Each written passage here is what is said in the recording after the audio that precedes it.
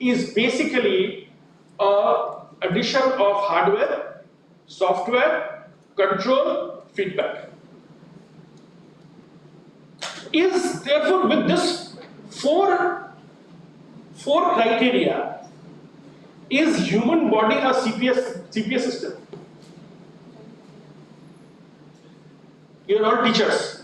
I wouldn't have asked this question to a student. आप लोग बहुत पढ़ाई लिखाई करके यहाँ तक आए हैं. So I know you will be able to answer this question. So with this background जो मैंने अभी दिया CPS का, is human body a CPS? Yes. Tell me how. You communicate. I'm communicating with you. ठीक है? Then communication एक हो गया. Control. मैं देख रहा हूँ कि आप ज़्यादा interested नहीं मेरे talk में, तो मैं अपने आप को बंद कर लूँगा. आप ज़्यादा interested में ज़्यादा बोलूँगा. So this is the feedback. ठीक है? Now this is the feedback which you see. Where is the hardware? I am the hardware. You are the hardware. Where is the software? Your brain, your mind is the software. So you yourself are a basic CPS system. We don't know this because we don't look at it in that way, but our systems are built in that. Right? So with this basic background, let me start today's talk on cyber-physical system. And since I belong to electronics domain, तो थोड़ा बहुत electronics आएगा. I'm sorry. आप लोग CS और IT के हैं तो थोड़ा सा मुझसे you have to bear with me. थोड़ा सा मैं इलेक्ट्रॉनिक्स की तरफ ज़्यादा घिसूंगा. मेरी ट्रेनिंग उसी तरह से हुई है. आप लोग की ट्रेनिंग CS में है तो आप लोग बेटर मुझे समझते हैं, at least the computer science part. So next slide please. So these are the talk. I won't be able to do all these things एक घंटे में तो नहीं हो पाएगा. But this is the agenda of my talk today. I don't know how far I will be able to finish, but we'll take up overview, evolution, and IoT. IoT by the way क्या होता है? You have all heard the name IoT, no? Internet of Things. What does it tell me? Correct. Example.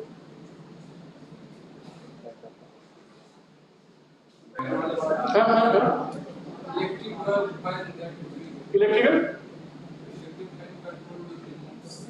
That is one, very good.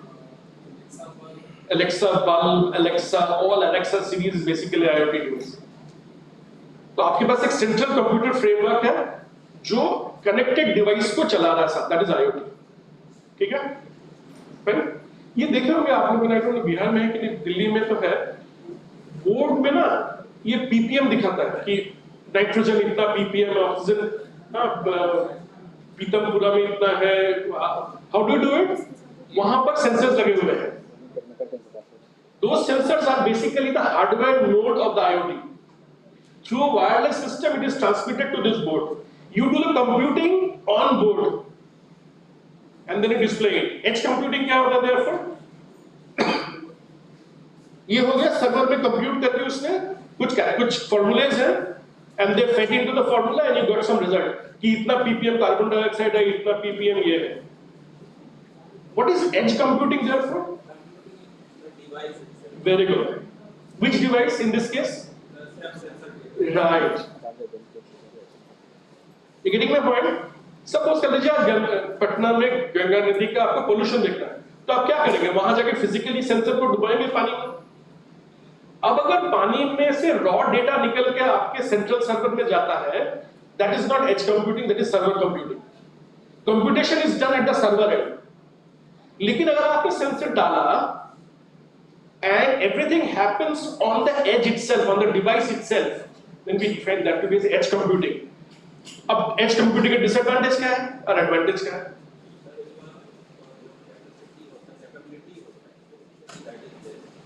Very good.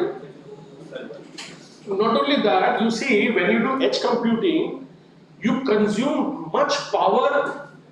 जो sensor को मैं power up करने के लिए मैंने डीसी लगाई हुई है, उसका 50% power goes in computing only. भाई उसको कंप्यूट भी करना है, उसको रन भी करना है डीसी बायस से, उसको ट्रांसमिट भी करना है एक्सटर्नल सोर्स पे. So if half the power is gone in just computing it, then you are in a problem of transmitting it. So therefore many people prefer that computation is done not on the edge but at the cloud or at the server. You getting my point?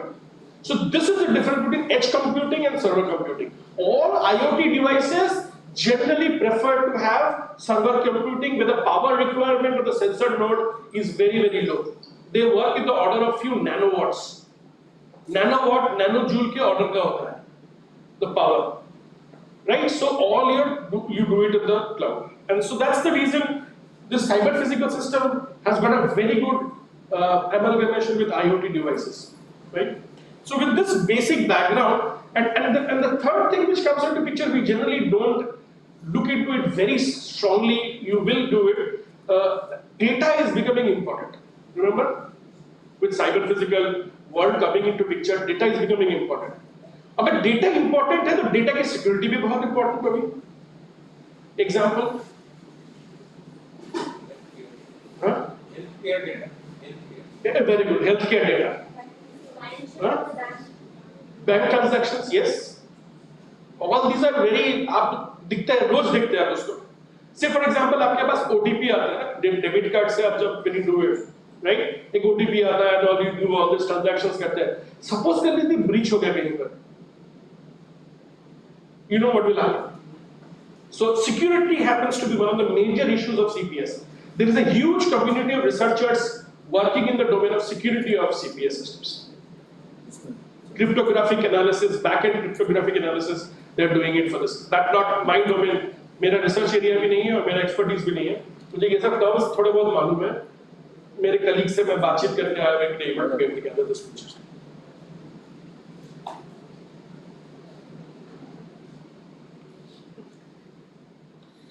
Okay, so this definition of, so let's now start the formal talk.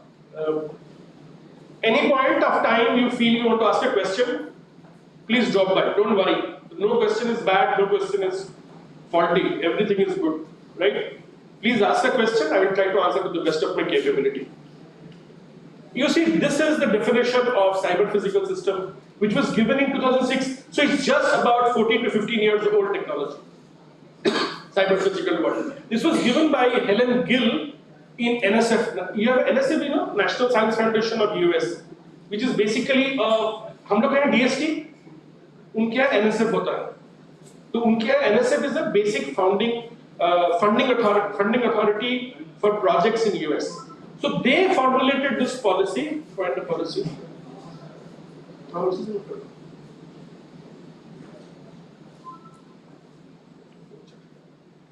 So this is the policy, and as you can see, cyber physical system comprises of interaction of digital, analog, physical, and human component for integrated logic. Right? I will give you a small definition. हम लोग जो बात करते हैं, what we are talking, is this a continuous signal or a discrete signal? Is it an analog signal or digital signal? Correct? Computation कहाँ पर होता है? कंप्यूटेशन किस डोमेन में होता है? क्यों होता है? Because computers are made of one zeros. Boolean logic. कहीं न कहीं आपको एनालॉग सिग्नल को क्या कौन कन्वर्ट करता है? Have you heard of A to D converters? Right? तो मैं बोल रहा था थोड़ा बहुत कंप्यूटर इलेक्ट्रॉनिक्स आ जाएगा तो ये आ रहा है. So you have analog to digital converters. What it does is, you have an analog signal coming, converts to digital world. So therefore, analog, digital, plus through an integrated logic design, you are able to do the computation of the sampled signal in digital domain. Then what you have to do? You have to convert that back into analog. Because human being का देखिएगा, हम लोग digital में जीते नहीं हैं, हम लोग analog में जीते हैं. So we are very good at seeing analog signals. So at the end of the day, you have to do a digital to analog converter (DAC). तो आपके front end में ADC बनेगा, computation होगा, और पीछे क्या होगा? DAC होगा, और फिर display unit होगा, LCD हुआ, LED हुआ, all these things. So the cyber physical world which you see in front of you requires a physical state. This is the physical state. Physical state compare कीजिए, example जो मैंने एकदम starting में दिया था AC के साथ. So what is this physical state? This room, उनका जो करंट स्टेट है वो फिजिकल स्टेट है। क्या इंफॉर्मेशन है कि ये यहाँ का टेम्परेचर 24 डिग्री है, किसने दिया? सेंसर ने दिया। So this is it. उसको क्या डिसीजन लेना है? Very good. टेम्परेचर 22 से कम हो रहा है कि नहीं हो रहा? Who will take this decision? The source code written in the embedded system of the sensor or the backend will take this decision. What will be the action? Switch on or off of the compressor of the AC unit. यही तो हुआ. So you have a control here. There is a closed loop control here. You have a physical state. So this action will change this physical state. Are you able to get the picture? My action is changing your physical state as of now. Your action is changing my physical state. So there's a controlled, closed loop, controlled feedback loop in a cyber physical system. This is the point where you generally attack a CPS. अगर आपको CPS को attack करना है, तो ये control loop में आपको attack करना is the most easiest to attack. All hacking in CPS domain happens at this point between decision making and action yahan par, and that's the reason you see I have written an interaction with human being here. So I have written a human being here, right? So at the core is the device. कौन सा device है? Sensor. उसके ऊपर क्या है? System कौन सा है? फिलहाल मेरे पास एक एम्बेडेड सिस्टम है जो you have a system here, right? Which is a system? The software which is written on the hardware for processing it. And then system of system. What is system of system? The whole AC unit with the compressor unit with power supply is the system. Got the picture? CPS का basic framework समझ में आ रहा? Okay. So this was actually done in 2016. So you see, we are just 6 years away.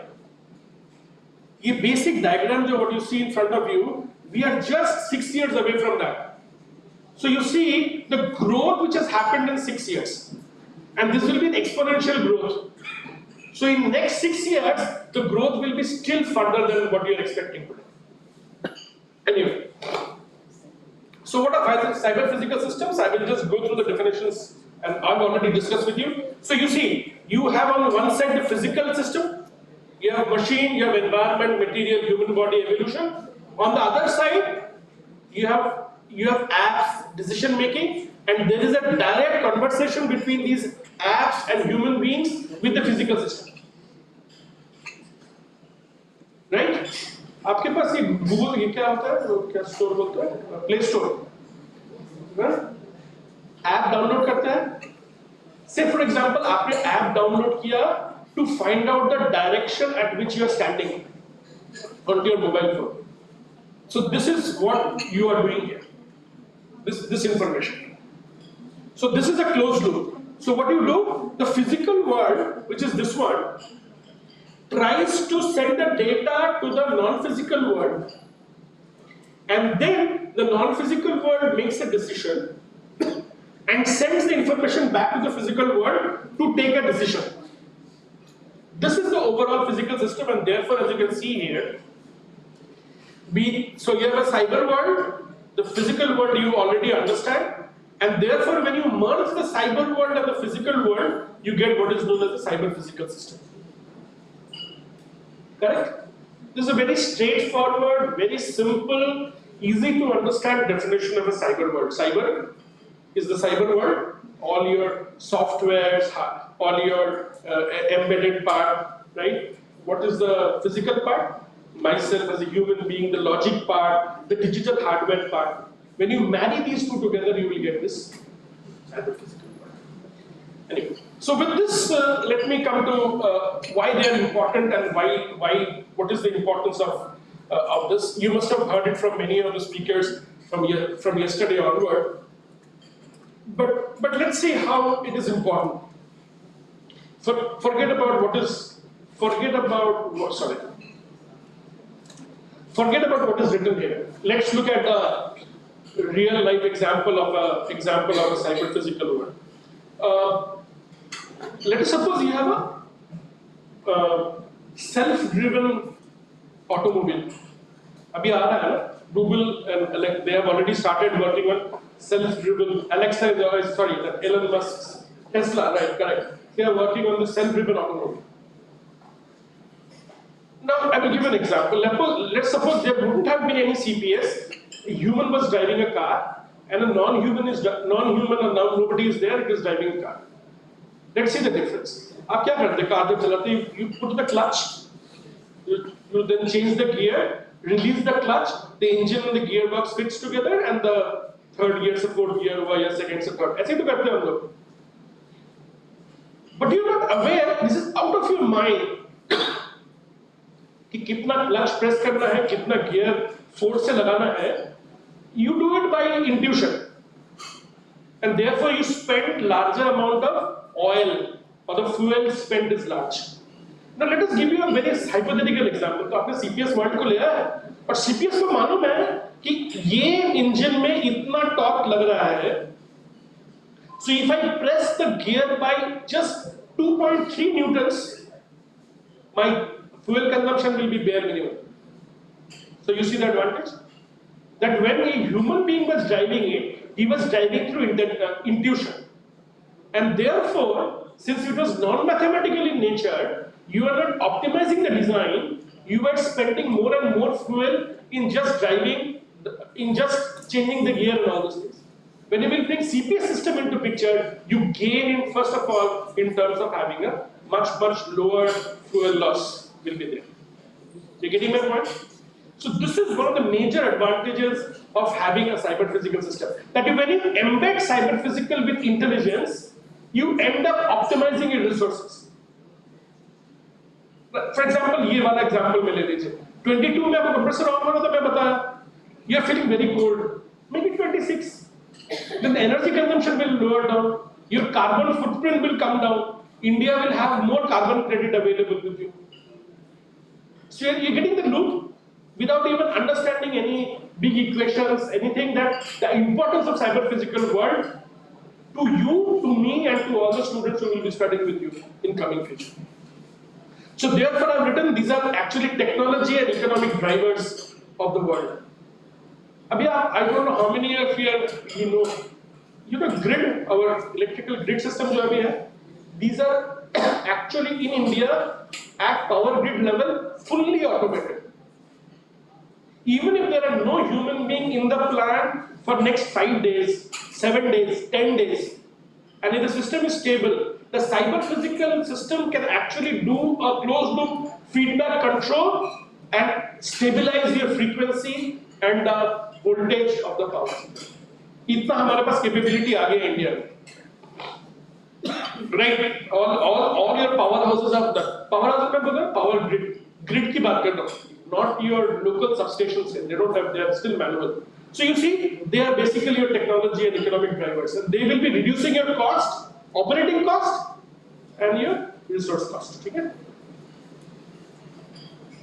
Let's see what has happened over the years, and I will bring you a flavor of electronics or VLSI into picture. See, when initially you are working with desktops. I also work with desktops, PCs and servers, right? When we used to work, say for example, you have a simple, maybe Pentium processor, x86 में processor आता था पहले, right? Simple processor, it will do good computation for you, but your data requirement was very low. आज से 20 साल पहले, the amount of data you are handling was very low. Now the amount of data you are handling has substantially increased. So the processor which was there at that point of time will not be appropriate to formulate this. So what we do, we increased from Pentium x86 to a slightly higher version of Intel or whatever processor you have. So what you have is, you did have initially an embedded system, right? And then so these were individual embedded systems.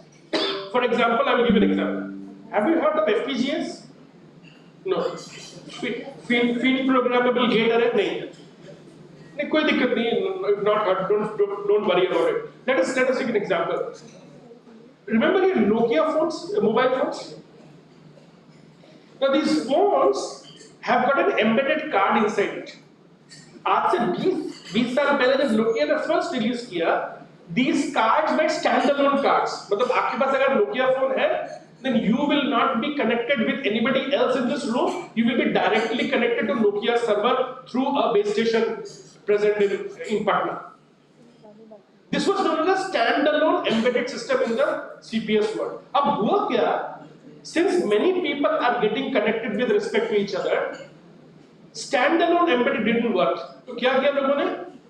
और ज़्यादा embedded platform use किया, and each embedded was talking with another embedded. This is what is known as a network embedded system. So now your network. So you see WhatsApp. This is an example of a network embedded. I can talk to you directly to you through the server of WhatsApp, of course, right?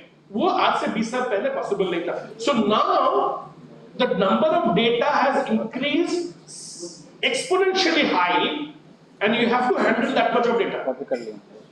Understood?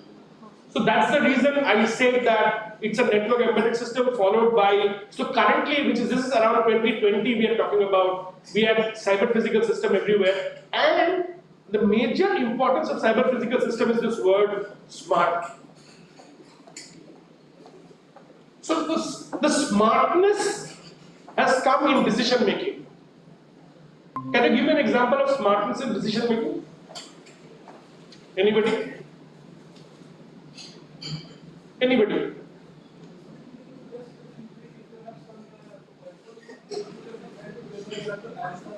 Correct.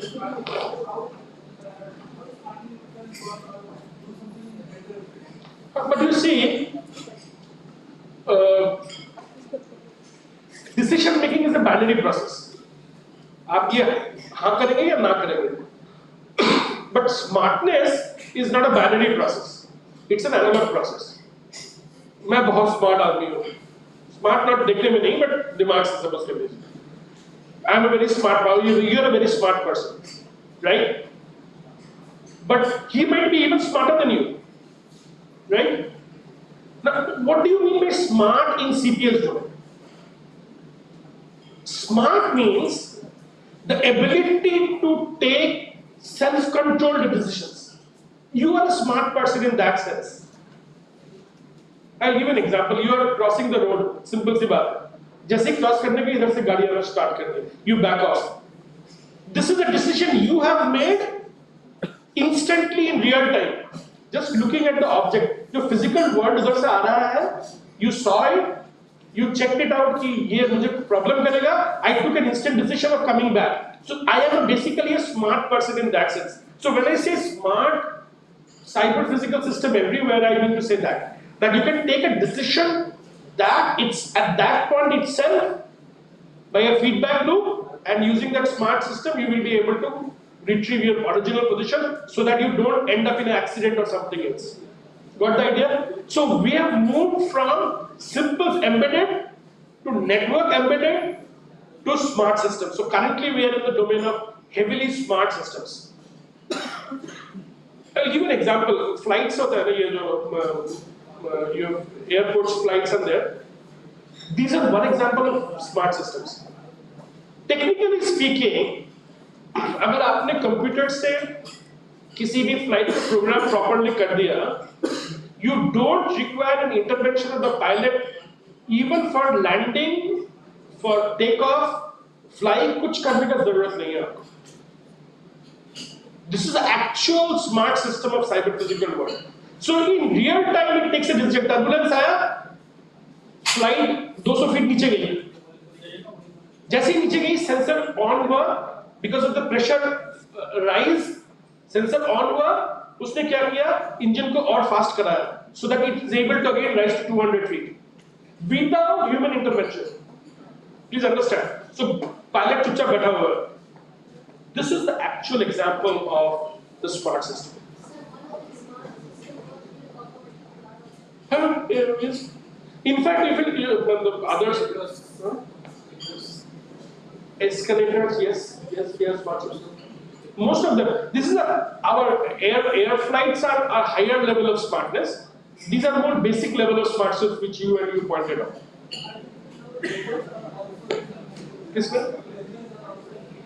Railways. I don't know how many of you people know drone. So railways are now using drone technology to figure out if the railway lines are in proper alignment or not. और अगर डिसअलाइंड हो गए, गर्मी में क्या होता है, lines ऐसे टेढ़े मेढ़े हो जाते हैं, इट विल ड्राइवर को भी मालूम नहीं है, ऑटो ड्राइवर को, ड्रोन ऑटोमेटिकली एक सिग्नल से डिटेक्ट करके it sends a signal back to the driver, not to the, and it automatically stops without human intervention. That's what basically your smart system is. ठीक है? Any questions? Any suggestions? Anything else? Right. What? No. Drone is basically a mechanical system. Smartness कब act करेंगे? Suppose you have a camera, you have a sensor, and you are able to take a decision based on the real-time information available to the drone. Then I agree with you, it will be a smart system.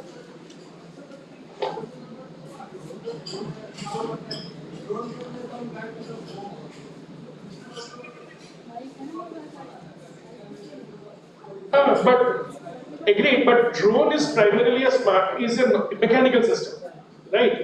When you embed a logic within the drone, then it becomes smart. That's what you are trying to say. Yes. It depends. So अगर मुझे drone से suppose कर लीजिए कुछ नहीं करना, मुझे बस ड्रोन को नीचे से ऊपर उठाना, ऊपर से नीचे करना, तो प्योर मैकेनिकल सिस्टम है, by remote control. In fact, that's also slightly smart. But अगर आपको ड्रोन से you want to deliver something from point A to point B, yesterday this Manish ji was saying, no? It will detect, your scan your face, drop your box, come back. That's smart.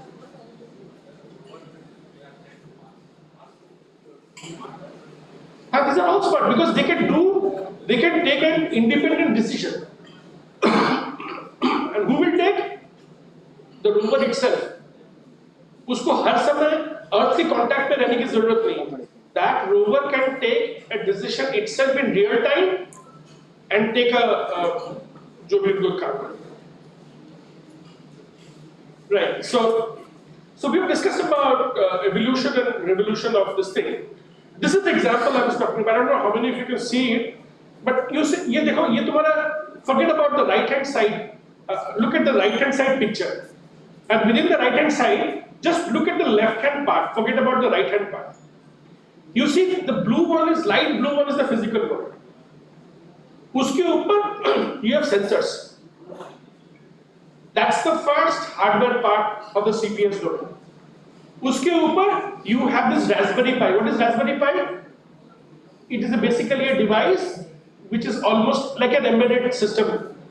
So there you can have the program written of this, for example, air conditioner, and that can happen, or you can actually upload this information to the cloud.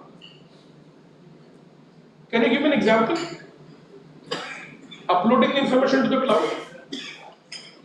Suppose ये इसका जो जिसी company का ये AC है, suppose GE का AC है, तो GE का कहीं ना कहीं इंडिया में सर्वर होगा, उसकी हेड ऑफिस होगी, उसको रियल टाइम में मालूम हो रहा है चाणक्य होटल के ग्राउंड फ्लोर के इतना स्पेस एरिया में मेरे पास 6 एसी है, जिसकी एक की टेम्परेचर 24, एक की 25, एक की 22 है, एक की 29 है. Who is doing it? That there is a communication link between Chanakya Hotel and that server, either through fiber optic or through wireless communication. Agreed? अब अगर वो चाहे, the Chanakya people are not able to control it, कुछ problem है क्या? Those people sitting there at the headquarters can change it. How? Just by making a decision here, feeding to the Raspberry Pi or FPGA board here through actuators. These are actuators. So I have sensors in one domain. What is a sensor? The opposite of the actuators. Sensors sense information. Actuators revert. Actuate karna. Act on it. Very good. Act on it. So on one side in a CPS system, कोई भी system ले लीजिए, जहाँ पर IoT होगा, you will have a sensor and the last part में sensor है, actuator होगा, sensor होगा, उसी physical world में actuator भी होगा.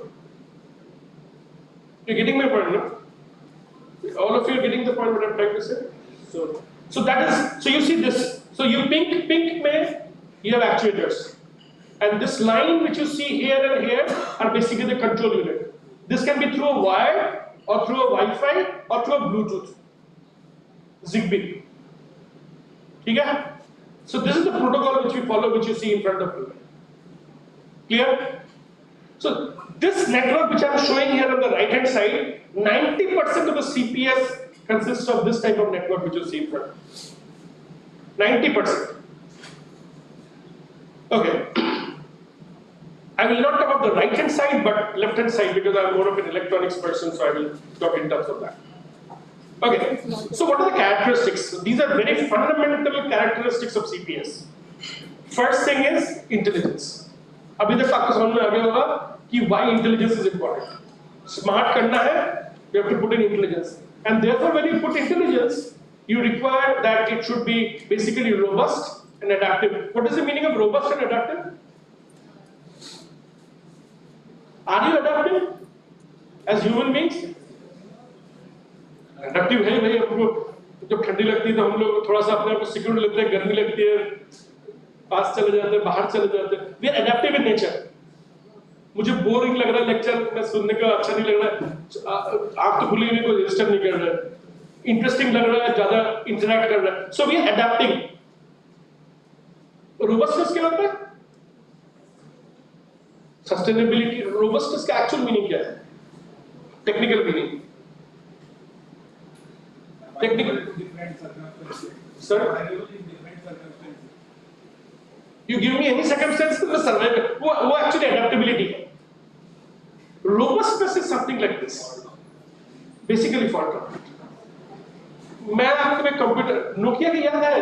वो जो पुराना फोन आता था, 3310 पता नहीं क्या था? क्या रोबस्ट फोन था, पानी में फेंक दो, आप सूरज के ऊपर फेंक दो, कहीं भी फेंक दो, वो ठीक काम करता था. It used to work. आज का सैमसंग उठा के फेंक दीजिए, यहाँ से नीचे गिर जाएगा, वो खत्म. This is the difference of robustness. मतलब physical domain में अगर कोई इसको trust आता है, if you are able to sustain that and you have a reliable system available with you, you have a robust system. So a smart system has to be robust. Why? Because it does not like human intervention. आपको CPS को छोड़ दीजिए, 50 साल तक काम करना चाहिए, मुझे वहां तक जाने की जरूरत ना पड़े.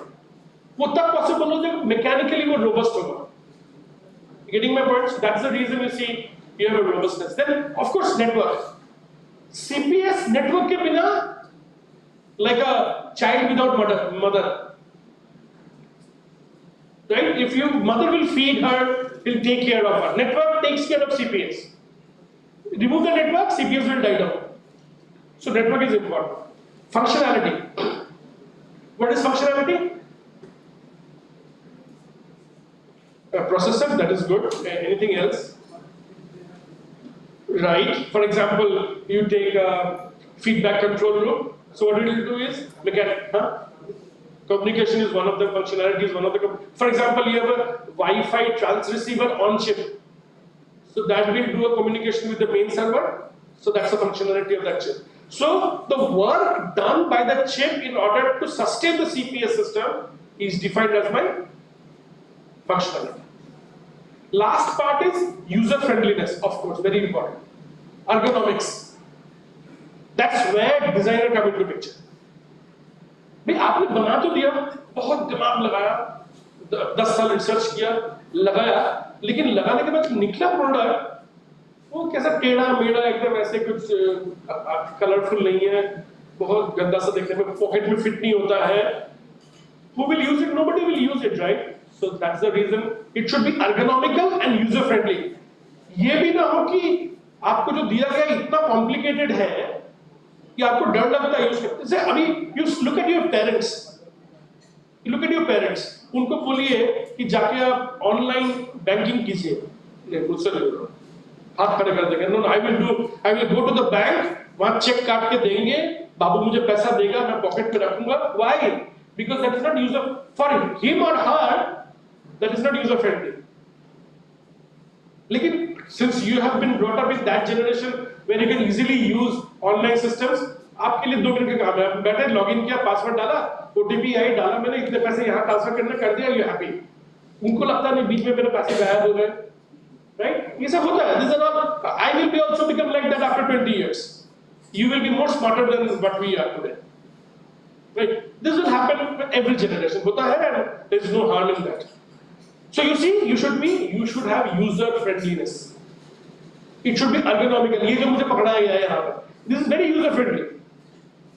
अगर मुझे इतना बड़ा सा दे दिया होता और दाहिने को बाएं बोलता, बाएं को दाएं बोलता, मैं तो उसको छोड़ के भाग जाता. So you have to be user friendly in order to be accepted by human beings. Huh? Just like Windows and Linux. Right? So that's the reason we go ahead and do it. Okay, just give you a platform history. We were somewhere here. I couldn't see it. I'm just behind it. I can see it here. Okay, so you have RFID. याद है अभी malls में RFID दिखता है? कहाँ पे? और याद है जो ऊपर you put these जो शर्ट टी शर्ट है उसमें लगा रहता है, एक टैग लगा रहता है. That is what is this. So this has been there for last 20-25 years. इसमें कोई major technology नहीं है. ये just simple RFID. एक RF रीडर है. जैसे ही टैग रीडर्स के पास थ्रू करता है, इसका सिग्नल से इंटरफेयर करता है, and you are able to see it. So it was way back in 20. But this was also a small example of the CPS system, where an information from the shirt, whatever you are taking, buying material, is transmitted to the RF reader, and RF reader is able to extract it, and ये बताता है कि हाँ यहाँ से गुजर रहा है. As time went by, as you can see, 2020, if you look here, I will cross all these things. You are aware. You know more than me, at least for these years. Somewhere here, you have operational user camera, commercial services are available. You have now cloud platform. You have big IoT networks actually physically being available to you. And the learning curve is very, very steep now. So you need to be very cautious as teachers, as educators of future generation, that what you learn is proper and you're able to sustain that to your next generation, right?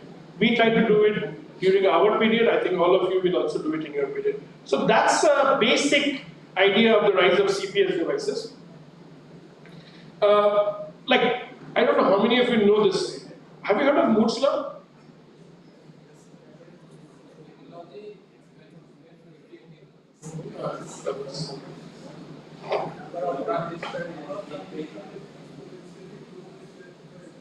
सब ठीक है.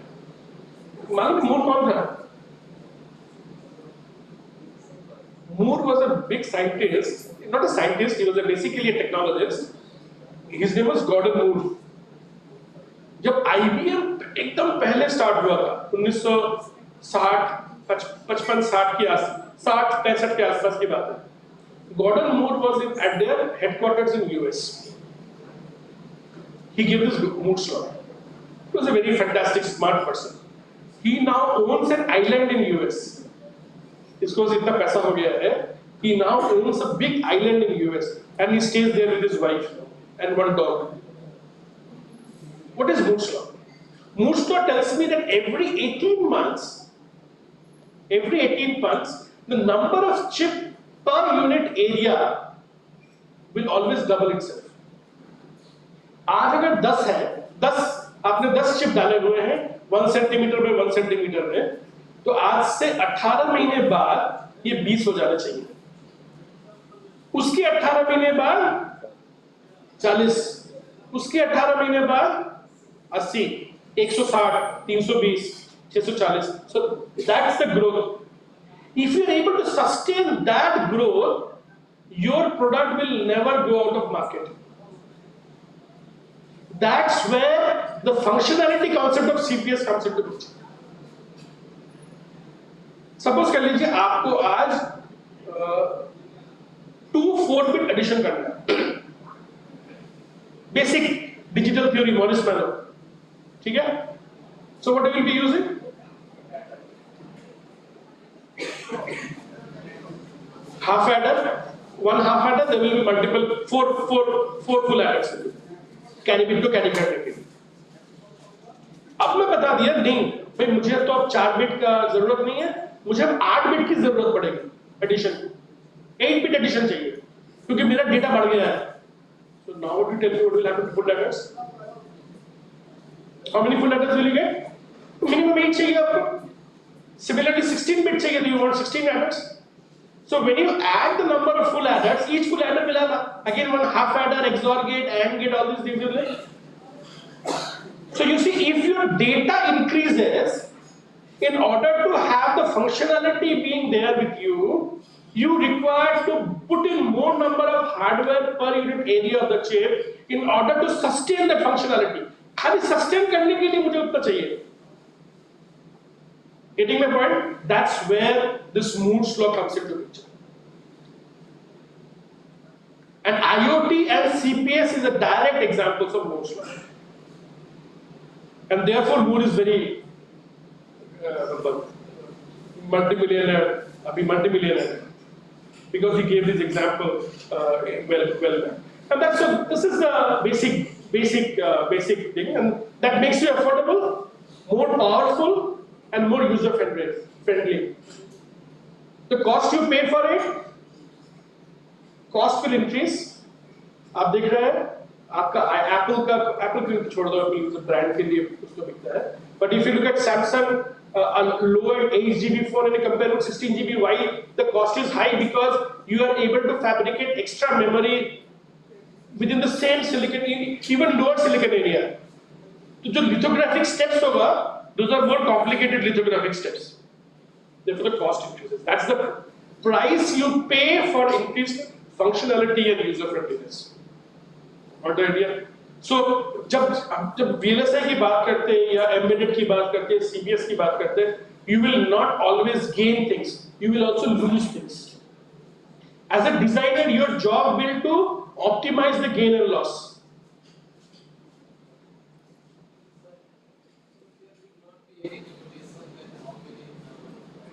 Oh, no. Very good. It's a very good question he has asked. He is asking कि आज आपने suppose कर लीजिए 8 full adder लिया 1 centimetre पे 1 सेंटीमीटर, फिर आपने 16 फुल एडर लिए, फिर आपने 32 फुल एडर लिए, फिर 64 लिया, फिर 128 लिया, तो obviously power dissipation will also go on increasing. आज जो 4 ने पावर डिसिपेट किया, कल 164 will 128 will give you a much larger power. That's correct.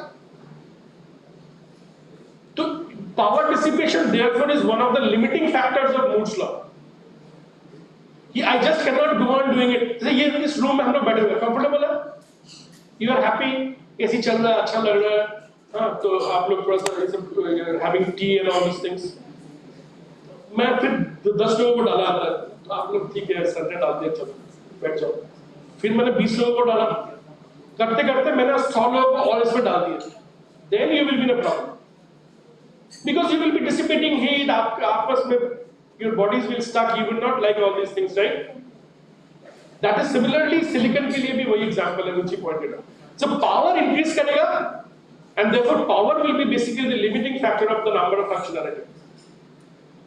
But there are other techniques, I will not go into details, where you can actually lower the power much faster as compared to any other device. So there are techniques of doing it. Okay? Anyway, so this is the Moore's law and what we are doing here. Right. So I will give you an example of an IoT based CPS which you possibly are aware of, must have seen it. I don't know how many of you have seen it. It has been already done in a very large in Scandinavian countries. वो करते क्या है? Scandinavian में population भी कम है. What they do is, suppose you have a street, right? You check out how many number of people are passing per unit time in the lane. 0 आ रहा है, automatically जितने भी street lights हैं सब बंद हो जाएंगे. To save power. जैसे ही एक आदमी आया लाइट ऑन हो गई, लेकिन लाइट ऑन होने के बावजूद भी सब लाइट ऑन नहीं हुए. Only the first light through which he is going switches on. Then what happens, depending on the speed, the second light switches on and this switches off. This is a classic example of CPS in smart cities. That now you have been able to develop a system where power saving is there without compromising on the utility of it. You able to get the picture? This is an example which I just wanted to show to you. There are many techniques internally, but this is how it is, right? This is one of the examples which do. So you have physical interaction and you have logical interactions, right? What's a physical interaction? What's a logical interaction? Physical interaction is I and you are physically interacting with each other. Logical interaction कब होगा? When I will give you a question paper to solve, and you will then solve it, then you will be putting your logic inside it and getting it. So these are the few domains in which I thought I should discuss with you. I'll just maybe just go ahead and show you. There's about 5 minutes of time left. Okay, these are 3 important CPS requirements. Safety. Safety is very important. Why you know? भाई कोई human intervention है नहीं, तो आपके system को safe होना ही पड़ेगा. There is no other way out, right? So that is what it is there, both in terms of catastrophic consequences as well as in real time. You cannot compromise on performance. If you compromise on performance, there will be no taker in the world. So in terms of lightweight, power supply, cost, it should be there. What is the meaning of interoperability? Any idea? What is the meaning of interoperability? Very, very important in CPS.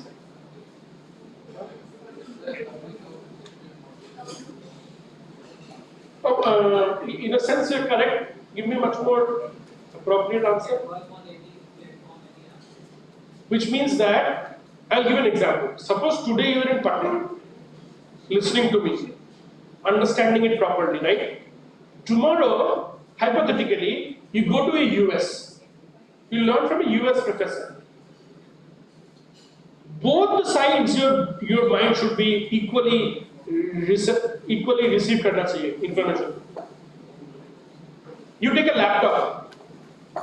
It is working in 220 volt AC in India, 50 hertz. You go to US, there is 60 hertz, 20 volts. It should work there. That is known as interoperability. आप कहीं भी किसी भी environment को अपने CPS को ले जाइए, it should work fine from you. Right? So that is what is interoperability here in a sense. Now, here are the competences which you as a faculty member should have, and you should inculcate within your students. If one happens to be in EC background, a very good course structure will be to start with computer architecture, right? CAD and embedded design, software engineering, control, formal verification and real-time analysis. These courses are very, very important when you talk about CPS domain. Even if you are in CSA or ECE, these courses will be very, very important and will be required.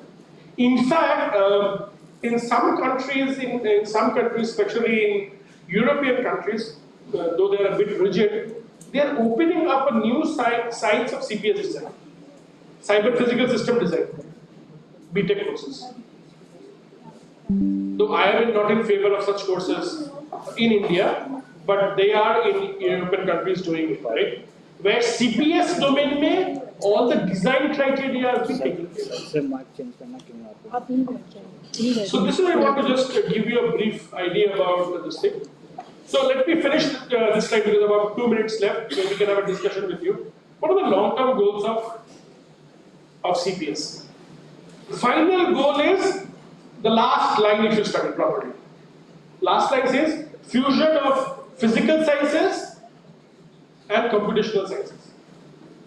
right? With intelligence. With me, one person from industry is actually coming to do a PhD on ethics of CPS and AI. I'll give you an example, very good example. I have a bus. It's a remotely driven car. Let us suppose car. Now I'm riding on the road, right? मेरे सामने एक lady आ जाती है with a stroller, with her daughter or son inside the stroller. And on the both sides, you have big walls. तो अब ये car क्या decision लेगा? लेकिन अंदर तो बैठा हुआ आदमी वो मर जाएगा. उधर सामने लेडी है, वो उनके साथ डॉटर है, जो भी है, मतलब they will die. This is known as ethics in the end. This will also come up in a big way. I don't have an answer, so you also don't try to answer me this question. So don't worry, I'm not asking it. But such type of ethics-related questions will also come up when you have full dependency on systems rather than human beings. Human being को मेरे हिसाब से, it's a personal thought, not as a faculty, my personal this thing that you cannot replace human beings. You should not replace human beings. Human being decision making is always based on conscious morality, whereas these are all machine-based intelligence. Yes, they are helpful and useful, but you will get diminishing return beyond a particular point. Huh?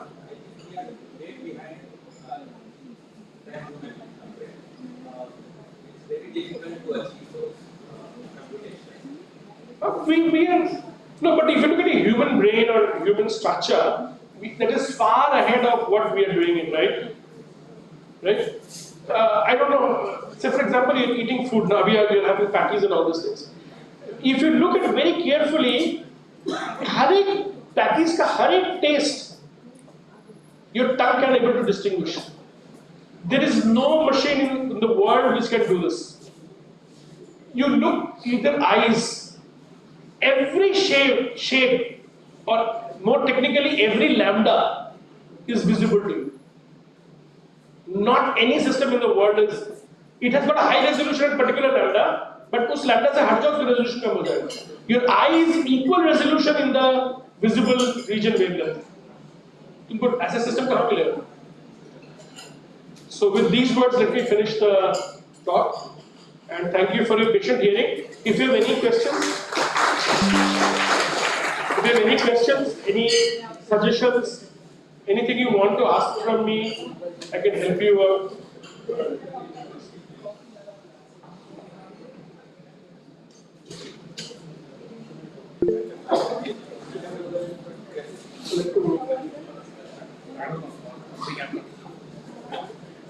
Please sit down, better.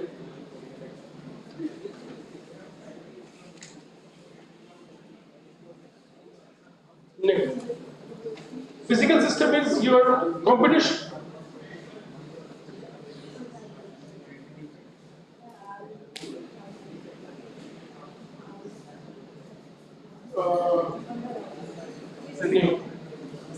In my limited understanding of, I'm not a CPS expert, my limited understanding, no.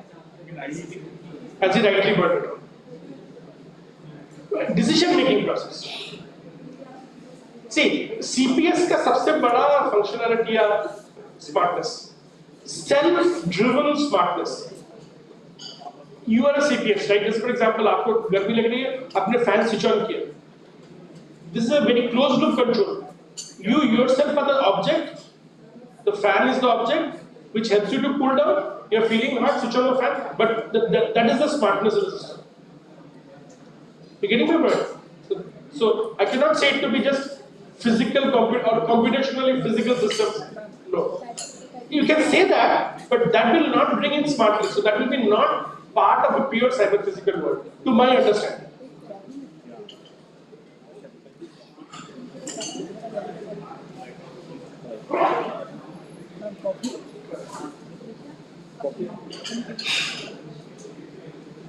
Sir, coffee line? Difference ये हुआ कि आप पहले देखिए, अभी smartness का मतलब ये हुआ कि इंटेलिजेंट सिस्टम है, रियल टाइम डिसीजन मेकिंग है और क्लोज लूप कंट्रोल है, मतलब ह्यूमन इंटरवेंशन की जरूरत नहीं पड़ रही है। Whereas आज से 20 साल पहले स्मार्टनेस का डेफिनेशन था कि you required human intervention at each and every point of your decision making process.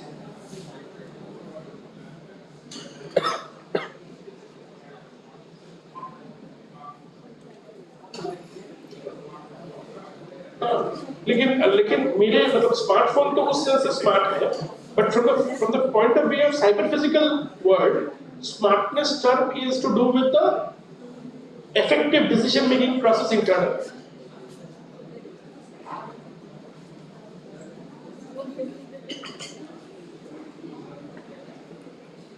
That's a good question.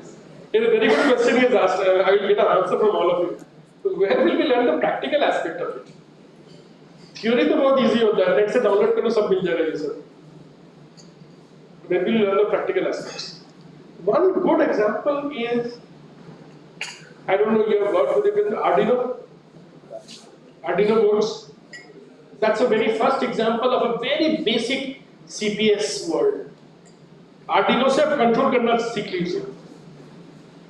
Many of our BTech projects are on Arduino and Raspberry Pi projects. बहुत simple होते हैं, ये 850-900 रुपए में Amazon से मिल जाएंगे आपको boards.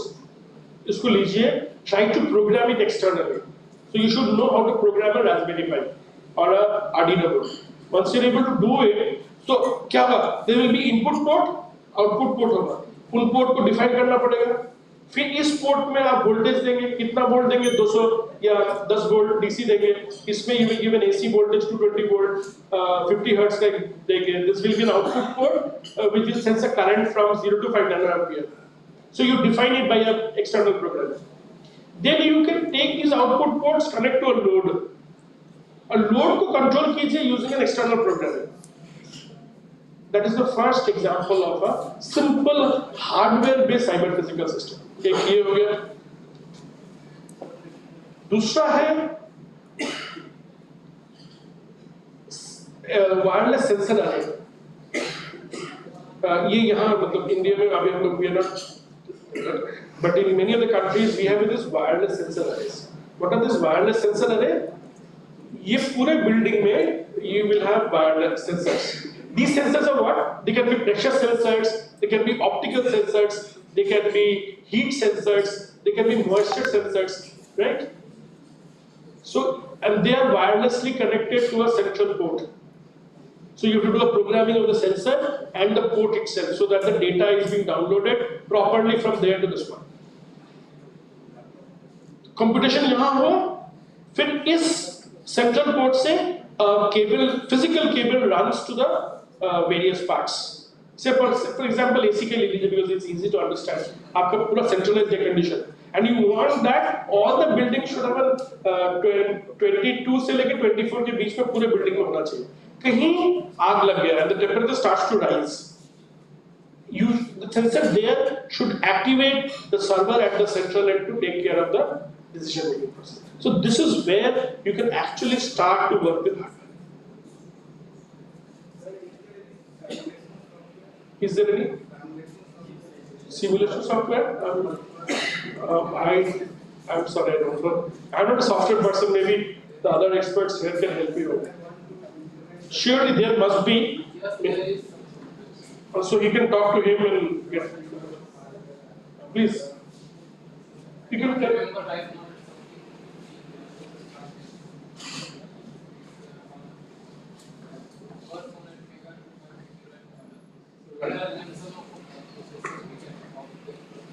So there are, I am not aware of it, but there are simulation packages available in this document.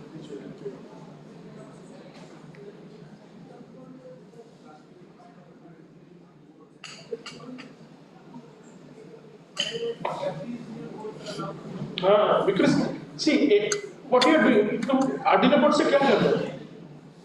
Control करना. FPGA is not to control only.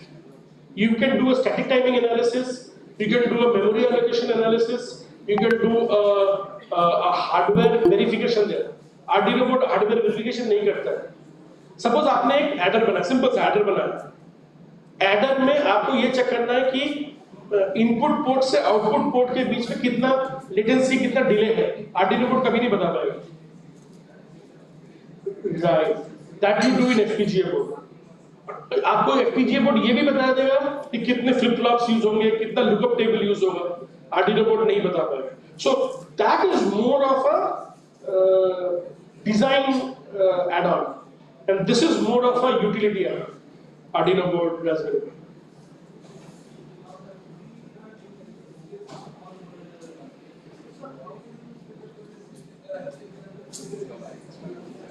So people are working. On it. So there are large groups in various places who are working on the security aspects of it, who are working on ergonomics part of it, who are working on the transaction part of it. So still अभी complete नहीं हुआ, it's a long way to go, but many things have improved quite a lot. Many things have improved quite a lot because of regular. So what we are seeing today in India already, the Western countries have already passed us, and that's the reason we tell you your learning curve has to be very steep, and you should be able to handle the data very fast. But we are at the back. But आप लोग का advantage है कि हम लोग का abstract thinking capability is much better than any in the world. We can think abstract things very fast. So क्या है नहीं फायदा आपको अभी, आई डोंट नो, फायदा मिलता है। फायदा कहाँ मिलता है? I will tell you. Abstract thinking का सब कुछ लॉजिकल नहीं होता हुआ।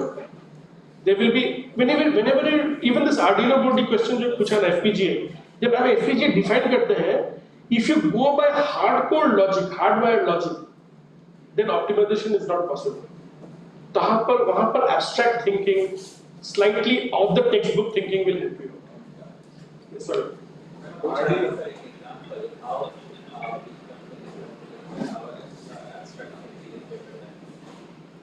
You want to answer me or you want to answer? Yes, I'm asking one example. How to prove this? How to prove this that?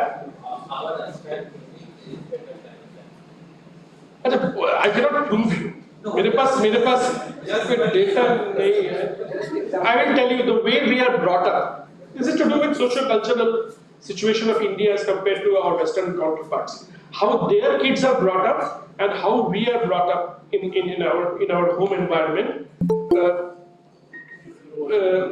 The way we grow up individually, that's a difference in the way of learning process. Sorry. Zero was invented by India. Zero was invented by an Indian. Sorry, you're saying something? You're asking a question, sorry.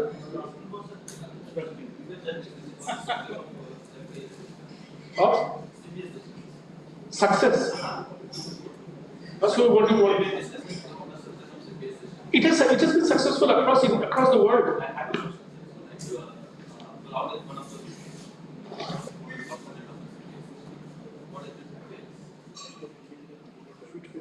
Professor Bala will be no, jokes apart. If it fails, कुछ नहीं कर सकते. I will give an example. I will give a hardcore example. IIT Roorkee में we have this project known as SMDP, Special Manpower Development Program project, where we do chip design. Chip designing के लिए require mentor graphics का चाहिए, synopsis का चाहिए और cadence का चाहिए software. एक होता है लाइसेंस जो आपके सर्वर फिजिकली प्रेजेंट होगा, और एक लाइसेंस होता है वर्जन जो आजकल क्लाउड पे प्रेजेंट होता है. तो I don't know what happened that cloud got burst in a sense. तो 40 लाइसेंस आईटी रुकी वहां थे. So what happened for one full day we could not get access to that. So as a user I can tell you that we were denied access to the cloud for one full day. जहां जिसका simulation था वो वहीं बंद हो गया. So from a user point of view, this is our experience. क्यों, कैसे? Maybe a much more hardcore CPS person will be able to answer that question. Why is it happening? But we were able to do it. talking about the smart assistant. The same thing happens when the application is live. I don't have any answer to this. I hope it does not happen because I have a flight to catch in the evening. Sir, in our institute, there is a club experience learning activities. They are using online simulators for initial activities. Arduino, Uno. Arduino Uno is, I heard it. I have not worked in that domain. But Acha. there is a certain limitation. I think limitation in terms of number of people using it, bandwidth limited. Thapad Institute, mein. Arduino, Uno. Any questions, sir? Yes, please.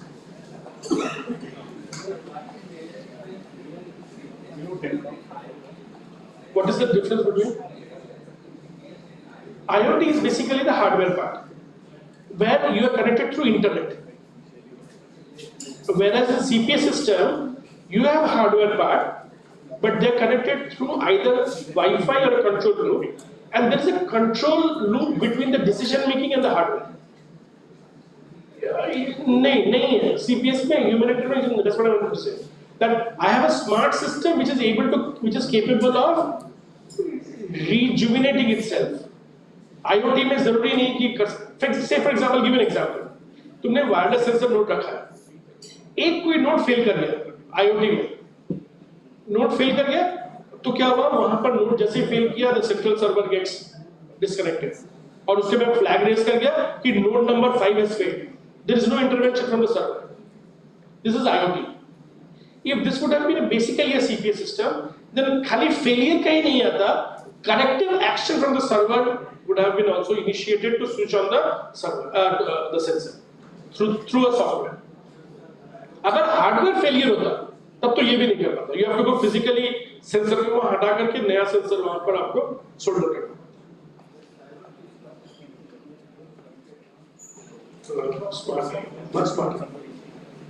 इसीलिए तो जो आपका 5G और 6G आने वाला है, this will be all having the CPS inbuilt within themselves.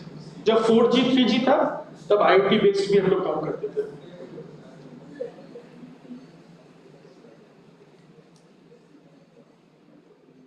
इसके बारे में मतलब मुझे जो थोड़ा बहुत मालूम है, what you're saying is correct. There is a smart interaction between them. वो तो किसी ने पूछा था ना, आपने तो मुझे मालूम नहीं है. जरूर है, पर कौन सा है, कितने में मिलेगा, कहाँ मिलेगा, वो मुझे नहीं मालूम. ओपन सोर्स में पता नहीं है.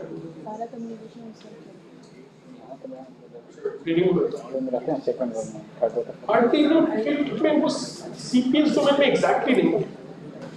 वो basically more on IoT side. थोड़ा बहुत फंक्शनैलिटी ले लेगा, बट पूरा नहीं ले जाएगा.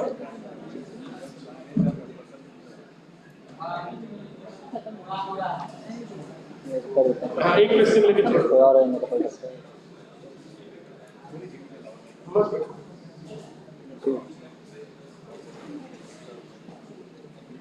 They do it. In fact, machine learning CNN are coming in a big way in CPS. Training the data recursively.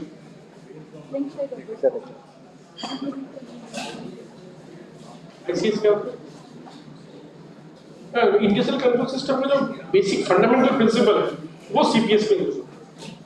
जो क्लोज लूप कंट्रोल है, जो हम लोगों ने बेसिक बीटेक में पढ़ा है ना, क्लोज लूप कंट्रोल है, ट्रांसफर फंक्शन है, कॉन्सेप्ट्स है. These all are augmented in CPS. तभी स्मार्टनेस आ रही है.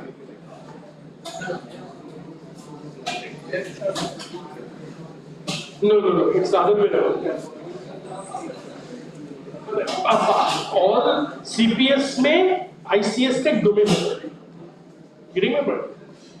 Other way around नहीं है, क्योंकि इसमें बहुत सारी चीजें हैं CPS में जो ICS में नहीं है. Okay, thanks a lot.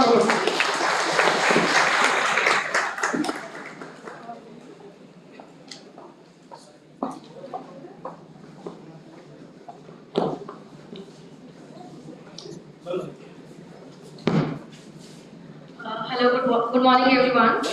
Now we have session on generative adversarial network engine application by Assistant Professor Devanga Dash from IIT Guwahati.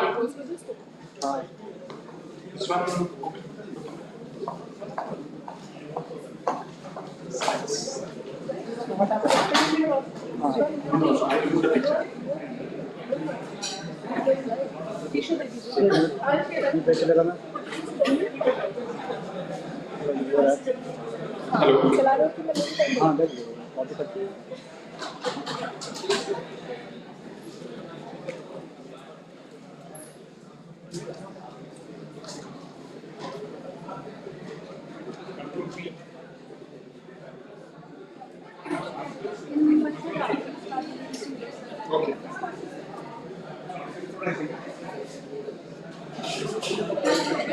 Hello everyone.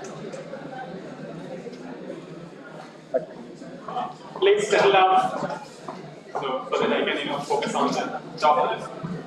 I'll request everyone, please settle down.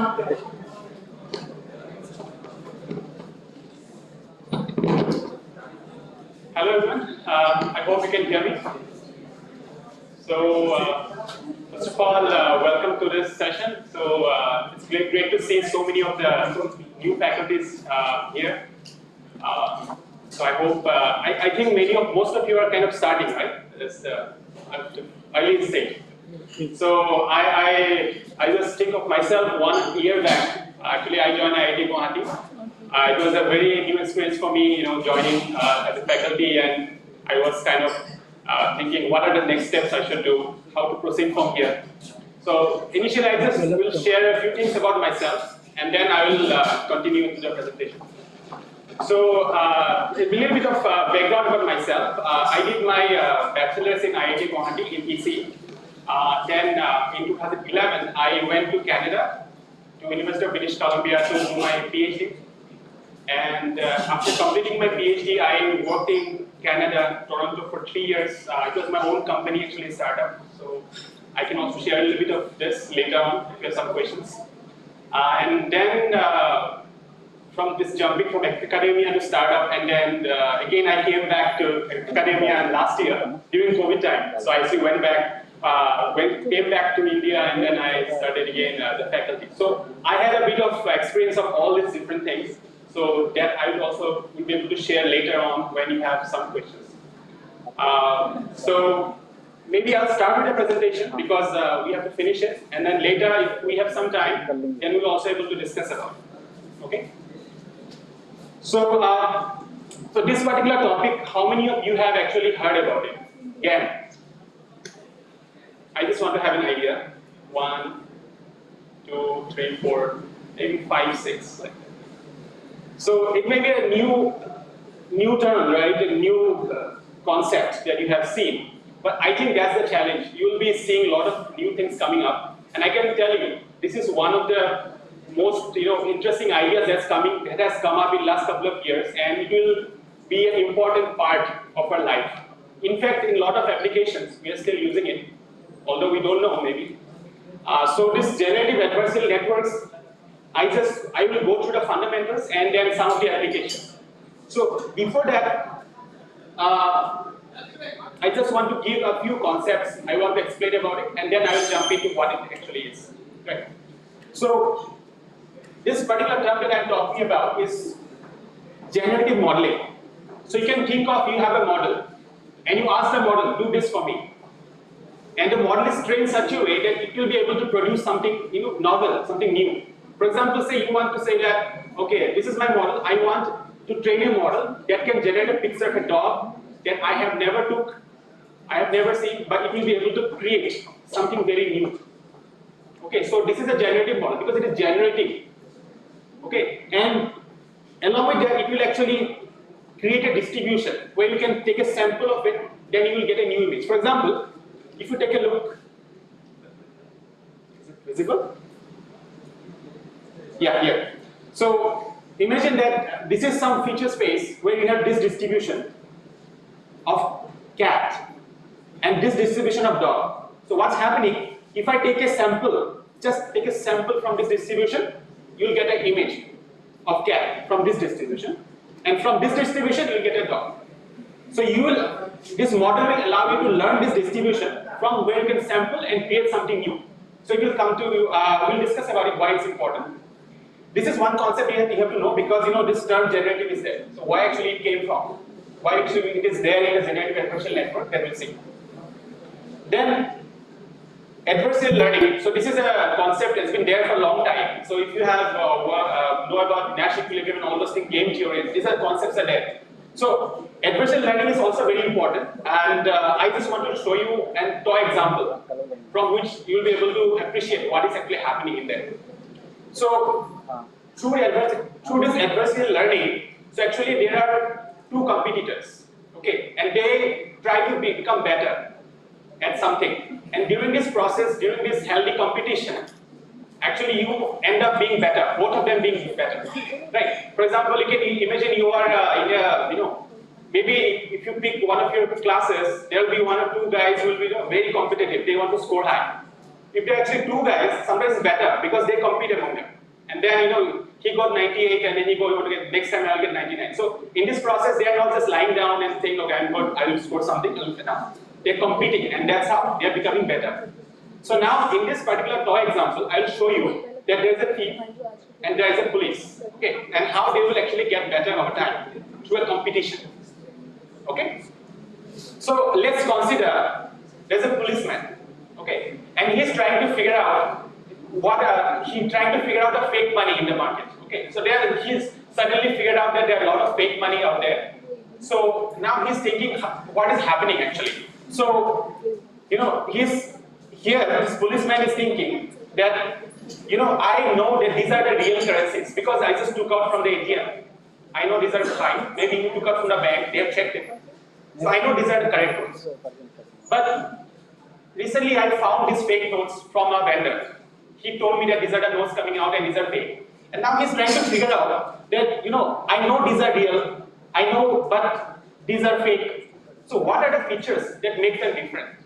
So he's learning, okay, I see, okay, this is the real note, it is this kind of features, this is my fake note, these are this kind of features. So now he learned it. So think of it as an AI model which is learning. Okay, these are real, these are fake, these are real, these are fake, these are real, these are fake. So we have all these examples, and from the examples learning. Right? Should the policeman be happy once he learns it? Actually, he should not, because the thief is also smart. He's thinking, police is getting better at catching my fake notes. So now I should innovate and try to make some better fake notes. So now he'll work on it. He'll do some, he'll come up with an idea, do research, and innovate, as we were discussing last time. And he's now getting better at creating better fake notes. So now he has, better fake notes. And now he's releasing to the market. People are using it. And now the policeman figured out, just now, for the last few months, I was thinking that I know how to find out which are fake and which are real. But now I'm saying that a new batch of fake notes are coming up which are really good. So now he's thinking, these guys are getting better, these criminals are getting better. How can I actually now make myself better in identifying the real notes and fake notes for this new batch of fake notes, right? So now he is improving again. He's got some new experience, new learning, and fake notes can be even this better. So as you can see, this process can go on. The police first learned, then the thief got better because he now have to make notes which are better, which police cannot recognize. And then police came back. He is also making, getting better in finding real and fake. And this competition, this is the adversarial learning through which actually both police and the thief is getting better. Okay, you got the point? Any question? Right. So as you can see, what is the interesting thing here? Actually now, because of this competition, you are getting some fake notes which are really good. In this example, maybe fake note is what we don't want, but think of it, you want to create an image, say of a face, human face, that doesn't exist, but you want the computer to create it. So if you have this kind of framework, where there's a competition and then this machine learning model tries to create some realistic looking face. In the first time, it will not be able to do it. Next time again you'll try, become better and better and better. At some point of time, it will create some realistic looking thing which doesn't exist. But it becomes so good that now you are not able to recognize this is real, which is fake. So generative adversarial networks is very good at creating new things that we'll discuss. Okay? So again, this actually network came. It was proposed in 2014. Goodfellow was actually, he was in University of Montreal, I guess. And then I remember because I was in Montreal. Then I came to know that actually he was in a coffee shop with some researchers, with his colleagues, and then actually they were discussing about this idea of can we use some adversarial learning to create new things, and actually that's how he came up in a coffee shop, this idea. But now this idea is being followed by, being used by big companies like Google, Amazon, and trying to incorporate this concept for new products. Okay. So these GANs are popularly used for synthesizing audio, text, videos, 3D models. For example, these models may be able to create a speech of yours, which will look exactly like you were speaking, but you said, I never spoke this. Right? So those kind of concepts, those kind of new things you can create. So some of the applications that I'm listing here, that some of may interest you. I'm telling you this all can be done. And this is just a small list of all the possibilities. Right? For example, you can create new type of images which doesn't exist in the world. You want to create, say, you tell it, can you create me a new type of creature? So it will somehow intelligently find out that doesn't exist, but it looks like, okay, this is some feasible creature that might have been there. Then you can, for example, have a sketch, and from the sketch, this model can automatically generate an image. For example, you want to create a picture, color image of a mountain and a river. See, it's a sketcher like mountain and river. It will automatically generate that image. Some novel scenario. So you can think of for people who are computer graphics, computer animation. So how good it will be if a system can assist them in creating novel ideas. Okay. Then you have text to image. So you write a text, and then it will create an image out of it. For example, you write an astronaut riding a horse or unicorn. So it will actually create something realistic like that, which is, as me, I'm not good at drawing, but if I have a system like this, I can create these innovative images in that case. Similarly, there are, you can create human poses. I'll show you some examples. Then, yeah.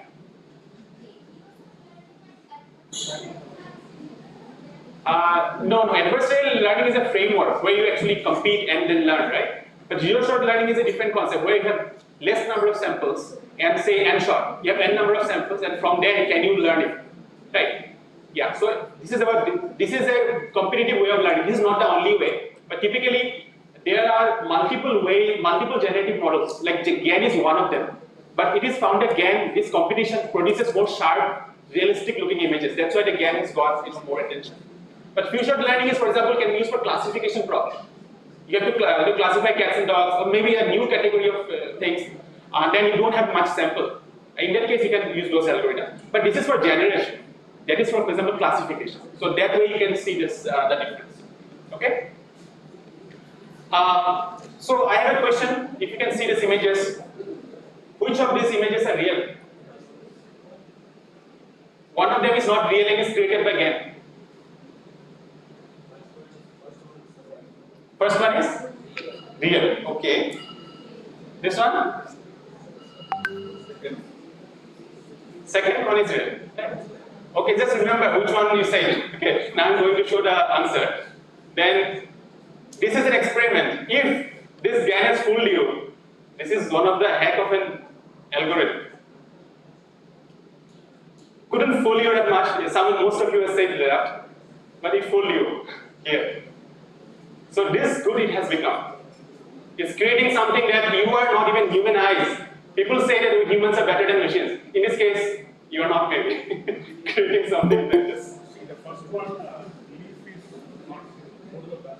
Yeah. Previous one, right? Yeah. Yes. The background is not real because the leaves are not real. Okay. We can make out. How did you make out on the second one? The second one. The second one, see, these are actually the samples I gathered from by running the machine, the algorithm. So this was actually a real image, and this was a generated by the algorithm. So here I'm not trying to, I'm looking at it, but I know the ground truth because these images are created by the algorithm. That's why I'm trying to say that they become so good that sometimes it can fool you, but it's good. Just too noisy. So, this GAN when we started, 2014, the quality was not that good. Over the time, they have improved upon it. And now, slowly, the results are getting better and better. Very sharper, more realistic. Initially, there will be some kind of blurring and all, and those are gone. So this is even 2018. So now if you see the algorithms, they're even much better than that in creating. And not only fakes, actually now they are getting better at doing a lot of different new things. So that was the right. Any questions? Right? So this I'm now going to show a few applications. For example, these anime characters are actually generated by GAN. These are not drawn by hand or so. So you can think of the artist will be very helpful for the artist to creating some novel characters. You don't have to really draw. So that means everyone can become an artist with a GAN, if you can say this way. If you can train them. So if you can machine learn, you know machine learning, you know AI. Then you can compete with an artist, say that I'm also an artist these days, but they will not like it because they say that art is a different thing. But again, this is controversial. So this is one, for example, you can create some animation, some anime characters, and a lot of different things. This is one example where there are some couple of examples of doing some very extremely complicated tasks. For example, here some labels are given, like you just draw it like this car, this purple is road and so on, this green is tree. And there are GANs who can automatically create some realistic looking scenes out of this. You see, you just given some labels like this, and now it's giving some realistic looking images. Right. So here we are giving the satellite map, and it's trying to, I think, create the traffic map and so on. This is from a paper, I think I kind of copied from there. This is, they are giving labels like this, again similar, but now they are creating a building out of it. This is from black and white to color. This is a very good example. For example, you have some old images, black and white images. Now, can you colorize in realistic looking way? Right? Then this is, this is, for example, an image taken at a different condition, like day and night, or could be in a winter. You can create similar scene, but in a summer. So those can also be done. And finally, here you can see that you can just draw a sketch of a particular product, and it will actually give you a realistic looking object like that. Now think of when you are a product designer, so you can just sketch multiple things, and then you can come up with some novel images. From that you can get, you can use that to create new products. This is, many times you have blurred images, right? Images are blurred for many reasons. Maybe actually it's compressed, or actually your image, the sensor itself cannot take a high resolution images. But there are GANs that can actually, create, convert this low res image to high res image, which will be also useful, right? Then this is very small, but this is, for example, you can also get human poses. This is the first picture that you see here is the reference image.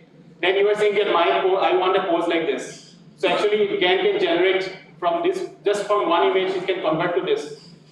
So actually, for example, you are doing some 3D animation, and then you have one image. At least you can, from concept node, you can just draw all these keyframes of the animation, and then automatically creating images which are realistic looking. Yeah, so this is one good application that you can see.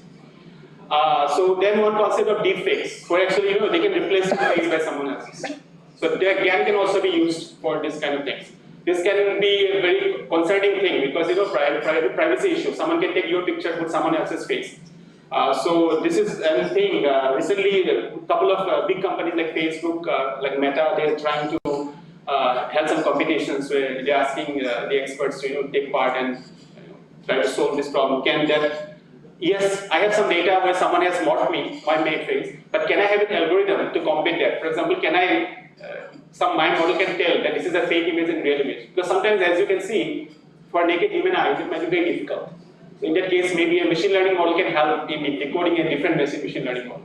Right? So that is one example where GAN can be used for good thing also, and sometimes you have to be careful about because they're getting so better at it. So in this talk, I'll be just talking about 3 different applications. So I will not go very deep, but in the beginning, I might have to tell you actually how the GAN architecture works. If you don't get it totally, it's difficult to grasp it in just a few minutes. But I suggest there are some papers that I've cited. You can go and you can read the blogs and all. There are a lot of different resources on GAN these days. So one example that I will do is image generation. For example, can is like how does algorithm generate faces, right? So for example, can it generate, if I say that generate a picture of a bedroom, can it generate different bedrooms styles? For example, you're an architect and you want to see what kind of new novel setup can have.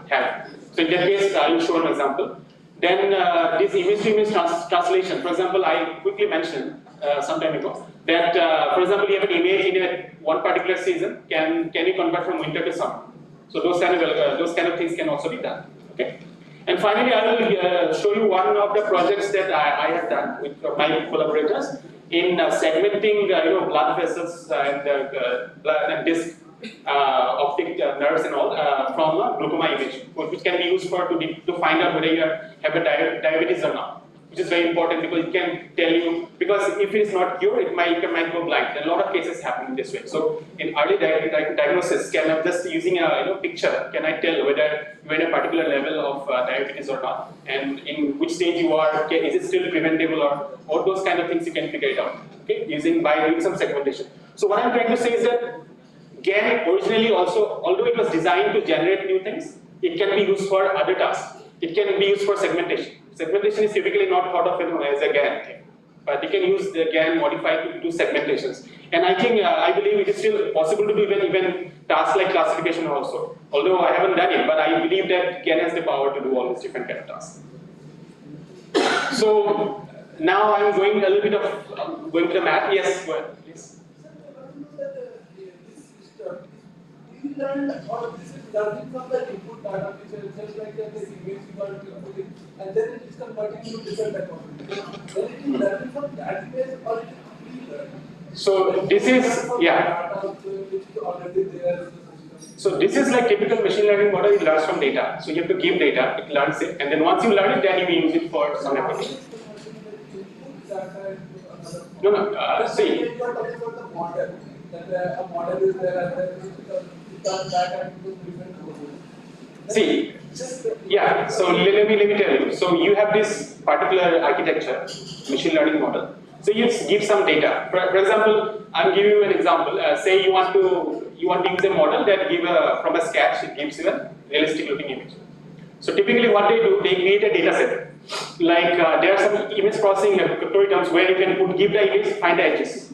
Because by hand doing it very difficult, right? So they will take an image, find the edges, and give the edges an input, output as the original image as output, and you train it again in a computational way. Like how I showed you now, the police and the thief, how they are actually competing. So I'll actually come up to this when I talk about generator and discriminator. So there are two models, they're competing each other, and in this process they're getting better at converting, for example, in this case from sketch to the original image. So once you learn it, it gets so better. Then you can, once it learns, then you can use this model for application. For example, now I'm giving you my own sketch, and you should be able to generate. And how good the model is depends on how well you train the model. What is the accuracy? What are the other metrics? Whatever typical, based on the application, there might be different metrics, and based on that you can figure out. Okay. So this is the basic architecture of GAN. So like how we thought about the police and the thief. So this model has two parts. GAN architecture has two parts. One is called generator and a discriminator. Generator you can think of, say, the thief. And discriminator you can think of as a police. Let's think that way. That will be able to understand and connect that very easily. So the generator part of the model, it actually generates things.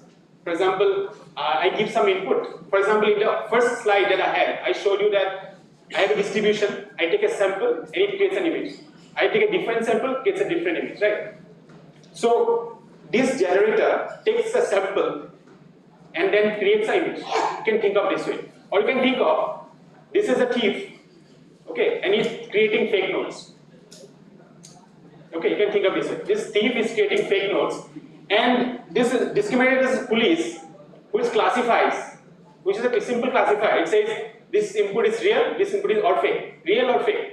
So now this is the police. The police is taking the input from the generator, from the thief. Now he has to tell whether it's a real or fake. And now we'll slowly see that how this competition between these two models which we train like one by one. Like first we train the generator, then we freeze the discriminator, then or next step we train the discriminator and freeze the generator. And this during this competition, both of them get better and better and better. And ultimately, this generator, which is creating those new samples, also gets better. That's how they are able to create some new images and all. So we'll see that. But this is the idea. There are two parts, two models, generator and discriminator. Generator is basically generates some new data from a sample, from a distribution, and then discriminator is some simply classifier that classifies whether it's real or fake. Okay, so from the next slide, things will be very further clear. Again, there's some diagrams and all, so I hope it will not bore you. So you can see that, just look at this diagram. Okay, it's not complicated actually, if you just spend some time. You know, what happens is, this part is generator, and the upper part is discriminator. So you can think of this part as the thief, and this part is the police. So what's happening? This thief, new thief, this criminal, he came to the city. He comes to Patna, and now he found out how to create fake notes, and now he wants to spread it all over the city. Right. So what he does, this Z you see, if you say it's a Z, you are creating different fake notes. Imagine. So Z is like sampling from the distribution of the, as I showed, the CAD distribution. You get a new Z, you get a new fake node. You get a new Z, you get a new fake node. And Z is coming from some random distribution, normal distribution, for example, or some uniform distribution. Let's not discuss that for now. But ideally, this, if I take a Z value, it creates a ZZ. Z is the generator, and this generator takes Z as the input and creates ZZ, which I am calling X. So say the X is the sample created by generator, X is the fake node created by the thief or the criminal. Fine. Now this discriminator is police. So what police is doing, he's taking this sample, real world sample. These are the real data. So these are, for example, the real currency that he took from the bank, the left hand side, right? So I hope you can see this part. And these are the data coming from the thief, the generator, right? So now this discriminator is trying to learn, this is real, this is fake, this is real, this is fake. So he's trying to find out what are the differences. How can I quickly spot a fake node, right? So this is like classification. How can I quickly classify? Someone gave me a node, I can quickly say this is real, this is fake, this is real, this is fake. So he's trying to do that. So as you can see, the aim of both generator and discriminator are opposite. One is trying to create a fake node, and the second one is the discriminator is trying to find out the fake node. But the generator is trying to make as realistic fake node that the police will not be able to find out. Right. So as I have shown here, there are some terms Z, then ZZ, which is X. These both are X, but say this is a real world sample. And then DX is the discriminator. X is the node he's looking at, whether and then he's telling DX basically will give you the value, whether real or fake. If DX is 1, it is real. If DX is 0, it is fake. So it's classifying 0 and 1. Okay. So again, I want to explain this loss function in simple language. I don't want to go through this. So now think about the discriminator. Okay, what it is trying to do? It will try to, if the value of dx is equal to 1, it is telling that it's a real node. If it is 0, it's saying it's a fake node. Okay. So what we are trying to do, as one of you asked, how actually this learns. So what happened? First of all, we trained the discriminator. First of all, we trained the police. For that, what we have to do? We have to give some labeled examples.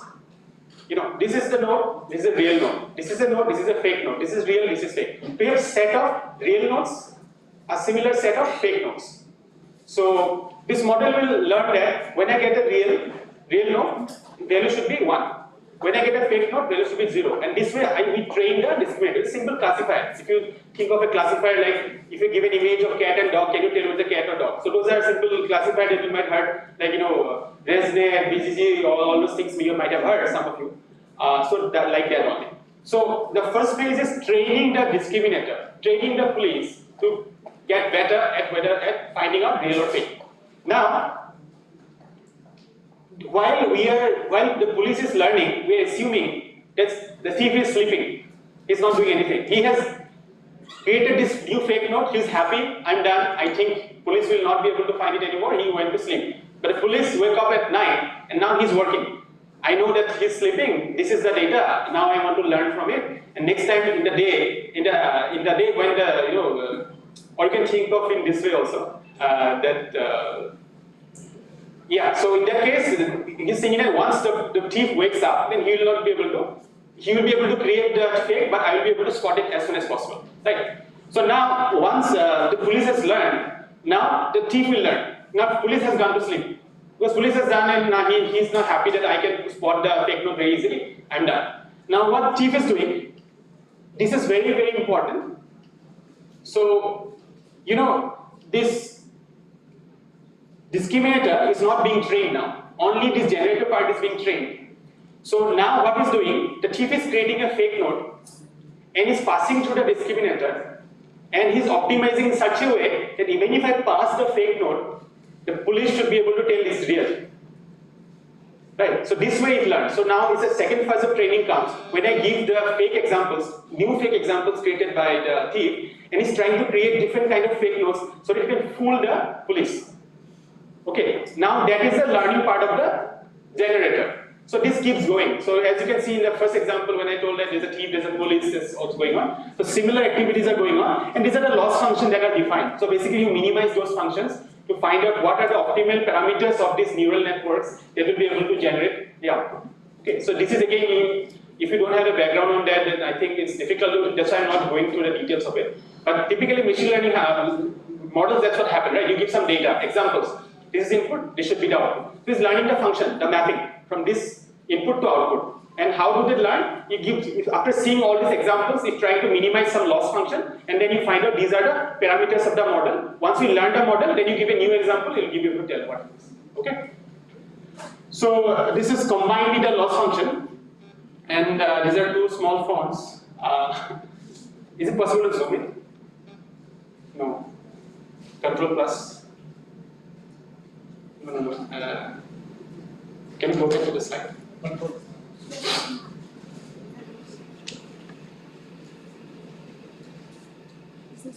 Go back. Go back. Yes. Can you zoom in? It's possible. Control plus. Is this a PDF? No? Oh, it's fine. So this is what I was talking about. So you first train the discriminator and then train the generator and then you iterate. Then you might ask when to stop. So in this real world, okay, just keep going, right? But in your real model, you cannot keep training forever. At some point of time, you have to ship it to some product. In that case, typically what happens is you stop when the police guesses a real or fake note by 0.5. So he is not able to really separate out which is real, which is fake. So if he says that, he's just like randomly saying that. If I say there's a lot of notes are here, and if you ask me which one is real and fake, I'll just say it's fake. Like out of 10 times, I'll say 5 times it's real, 5 times it's fake. So that is not a very good. So ultimately, our idea is to make the generator better, right? Because that's what the goal. So at some point in time, when we see that the probability of predicting a real or fake note by the police is 0.5 or 0.5, I'm saying police, so actually it's discriminator I'm talking about. Then you stop. And once it is done, then you are able to produce a very realistic looking output as an output of the generator. So discriminator part, we throw it away. Because our goal was to actually creating something new. So then we only use the generator part. Then we give the input and then we get the output. Okay, so discriminator was just there to help the generator to learn. Okay, how to produce the new realistic looking samples. Any questions? Yes. So termination criteria is that, if on average when the discriminator is predicting what is which real or fake, so you have a data set, and then half of the time it is saying it's real, half of the time it is fake at some point of time. That means the generator has become so good that even the discriminator is not able to really classify well which is real, which is fake.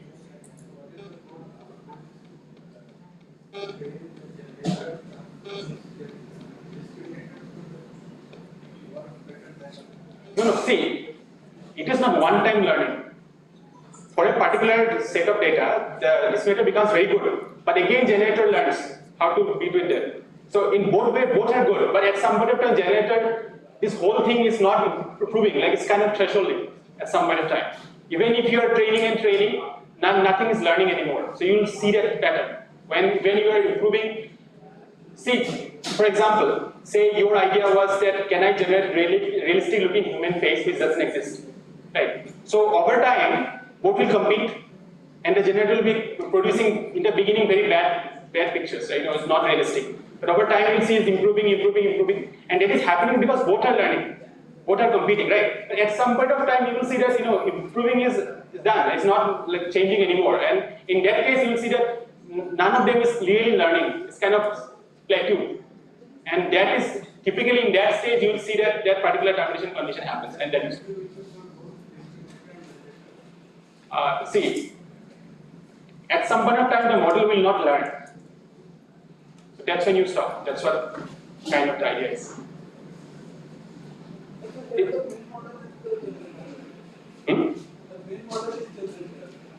We keep the generator finally. Yes.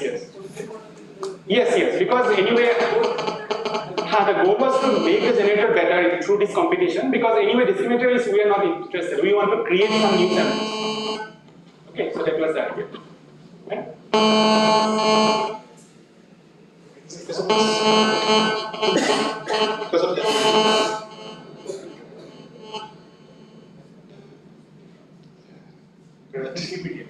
I can put in airplane mode. Yeah, so let me go. So here I'm mentioning about the same thing. Again, I will not go through the maths and all. The slides will be given, right, to all of them, or I don't know. If you get the slides, then you'll be able to read. If you agree, we can.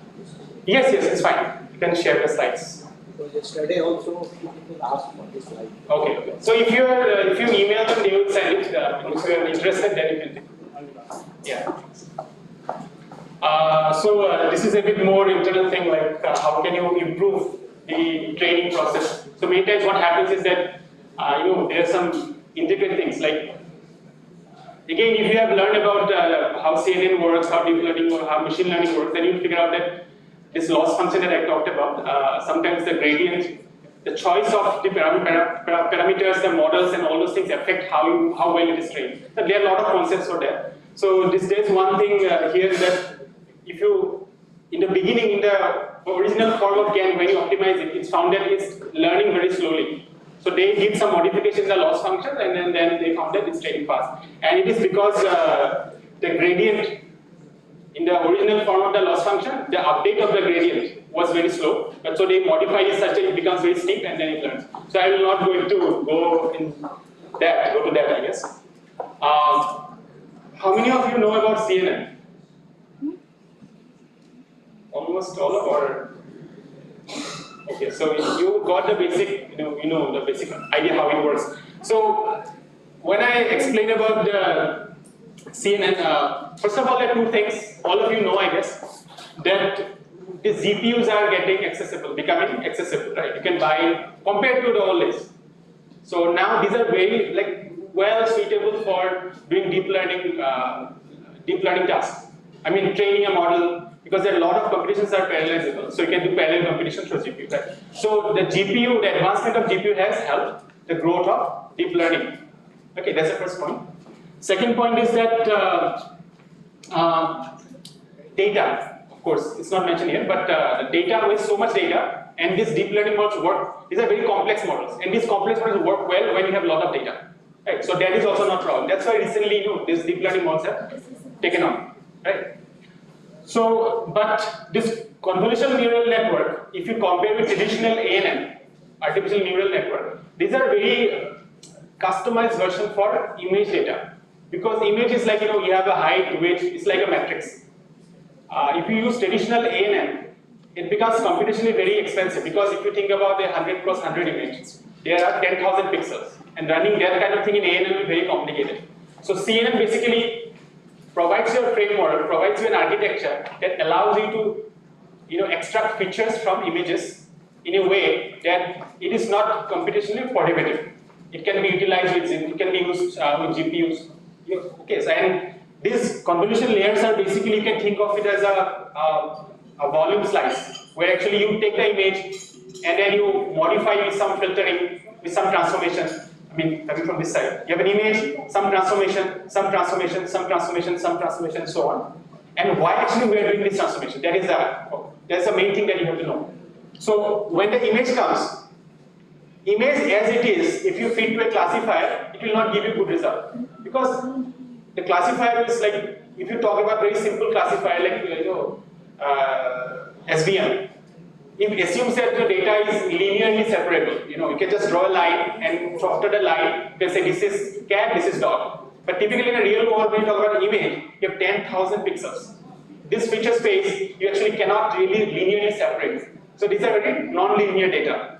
So the idea of all this doing transformations with some grading function and all, you'll know. Basically to convert this very non-linear feature space to a linear feature space. And here you can see, this is an input image. So you're doing some transformations, and ultimately you get a feature vector that makes it very linear, and then you can apply simple classifier to classify. For example, you want to classify a zebra or a dog or something like that. Right? So CNN lets you do that. And the idea is that, of course, I have already mentioned, it allows you to deal with the image type of data, and at the same time, you might have heard about these kernels and filters that they use, and they slide over the image to extract the features. So this is and with convolution, of course, it's a very unique way of extracting the local features with a less number of parameters. Okay, we reuse the features, the kernels, and slide over image. We don't use different kernels, so it allows you to, with less computation, but still able to extract very relevant features, and that works well. We all know that how deep learning models are achieving state-of-the-art results because of that particular thing. So now I'm just trying to connect this to the GAN. So when you talk about the discriminator, for example, that can be a simple CNN-based classifier, right? Because, for example, you have this Z, and it's giving an image as an output, and then you are trying to classify this is real or fake. So, and CNN is the best way to do, right? Because say you have an output of the generator is an image, and then CNN can deal with classifying images. So CNN will be able to tell that whether this particular image is real or image is fake. So in that case, CNN is the most suitable candidate, right? For the generator part, there is a concept called deconvolution that allows you to go from a single feature vector to an image. So this is, you can think of it as like inverse of CNN. CNN typically what happens is an image to some feature vector. Now you can think of, can I go from a feature vector to an image? So that kind of model is there, and that is usually used as a generator. So you have generator and discriminator. This is one example where actually they have used the first time, because the GAN when initially used, it is not necessarily from image. This architecture is very general. You can use it for a lot of different things. But if you are dealing with images, then this is the first time actually they showed that they're able to create some very realistic looking bedroom pictures just by training the data with a lot of pictures of bedrooms. Okay. Similarly, that can be used for different purposes. That's why I showed you that you can create an anime image or all those things. So this is one example. One interesting thing is that unlike previous generative models, they tried to produce the realistic looking pictures. Look at this image. They create a feature space where you can do arithmetics. For example, can you see this? There's a person wearing a glass. There's a male wearing a glass. You're subtracting a male face, and then you are adding a female face. You can do this kind of operation. So what happens? You can think of it in this way, that firstly, if I remove the face from a face with glasses, what is remaining? The glass. The glasses are remaining, and then you're adding the glasses to the female face. So now you can see that actually it was able to create females wearing glasses. So this kind of generative power is there. Clear? So this is possible in the feature space that the GAN creates. And then there is one more concept called, there are a lot of different variants of GAN that's come. It's not possible for me to cover, but I'm just giving that one example that even the original GAN structure that you have, you can modify it to do some very interesting tasks. For example, this is known as cycle GAN. Okay? For example, this is a picture of Mona Lisa, right? So then you give a sample of a Picasso's painting, and then he's trying to create a Mona Lisa like a Picasso style, something like that. Okay. So these kind of things are possible. So actually what happens, this is, again, I'm not doing the math, let's just give an idea. So they use two GANs, okay? So for example, say here you want to convert the horse to the zebra-like features. You want to give us some stripes to the horses, so that it remains, the horse structure remains, but it looks like a zebra. So what they do, they train one GAN where input is the zebra and output is the, input is the horse and output is the zebra. They have an unpaired image. They have set of images of the horses and set of images of the zebras, and they train the model. And they have one more model where the input is the zebra and the output is the horse. Okay, so they learn these two things, two GANs, plus they connect them. How they connect? You know, you have one GAN where input is horse and output is zebra. The second is input is zebra and output is zebra. So they pass the output of the first generator to the second generator. So if I'm giving horse as the input, I'm trying to create some realistic looking zebra out of the horse. And this realistic looking zebra, the output I'm producing as a zebra, I'm passing to the second generator that takes zebra as the input and horse is the output. So now I'm trying to see if I pass the horse image, get a zebra image, pass the zebra image to the second GAN and get a horse image. Do they look similar? The input horse image and the output horse image after passing through two GANs. Their error we're trying to minimize. You got the point? Because I'm giving some X as input, getting Y as the output, and Y I'm passing through again different models, and this model should again produce some X. And this X and initial X and this final output X should be similar. So they created a new loss function, they added this new extra term. And then they found out that when actually they did that, they were able to produce a very realistic looking transformations. So these are different tricks and modifications they have done. And there are several variants of GAN like this. It will be very interesting. Like if you look at some papers, they actually explaining all these different ideas. Okay. This is one application I just want to quickly go through. Glaucoma is with eye condition, so that happens when you have diabetes. So because of diabetic patients can have pressure generated in the eye. So because of that, it might affect your optic nerves and vessels and so on. And the idea is that if I take an image, there are some specialized cameras that actually capture your retinal images, which is also the fundus images. Those images from there, if you can detect the changes in the vessel, changes in the disc part, can you detect whether that person has some high pressure or not in the eye, right? So you can also think of the classification problem. I give the image, it has to tell whether it has a diabetes or not. But sometimes what happens, you require to segment the useful areas. For example, if you can segment the disk, and then you give this disk as an input to a classifier, it might be able to learn better. So in this project, we just wanted to find out that given an input image, where you have these retinal fundus images, can I segment the disk, optic disk?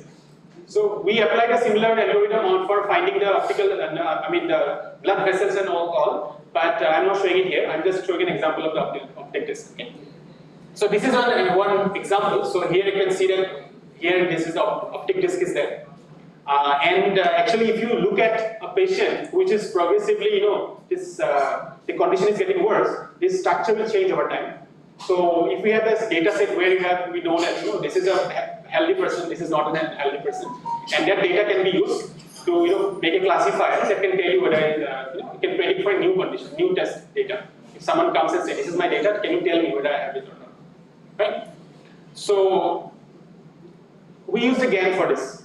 So now it requires some time to think about, because the GAN we're talking about initially was a generating thing, but now I'm talking about segmenting. Segmenting means basically you're creating a binary mask, a binary image, 1 or zeros. 1 means the area of interest, a 0 means area that you're not interested in. For example, if I have this image, can I create an image like this, where this white part, which is all 1, is actually corresponds to the optic disc. And then once you have that, then exactly know which pixels are belonging to the optic disc, and then maybe that useful information you can pass it to some classifier to do some classification. Okay. So of course we have to do some pre-processing because there's some noise in now. See, these parts will not come in the original structure, but when you're actually practically doing it, you have to do a lot of different things. Pre-processing, augmenting and all, but typically they do pre-processing. And then the goal here is, we are passing the input grayscale image. We are not giving the color. You can also give the color image. We give the original image as the input, and the generator is trying to create the mask. It's not trying to create some realistic looking thing or so, but what if the goal is now, if I give the input image, the generator should be able to create a mask. Mask as I have already defined, like 1 and 0s, corresponding to optic disk. And the discriminator tells you whether that mask is actually a good mask or not. How we can do it? See, we have data sets, right? What we have is that we have a set of images, the fundus pictures, and then we have manually segmented optic disk, right? So the manually segmented optic disk are the real data. We know that is actually manually done, so it is correct. Now initially when I use the generator, which was randomly used weights, right? We are trying to learn the weights, but in the beginning these are some random values are given. And if I give the input image, it will create some garbage mask, right? So in giving some garbage mask, the generator is giving some garbage mask, and I know what is actually the true mask. Now I train the discriminator that this is the true mask, this is the false mask, true, false. But now generator finds out that my masks that I am creating are not good, because discriminator is easily able to classify that this is not true, this is fake, this is true, this is fake. So now it optimizes the model, the generator, in such a way that it wants to make the mask better. So during this process, it makes the mask better, and now such a way that even the discriminator fails to recognize whether it's a real mask or fake mask. So this process continues. So during this process, it's actually able to create a realistic looking mask. So you see now the problem has been changed a bit. Like now our goal is to segment the image. Okay. So what I'm showing is that because this shows that GAN is a very versatile thing. It's not just for creating new images. Maybe tomorrow you can figure out that I can tune this way, and I'm using for some different tasks. It will be very useful. And typically this GAN-based segmentation is giving a very good result. We found that typical you have UNet and all, right? So there's some network called UNet that is typically used for segmentation. Actually, we are using that UNet as the generator. And along with that, I am using a discriminator. So UNet is very good. This particular structure, this model is very good at segmenting images.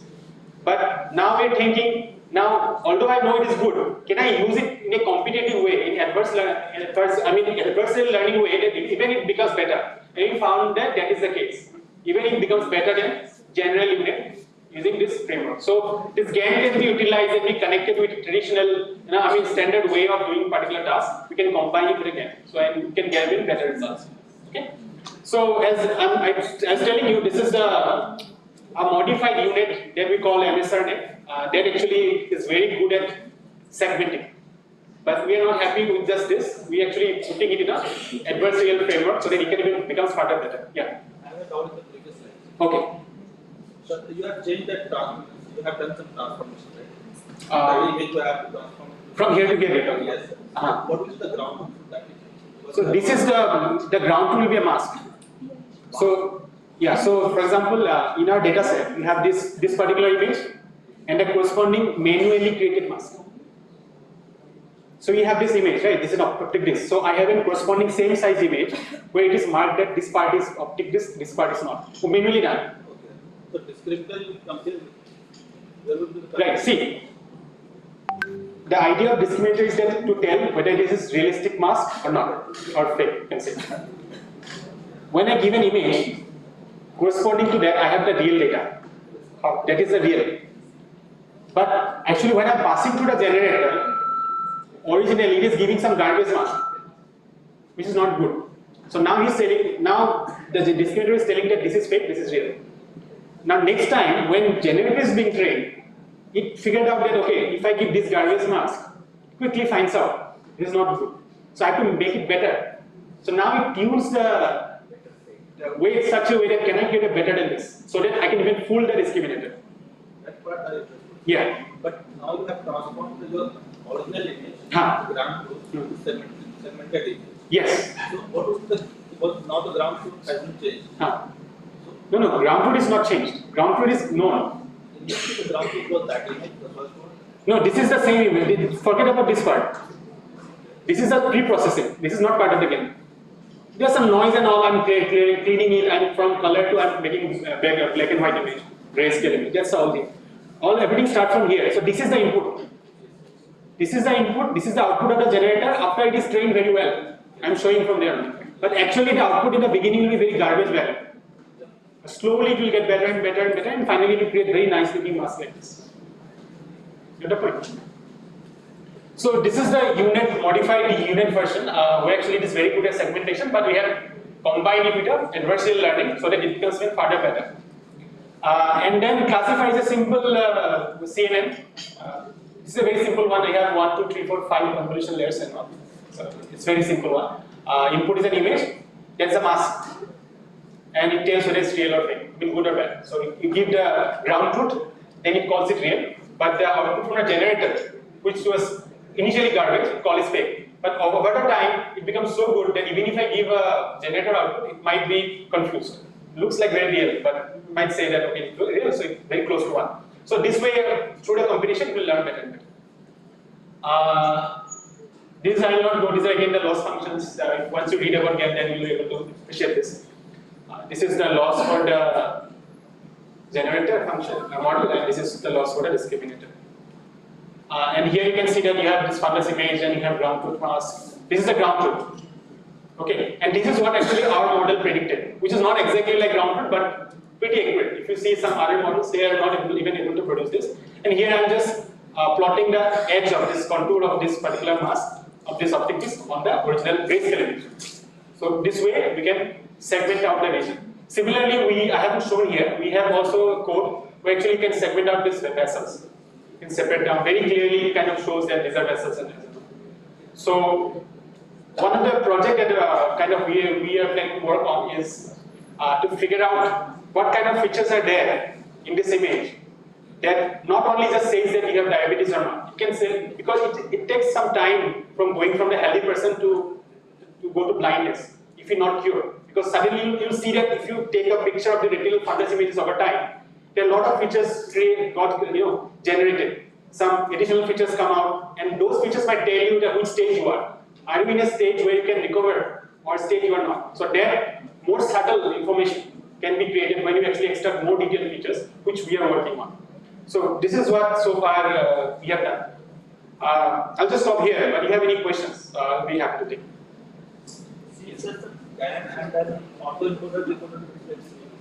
Yes, so typically, autoencoder, the best one that you can use to create images, for example, generating images, is VAE. There's an autoencoder called VAE, variational autoencoder.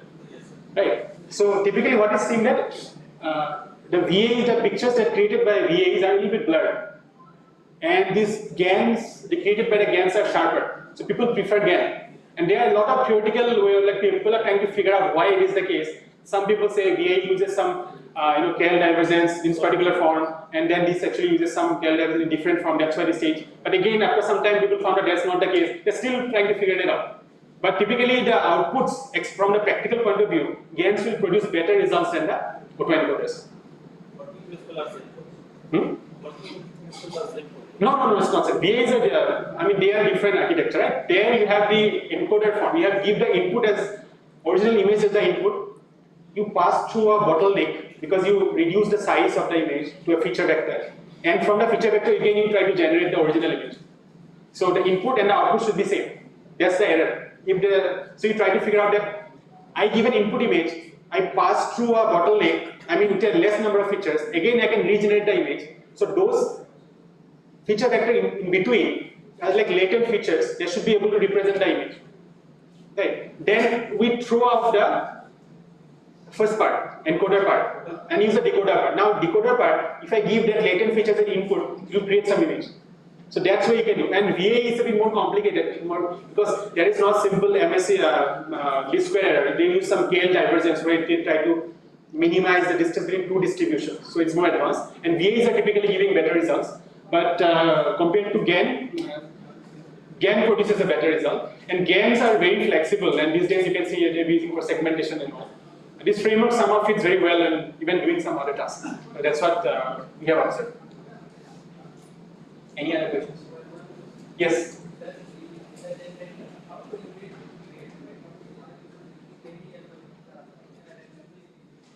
For generator part, we talked, correct? So in the generator, if I go back to the original CAN one, here, right? So input is some random noise, and output is the image. Discriminator C. In the generator, you start with a random vector, it's just like an array, some random vector array, and you create a 2D image. Right, let's first see this thing. And in discriminator, you're giving an image as an input, and now getting one value, 1 or 0, or somewhere in between, whether it's real or fake. You can think it's like a mirror image of the discriminator. Discriminator was going from image to some vector, and generator is going from vector to an image in this case. Right, so there is some, like how you know that salients are being used for classifier, where you give an image as an input, and you slowly reduce the size, and finally it becomes the classification, like one value, 0, 1, whatever. So you use these convolution layers.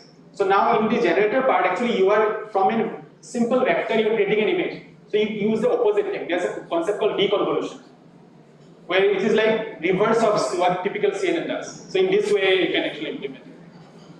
Okay, you can look it up and yeah. Yes.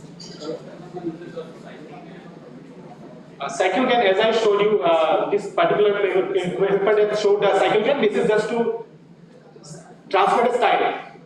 For example, here we can convert, keep the horse but add some new style, like of the horse or the zebra. Similarly, here we showed that in this particular, you have given a picture, you want to stylize it with some particular artist. So it's more like creative things. It's not for any merging. It's basically, for example, if you draw a picture of some house, I draw a picture of a house. What a house! So we start with the house image, some picture, and then can I add your style to it? Then it becomes a house that like you draw. Then I have some style, right? So can I quantify that style and make it like looks like I drew it? So that difference GANs can generate, given the original house image.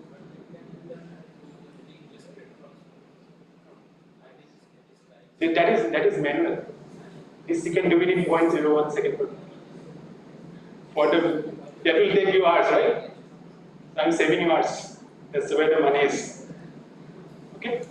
I mean, these things are still very slow. Many times I saw practically because they are still optimizing it. So there's a lot of computations required.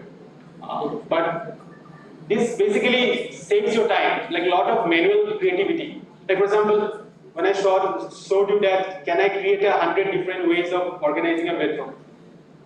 Manually doing it will be very difficult. How long it will take? Coming up with 100 different architectures. But this one may be giving you in a minute. So that is, I think, the power of this. Okay? Any other questions? Right? Thank you.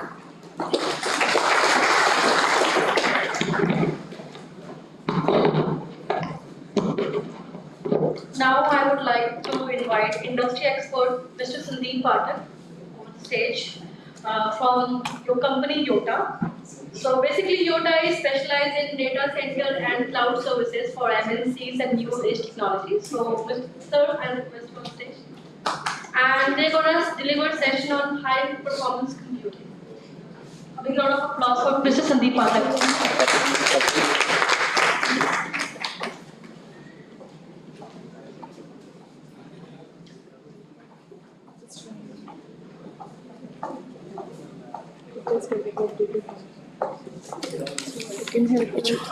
Just help me with this.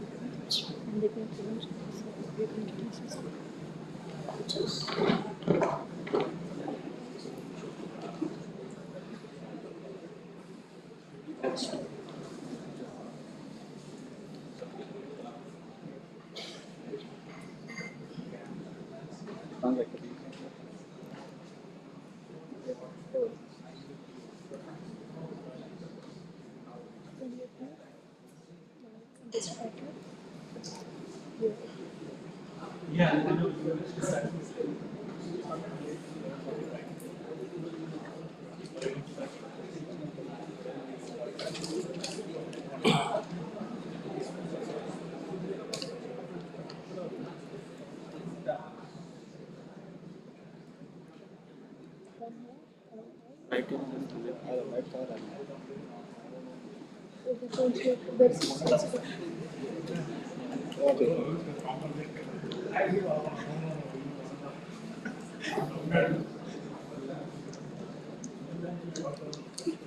from here.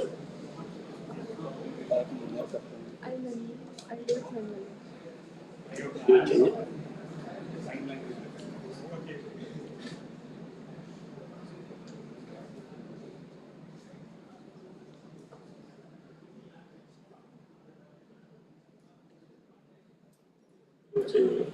You change it. No.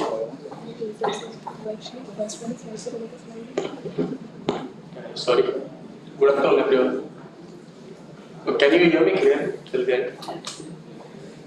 Thank you. So it was a great session by Mr. Devranga on the applications, the complex applications used in the latest technology. I'll be talking more about the technology which is running in the backend, behind the scenes, which is required to run these complex applications. So we all are aware about, he mentioned about how complex those applications are and how the compute is required, which saves a lot of time. Because the kind of applications and the complexities which were talking about multiple applications, it takes huge amount of time to, in the back end, what arithmetical applications and all, what is being processed in the back end, it needs huge compute. And at times it takes days and months to, run a complete, a simple simulation. So, and computer, as we all are aware, in our early days, computer used to be just a basic standard architecture, if you are aware of. It consists of a simple compute processing unit, which is CPU, a memory, and storage. But that was not just sufficient. As the years evolved, we keep coming with the latest applications, more complex applications, and those applications started becoming more and more resource hungry. And to take care of those applications, the compute also kept on evolving. But at a certain stage, it was observed that one simple computer was insufficient to run that complex applications. So that's how high performance compute evolved. So high compute performance, it is nothing but a cluster of multiple computers. The computers which used to run a single computer, instead of a single computer, it is a cluster of computers. So it's a multiple computers configured in a network where it can utilize its own compute and memory resources across the cluster. And that will help running all these massive, analyzing this massive amount of data in a quick and faster manner. I'll request everyone, please maintain silence. Respect the speaker. Thank you. So basically, whatever we talk about these high performance computers or supercomputers, they are basically used to solve the advanced computational and engineering and research problems, and to help getting these research outcomes more and more faster. This is how basically the computer kept on evolving. Because to talk about how computer evolved, maybe even a day will not be sufficient. But quickly, as I mentioned, the earlier architecture was just talking about CPU, RAM, memory, and then network components. And if we talk about high performance compute, the main components are compute, memory, storage, and network. These are the four major aspects which talks about the capability of that high performance computer or a particular cluster or a particular supercomputer, if we talk about. So, as the applications, because more and more the technology is being designed and built for taking care of these complex applications. So these applications, they started needing parallel processing. So the earlier compute, the CPU which we originally had in the computer, the CPU has got a capabilities of running complex applications or running complex algorithms. But the CPU works in a serial way. So the CPU has some limitations, like it will run one task at a time. Once that task gets over, after that it will run another task. So these complex applications, the CPU, it started observing that it is no more helpful. So they needed one more additional component which could have the capability of running those same application or those complex workloads in parallel processing. So that's how GPU came into picture. And in earlier days, GPU, which is graphic processing unit, GPU used to be a simple card, a graphics card, which used to be used in games. So the high resolution games and all, which we remember in earlier days, to run those games we needed an additional card. It was difficult to run those games on a simple computer. So that's how the graphic GPU first came into picture, to enhance the capabilities to run those complex games. And then later on, the applications kept evolving, the technology also kept evolving in the backend. So basically what this GPU does is, the GPU is created of small semiconductors which are having a capability of running all these complex tasks parallelly. So you can take an example of a horse pulling a cart, a single horse pulling a cart, and 2 or 4 horses pulling the same cart. So how efficient 4 horses will be compared to 1 single horse pulling the cart. The same way you can, layman language, this is a layman language example, but the same way CPU and GPU work in real life sense. So CPU, as I said, it works in serial processing, that has got its limitations, as against the GPU, it will run the same task parallelly.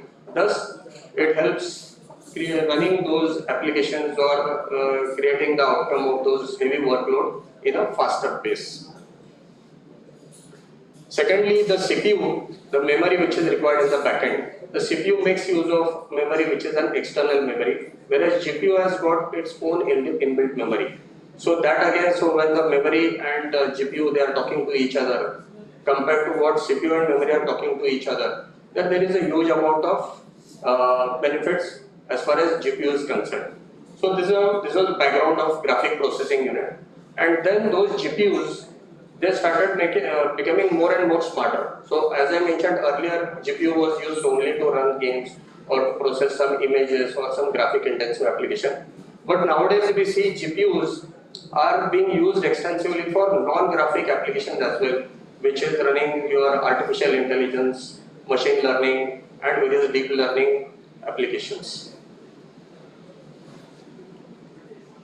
So just if you talk about few examples or fields where this high performance compute or GPU is being used, it's taking a simple example like weather forecasting or computational fluid dynamics or medical imaging or any image which the gentleman was talking about in earlier session, oil and natural, biometrics. So any and all applications where now intelligence and huge amount of data gets generated which needs to be analyzed, we need graphic intensive or GPU processors or high performance compute machines.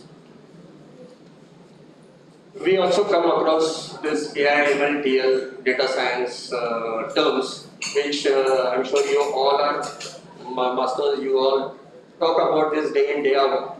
But before we go more into depth, we'll just quickly run through a basic definition of what are these terms about. So if we talk about artificial intelligence, it is nothing but a technique that mimics a machine to work like a human. So whatever task or whatever activities a human can do, machines have started doing those same tasks with the same intelligence or even more intelligently. You can take real life examples like you may be seeing robots, latest robots, or you all might have seen Rajnikant's movie Robot, where that Chitti, the way Chitti was, taking each and every real life aspects. So it is no more an imagination, it has come in real life sense. And these robots are becoming more and more realistic. The robots, scientists are working on giving them the sense of emotions, giving them the sense of feel, touch and feel, making them more and more realistic. So all this is not possible with normal computers. They need GPU, they need high performance compute. Then we talk about machine learning. So machine learning is nothing but it is a subset of artificial intelligence. So it is an activity where it incorporates some huge mathematics and statistics. The gentleman was talking about so many formulas which it is Greek and Latin for technology people like us, but the developers day in and day out they work on those mathematical calculations. But to run those mathematical calculations, what needs in the backend, we deal in those high performance compute. Then we talk about deep learning. So further deep learning is a further subset of machine learning, which generates data-driven models. So you keep generating those models. Those models needs to be taught. They need to learn by themselves, or something needs to teach those models. So that is being taken care by the process called deep learning.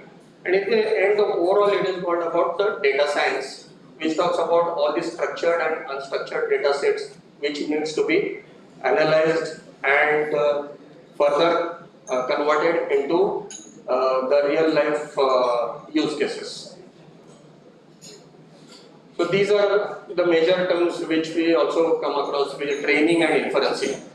So coming back to the GPU, the graphic processing unit, which I mentioned about, because of the parallel processing capabilities of GPU, it gives an ability for a machine or for a program to train the model, and that's how the GPU plays a major or a very important role in this training and inferencing activities. So what is training basically? Like even like we talk about just now I spoke about robots, but when we used to be small and we kept growing up, we were learning. We learn through examples, we learn through the content which is available, we learn what our teachers teaches us, and then we bring those into real life use cases. Like we were taught alphabets and numbers, then we started mathematical calculation, then we started getting them into real life. The same way, once these machines are trained, they start analyzing the real life examples and they start inferring with the results. So the outcome is basically inferring to the, so what the machine has learned, so the results which come up in front of you is called inferencing basically. And in our day-to-day life, we are continuously using both these activities, training and inferencing. Because the smartphone which we are using, the mobile which we are using, it has got say, a small example like voice activated assistant. So we just say, okay Google, and while we are driving, take me to XYZ place. Automatically the maps opens, in a map application opens, the map opens, it takes us to the place. So this is all the outcome of training and inferencing. That program which is being used, that needs a high-end compute and high-end GPU resources in the backend. Similarly, the speech recognition, malware detection. And another very common use case example, like we watch huge amount of OTT content. Like there are so many OTT platforms. Like during this pandemic period, we all were at home. So we used to work from home, but most of the time was going in front of OTT screen, in front of TV or bigger screens. So we used to watch content. So many web series and movies, which most of them were consumed during this pandemic period. So on your OTT platform, you will observe that if you are habitual to watch a horror movie or a romantic movie or a web series, so the moment you start searching your content, automatically you start getting similar content. Like if you like horror movies, you will get a list of horror movies and web series. So again, how is that happening? So in the backend there is a program called a recommendation engine. The recommendation engine, what it does is, it keeps studying your habitual activities, it keeps studying you in the backend, it keeps learning what are your likes and dislikes, what you like to watch, even what you like to watch at what time of the day. Accordingly, the recommendation engine will keep learning and it will keep pushing you the content. So all this is, in the backend, there is an intelligence which is being programmed and developed by the developers and engineers and experts like you.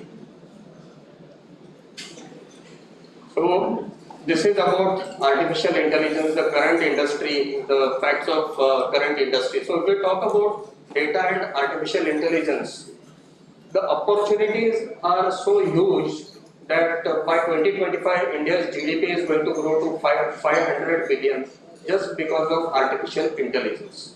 So this AI industry, the growth for the next 5 years, so we are growing at a rate of almost 20% per year. And we are now among the topmost 3 countries who is generating talent for artificial intelligence. So the talent generation and the jobs which are getting generated, like 4.5 million jobs are expected every year. So how are the skill sets going to be generated? So this is what you, the academic experts and institutions who are now coming together. So this today's session is really a great session where we keep talking about the technology, but you are the people who are actually implementing that technology and bringing it into real sense. And you are creating those next generations and developing those skill set in those next generations and making them ready for this industry. So during our earlier days, we were talking about engineering syllabus, science and various subjects, but now the syllabus has become more smarter thanks to the education ministry. The artificial intelligence, machine learning, deep learning has started getting into our syllabus more and more deeper, and that's how our next generation, the students who are going to get skilled for this next upcoming applications and challenges. So just there is a line about artificial intelligence by father of AI, John McCarthy. He says artificial intelligence, science and engineering of making intelligent machines, especially intelligent computer programs. So it is not just machines, but the programs which are running in the backend, which is generating intelligence or creating more and more intelligence across various industry use cases. And this artificial intelligence is, helping businesses and creating innovations across industry. So you talk about marketing, sales, service, finance, operation, workforce, or an example about the fake notes which he gave just now in the earlier session. So all these are because of the artificial intelligence which is keeping evolving. And another one more very important thing which he mentioned about is one of the example, like it is not a one-time activity, it is a continuous process. Like fake notes, again we come back to his example. Like the person who is creating fake note, he keeps improving those notes to make it more realistic. But okay, while he is making those notes realistic, in the back end, the machine is keeping learning and it will also learn those new fake notes and it will ensure that it will avoid those fake transactions. So all this can happen only with the help of high performance compute and the technology which is running in the backend. So to keep in pace with this industry and these various use cases, this overall AI ML applications are taking care of it. Like in operations, like there could be n number of machines running during the production. So there are hundreds and thousands of machines being used to produce a particular product. So it is very difficult, to maintain those machines. But now the technology is taking care of maintaining those machines as well. So there is something called predictive maintenance. So the programs or the algorithms are built in such a way that those algorithms which they have learned, the machine which has learned how the machine will run in normal scenario, and the moment it finds some abnormality while running the machine, it can create a proactive alarm that there is something wrong in the machine, and immediately the maintenance manager or the operations head or the support head, he can go and ensure that the machine is back in original running condition. And take an example of marketing. Like we just now I spoke about recommendation engine in entertainment or an OTT platform. Similarly, these kind of recommendations are required in the marketing activities as well. You take an example of a mall. you might have observed, you enter a mall or even you pass by a mall, many times you get an SMS of a product which is being sold inside that mall. Or the moment you enter inside the mall, you will see some advertisement running on some digital hoardings or normal hoardings. So maybe you just take a pause over there, you see those ads, and then you get inside the mall to explore those products or to purchase those products.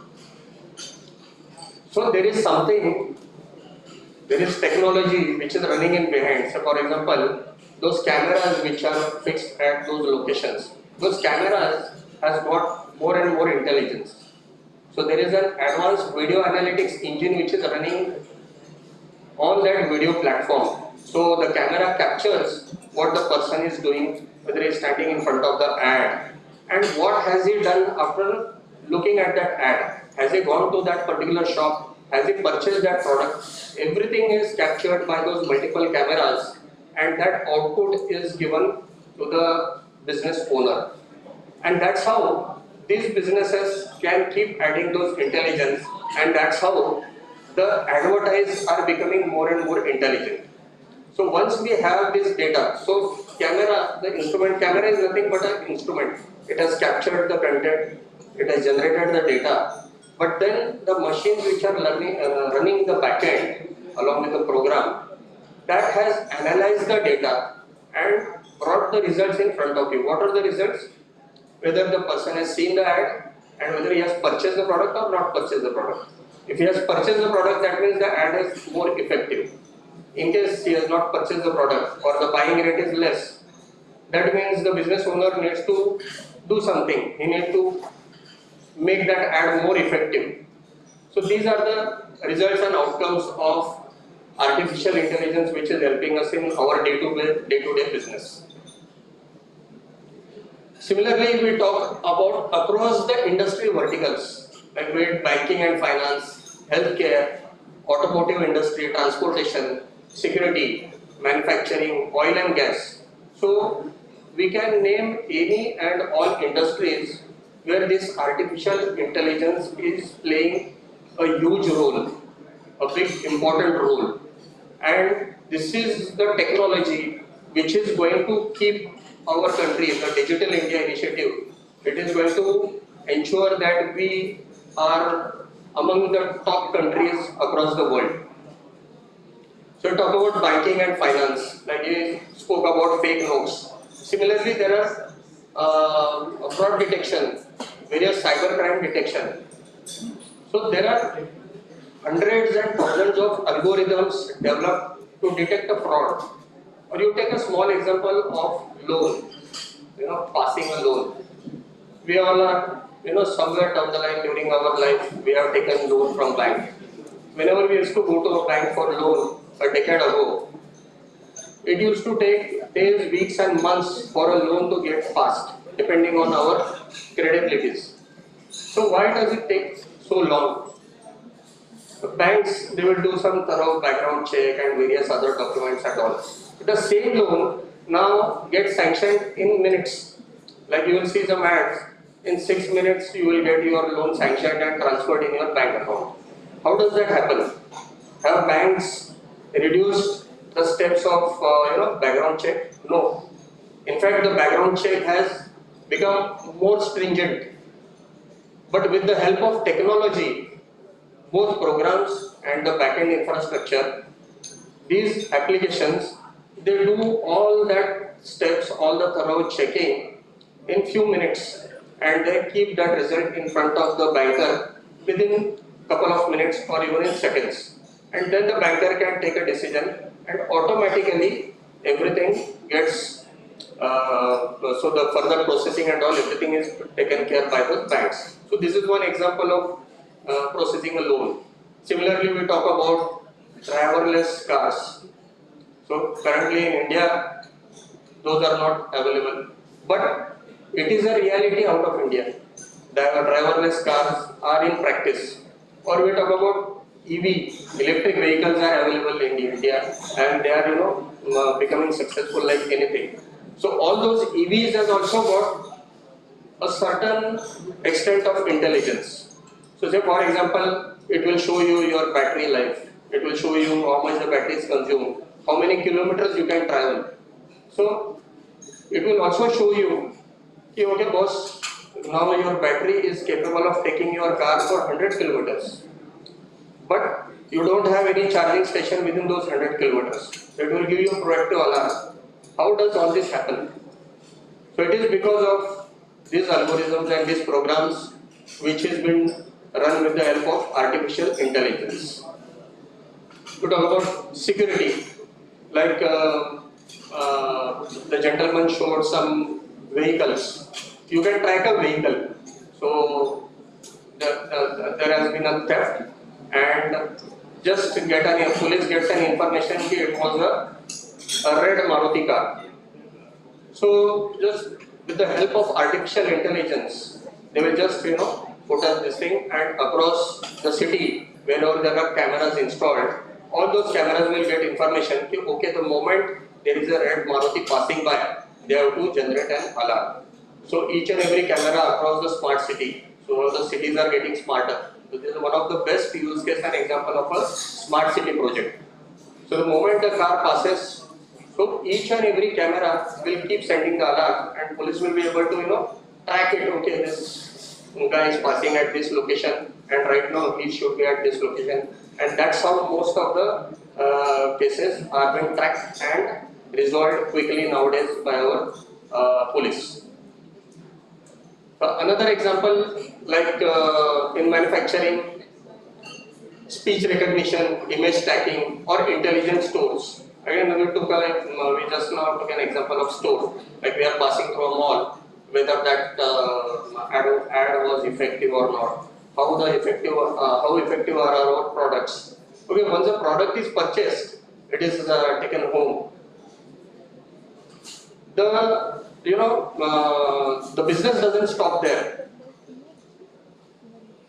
The backend technology, it also keeps a track of how successful that product was, what was the failure rate, and how many times the customer has complained about that particular product. So those inputs are also being gathered and delivered back to the production team or the product management team or product development team, and accordingly some improvisation needs to be done across the product. It is taken care with the help of the technology. So if we talk about these use cases, again as I said, we can spend a couple of days talking about all these use cases. So in short, artificial intelligence is all over, everywhere. Like we book a Ola or Uber, that is also an artificial intelligence. And once we sit in the car, we want to ensure that we are safe inside the car. So the application has given a panic button. It has also given a button where we can share our real location to our friends or relatives, so that they can understand, okay, my person where he has to reach is been traveling in the right direction. The moment, due to some reason, the driver takes car somewhere in the wrong direction, an alarm can be generated, and those alarms goes to the nearest police station. So that's how the entire ecosystem is built with the help of this artificial intelligence, and that's how our smart cities are becoming more and more safer. So without technology, it is almost impossible, and the other way around, with help of technology, anything and everything is possible. But with so much of complexities and with huge number of, you just take an example of Ola Uber. So many people are riding in that car across the country in multiple cities. But the technology which Ola or Uber might have deployed in the backend, just imagine the size of that technology, just imagine the complexity of that technology. If it had been just normal computers with CPUs running, they will need thousands of computers. But now with the help of high performance compute and specifically with the help of GPU, now as I said, GPU is no more just a card which is used for graphic application. It is used for non-graphic applications as well, which are these algorithms or AI/ML workloads.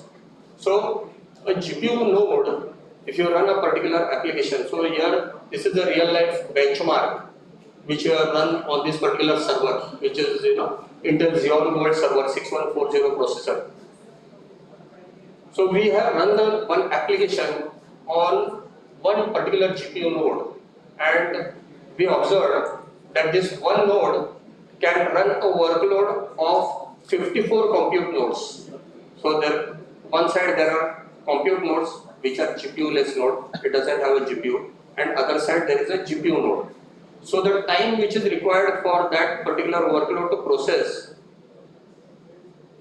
for these 54 non-GPU nodes is same time required for this one GPU node. So this is the advantage of technology, this is the advantage of graphic processing unit. Now coming back to our academics, now we are talking about so many use cases, so many applications across industries. We need to keep developing skill set. So the students, the programmers, they need to understand and they need to develop more and more use cases across all these use cases, or they can generate these algorithms for more and more use cases. For that, you need artificial intelligence labs in each and every institute. So earlier we used to have a normal computer lab in our days, where we used to learn Word, Excel, PowerPoint, and whichever application used to be latest at that moment of time. But now, we all saw just now, artificial intelligence, it is unavoidable. The technology is unavoidable.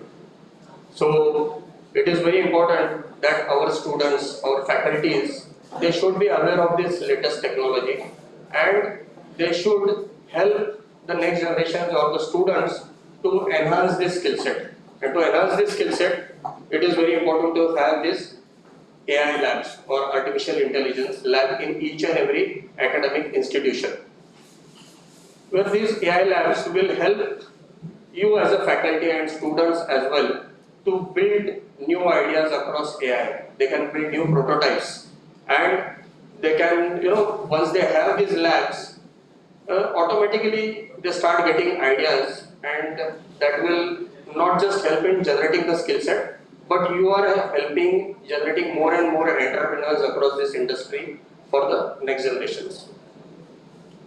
So basically AI lab, it is nothing but it's a platform which is a combination of software and hardware. It has got a high performance compute or supercomputers which are running in the backend, and those various programs and algorithms which are being run. So you can create models, you can do more and more research across with the help of these AI labs. So these labs, so like for example, these are few features of any AI lab. I'm not talking about any specific lab, but today there are many system integrators are provided in the market who provide these artificial intelligence labs. So these are the main features which has to be part of any artificial intelligence lab. These are the minimum features which I am talking about, and these features again keep evolving as our use cases keep evolving. So we talk about model inferencing platform, serving platform, training platform, and so you are all the experts of this. You may be knowing the TensorFlow, PyTorch, Keras. So all these things are part of any AI lab. This becomes a value add to any student. So students, they become handy, they get hands-on experience on these AI labs, they get hands-on on the latest technology, and more important is, today you all are aware, there are many mentors or many organizations in the backend who are supporting or who are mentoring the students or who are helping generating this more and more entrepreneurs across this industry. So these students, with the help of this AI lab, they can get connected to any research lab, any advanced research lab, and those scientists or experts sitting across those research labs, they can guide your student. So collaborating across industry becomes much easier once you have an artificial intelligence lab within your institution. So this is about benefits, high-level generic benefits for institute. So this AI lab not only beneficial for students, but it is more and more beneficial for institutes as well. Now institutes, once they are connected to AI research communities and they are connected to their industries, institutes, first of all, they can have these kind of faculty development programs. Faculties also, they get immediate access to such labs, and faculties can put more and more ideas before they bring those ideas in front of the students. So first faculty gets trained, they develop this skill set among the faculties, and then they start generating those skill set across the students. Then you can create incubation AI startups. So there are various startups in the market. They can get connected with your institution. You can incubate various startups, and once you have this entire ecosystem ready, once you have your students with those skill sets, getting job opportunities for students is no more a task.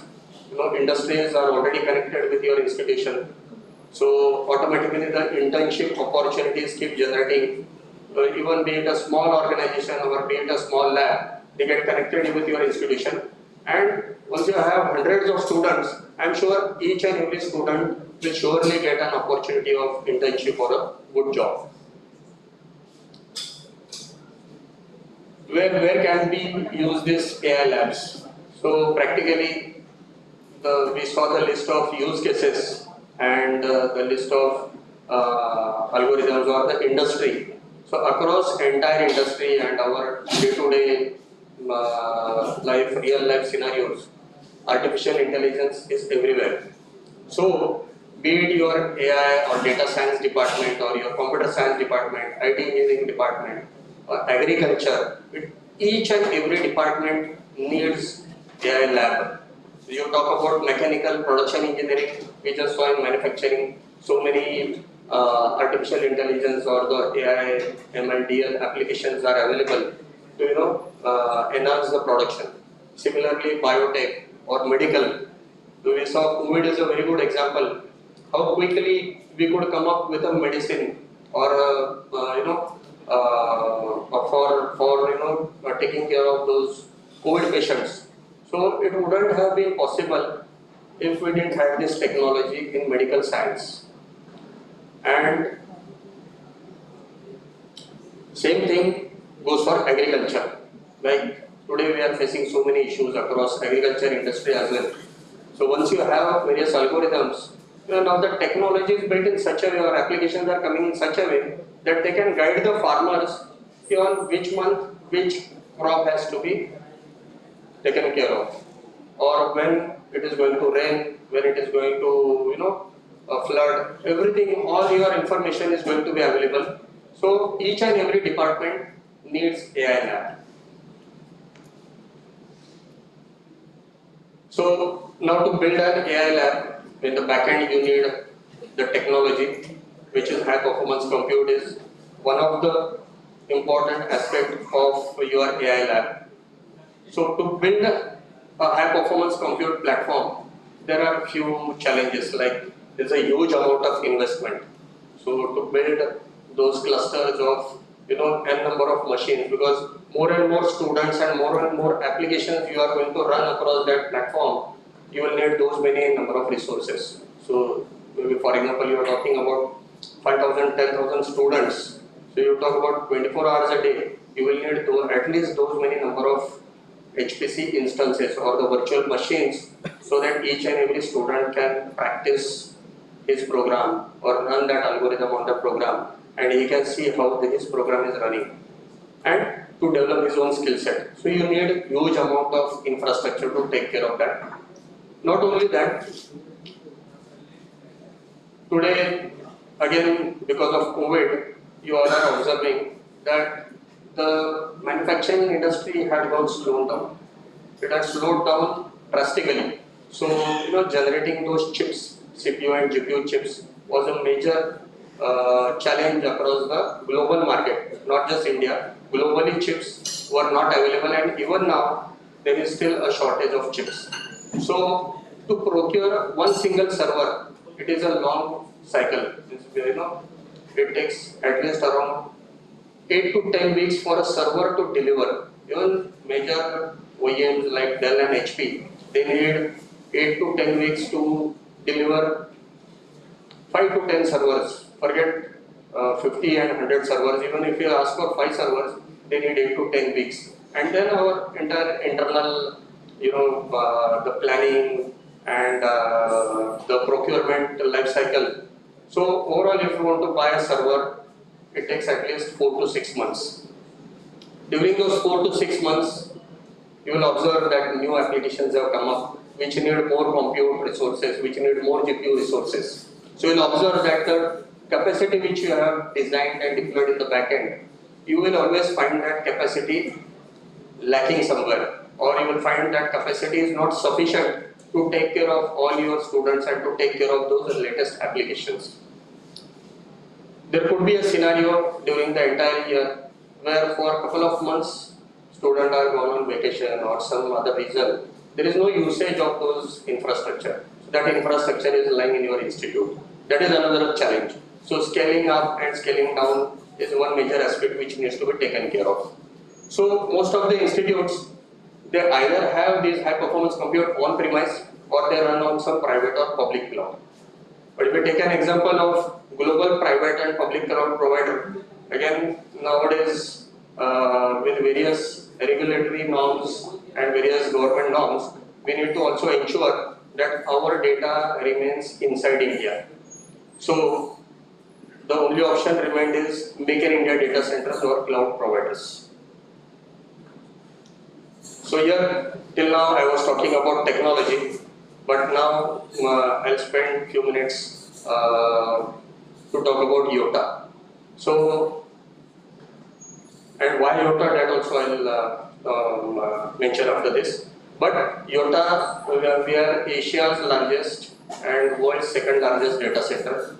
It is backed by the founder is Hiranandani Group, Hiranandani real estate giant. You all are aware of Hiranandani. So this is owned by Hiranandani. And the meaning of Iota is it is unlimited. So it is the largest digital number. So we talk about bits and bytes, megabyte, gigabyte. That way Iota is the last highest number in that digital arena. So it is, in real terms, it is limitless. So whatever infrastructure, capacity, services which you are offered, those we are saying that it is limitless. And Iota is fueling this Modi's Digital India initiative. So if you see the market growth, which again we saw across industry and all, these are the numbers, the way economy is growing or the way digitization is helping the various Digital India initiatives. The entire industry is getting transformed, enterprises are getting transformed, and the more the greener picture, or the more what we would like to say is, even government initiatives have changed. Government has become more smarter. You will see some applications or some government portals, they are working more effective and more better compared to an enterprise which is offering similar services. So government is adopting artificial intelligence and the latest technologies more and more. And this is what again the AI adoption, it is talking about a GDP of 500 billion by 2025. And again, these are all realistic figures. We have seen, we spoke about the robot, we spoke about various other examples. Earlier we used to see English movies, we used to find that everything is imaginative. But in next few years, 5 years, 10 years, we had seen Matrix around 15-20 years back, but that is no more an imaginative. Everything is realistic. So similarly, all these initiatives which earlier we used to see, watch in Hollywood movies, everything is realistic. So to take care of all these various initiatives, be it from enterprise or government, Iota is building its footprints across India because we want to make this Digital India initiative stronger. We want to make India stronger digitally, stronger, secured, and richer in all aspects. So currently we have our data center in Mumbai and in Noida, but very soon we are coming data centers across all other major cities like Gujarat, Kolkata, Pune. We are also working with few government departments where we are helping them build a latest data center facility or latest cloud facility within their premise. So the reason why I'm talking about is, for a Digital India initiative, we are bringing technology to the edges. So be it at some strategic location or bringing it to the edges where it will ensure that all the artificial intelligence or all applications are running nearest to the consumer, nearest to the user. And how it helps or how it ensures is, latency is a major concern. Like you have applications, you have infrastructure, you have everything. But if you are running an application from say thousands of miles away, so just imagine the kind of latency, because reaching that particular application to the end user, it goes through multiple telcos, it goes through multiple service providers, and each service provider is a hop. So more the number of hops, there will be more and more delay. So to avoid that delay, this is the kind of architecture which we are building across India, where we are going to enable the infrastructure across India in hundreds of edge locations, so that the technology or the application which is deployed for the end user, it is deployed nearest to the end user.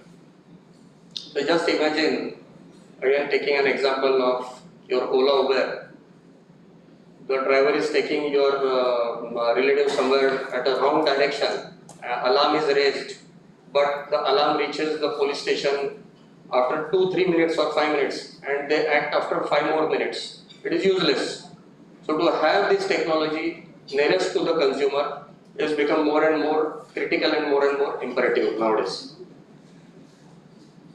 We have built n number of applications, so we are not just data center providers, but we offer multiple services. Like I was talking about high performance compute. We also have virtual pro workstations, which are GPU powered workstations, which can be accessed by any industry or even by your faculties and students. So I won't spend time on this technology, but virtual desktops and virtual workstations, the GPU powered workstations, is one of the another very important and unavoidable technology which is going to be the need of the hour. Like we talk about high performance compute. Similarly, again during pandemic, the real life scenario, we were working from home. So what people were doing, they were carrying those heavy workstations and desktops at home, working from home. Okay, they will carry it to home, but how are they getting connected? Is there connectivity? How are they going to transfer huge amount of data? So considering all these challenges, we have also deployed one more technology, which is virtual desktop infrastructure. We have partnered with player like Citrix, and we have deployed this platform where your faculties, you all faculties and the students can make use of these virtual desktops and virtual workstations. Like as I mentioned, high performance compute is used in these various segments. Similarly, virtual pro workstation can be used by your mechanical engineering department, civil engineering department, where they are making use of applications like AutoCAD, 3D Max, Maya, animation industry. So to run those resource hungry application or graphic intensive application, you need these GPU powered workstations. Quickly, yeah.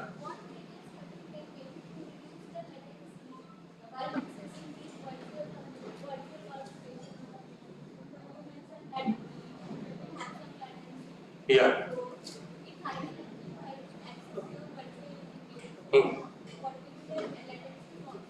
Very nice question. So latency across India, it is expected to be within 15 to 20 or max to max 25 milliseconds. But again, it depends on so various aspects. One is the resources which are built in the backend, like how powerful is the compute, how powerful is the GPU, how much memory is being used. Secondly, there is another aspect when you are getting connected from your remote location. It doesn't matter what machine you are using. It can be a thin client or it can be a very low-end laptop or desktop. But the internet connectivity has to be sustained. So if you are working on Word, Excel, PowerPoint or O365 kind of application, or you are using on ERP, you need maximum 2 to 4 Mbps of bandwidth. But if you are working on 3D Max, Maya, animation, AutoCAD kind of applications, then you will need little more bandwidth. So one is the bandwidth and second is latency. So to reduce the latency, we need to ensure that the service provider which has given us internet bandwidth, who is that service provider? Is it direct OEM or it has come through some cable operator? Most of the cable operators have become more and more professional. So earlier it used to be like, one cable operator is given to another local cable operator and he puts some kind of routers and switches in between which are not that capable. So all these aspects, they add latency. So one is we need to have a good ISP, and second is the resources should be as near as possible. Like I'll give an example of our data center. Like we have data center hosted in Mumbai, second in Noida. So we have these servers deployed at both the locations. So users who are near to north, they will automatically get connected to the servers in north. Users who are near to the west zone or Mumbai, they will automatically get connected. So again, here also it is a very good example of artificial intelligence. So the technology is deployed in such a way that it will analyze from where the user is getting connected and automatically it will deliver those resources to that user. So that is called an intelligent traffic management. So these are few aspects which will ensure that the end user or be it a student or researcher, because now when it is a research organization or student, they don't have that much time. Patience is another aspect. So if it takes 2, 3 minutes, 4 minutes, 5 minutes even to get connected or to open a website, they will throw away the device. They will say, nahi manta. So that should be taken care while offering this or making use of these kind of technologies or deploying these technologies within our institution. So the best practices, there are multiple best practices. It can be a combination of deploying that setup within the institution, deploying that setup on a public cloud, or you can have a hybrid setup. Like depending on where your faculties and students are across India, based on that you can choose some strategic location. Some colleges, they are based out in multiple cities across India, multiple states and cities. So they can connect their multiple colleges and have this technology deployed in small way across their colleges. And they can create a cloud, institute's own cloud itself. And still, if they want to more resources or if they want to make use of scaling up and scaling down as the requirement grows, or as I mentioned during the vacations, these resources are not required. But these resources can be required somewhere else. So that's how a technology can be stitched to each other and we can build a huge ecosystem across this academic institution. So currently we are offering high performance compute across both Mumbai and Noida location. And yeah, quickly, yeah, sorry.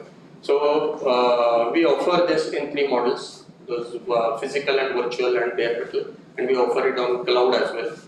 And as you all are aware, for running any application, you need these 3 aspects. One is the backbone technology, second is various libraries and various algorithms, and third is your own applications. So these can be deployed across the cluster in this way. And when you or a particular student want to get connected to that remote host, it can be within your institution or it can be anywhere on the cloud. So just with the help of internet connectivity and RDP SSH access, they can get connected to the virtual machines or bare metal machines. These are an example of some cards, the GPU cards, which is the art of this technology, which we have been using. So these are the latest cards, Tesla T4, V100, A40, A100. Reason why I am mentioning over here is you also should be aware what are the latest cards available in the market and what should be deployed. So even if you have to deploy this technology within your institution, is the kind of GPU cards which you need to deploy within your institution. And these are just high level features and benefits which I will skip considering the time. Here I will quickly talk about the difference in Iot high performance compute and your on-premise compute. So as we spoke about some challenges, like there is a large amount of capex required to deploy this technology. You need some skill set to take care of those resources or to maintain those resources. And again, there is a cost of applications and libraries.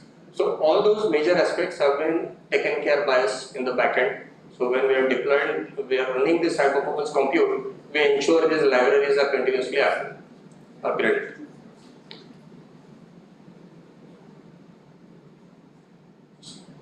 This is a summary, last slide. The cost optimization, flexibility, mobility, and security. These are the important aspects. And that's it. So any questions, you can reach us anytime. Yeah. Thank you.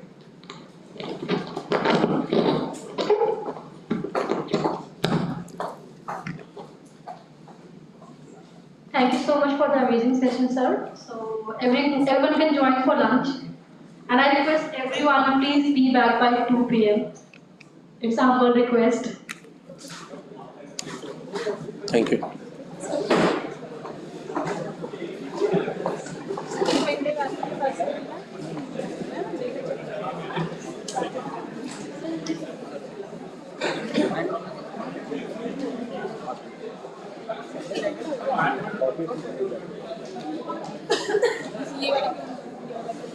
See, if they start at 2:30, you put the version 1. If it is 2 o'clock, version 2. There's no version 1, there's no version. You deleted that. Okay, no problem. I edited that one.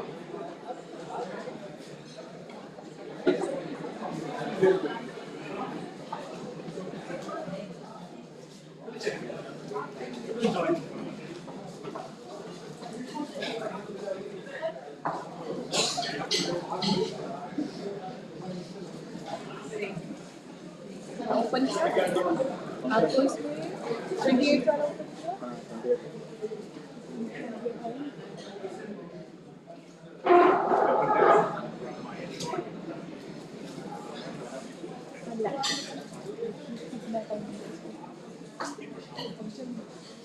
Open किया कल आया था stand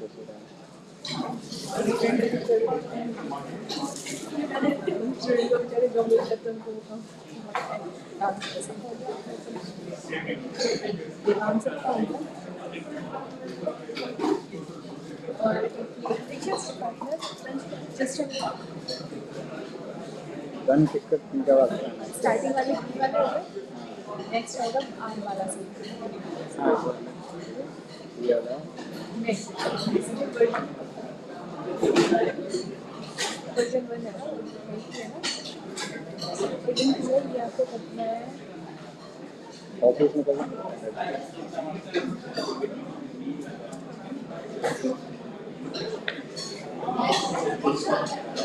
15 को बता दूँ तो पहले करना पड़ेगा अरेंज करना पड़ेगा एक और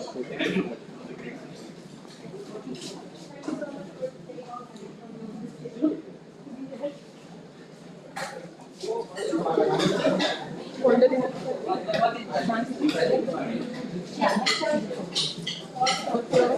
पेन टाइम से है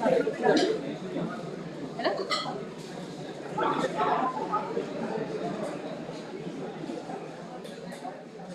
आपकी स्टूडेंट्स भी नहीं है बताओ कुछ इंटरव्यू कर रहा है और जांच टेस्ट हुआ क्लास में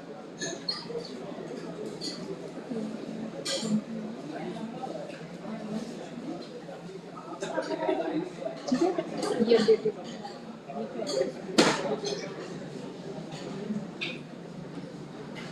और एक लास्ट हो जाएगी नंबर से और एक ऑनलाइन वाला सेशन कहाँ से होगा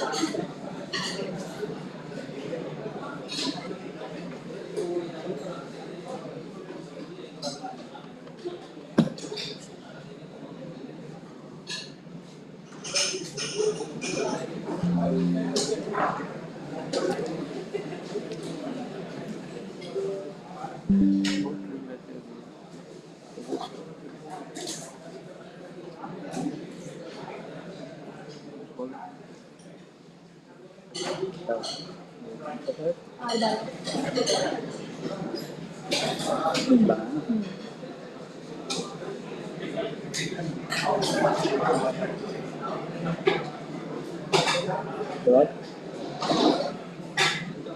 मनीष को और सबसे 5-4-20 को वो ऑनलाइन फर्स्ट आवर ये वाला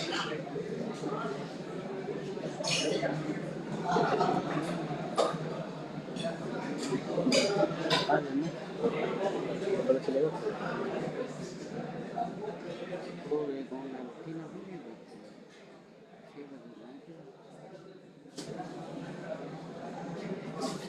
ठीक मेरी कंडे मेरे पास है और ये चार्जर तो पूरा सिस्टम मेरा देने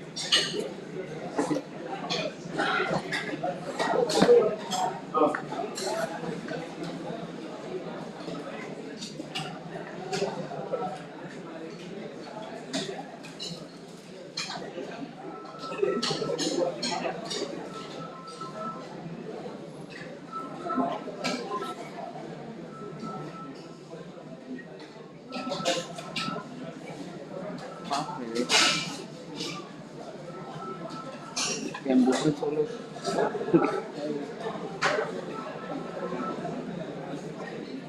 जब आदमी से ये दिक्कत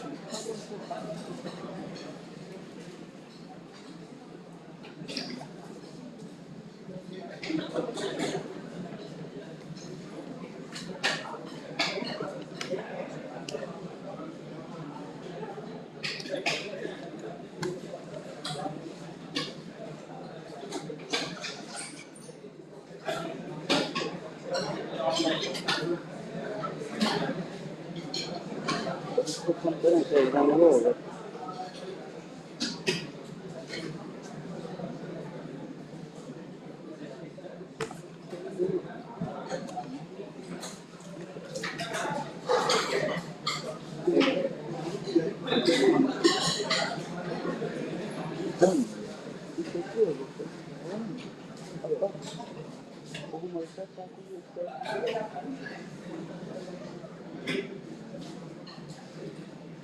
eso se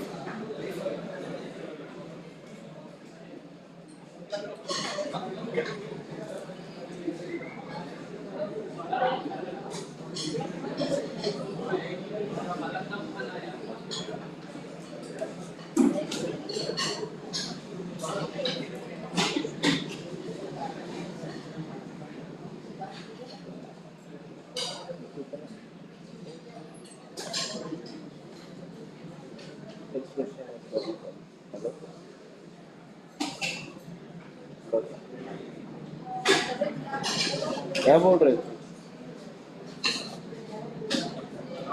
बोलिए यही है बोलिए ना शाम को थोड़ा देख लीजिएगा बंद कर शाम को रुक जाइएगा 5:15 बजे तक और चलो को अटेंडेंस लगा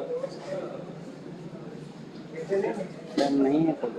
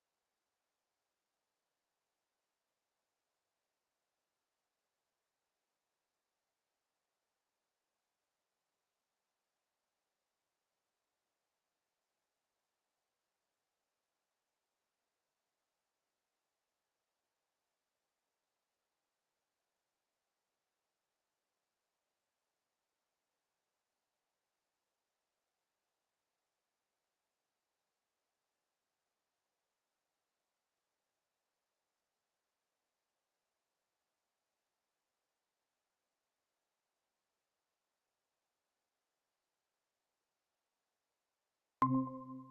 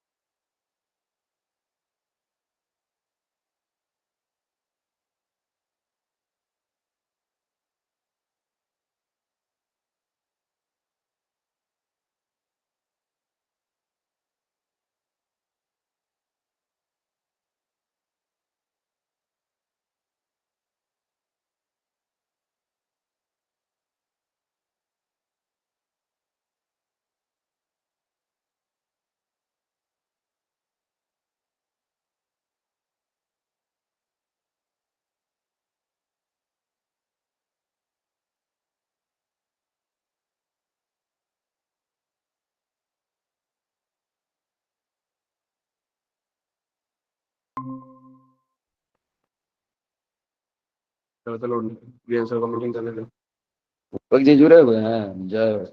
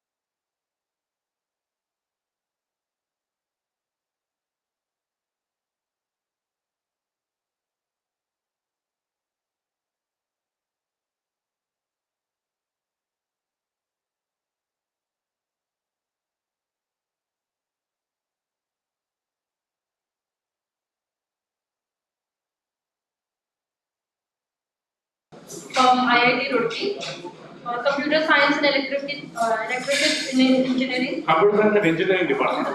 I will join. Okay. Session was for Artificial Intelligence and Applications. Thanks.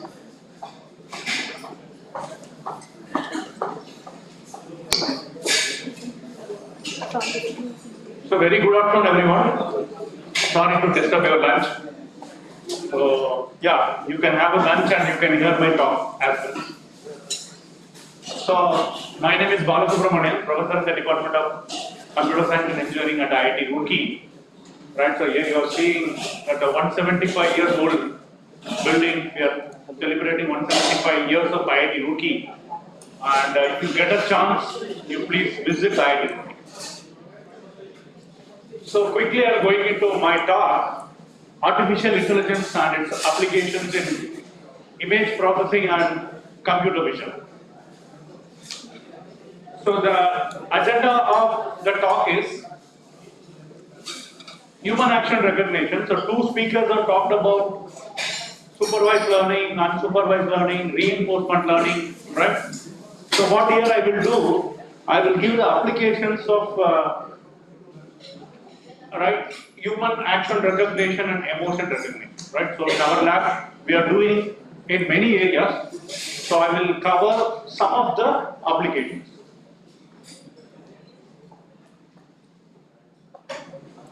So nowadays this CCTV camera or PTZ camera, they are very popular, right?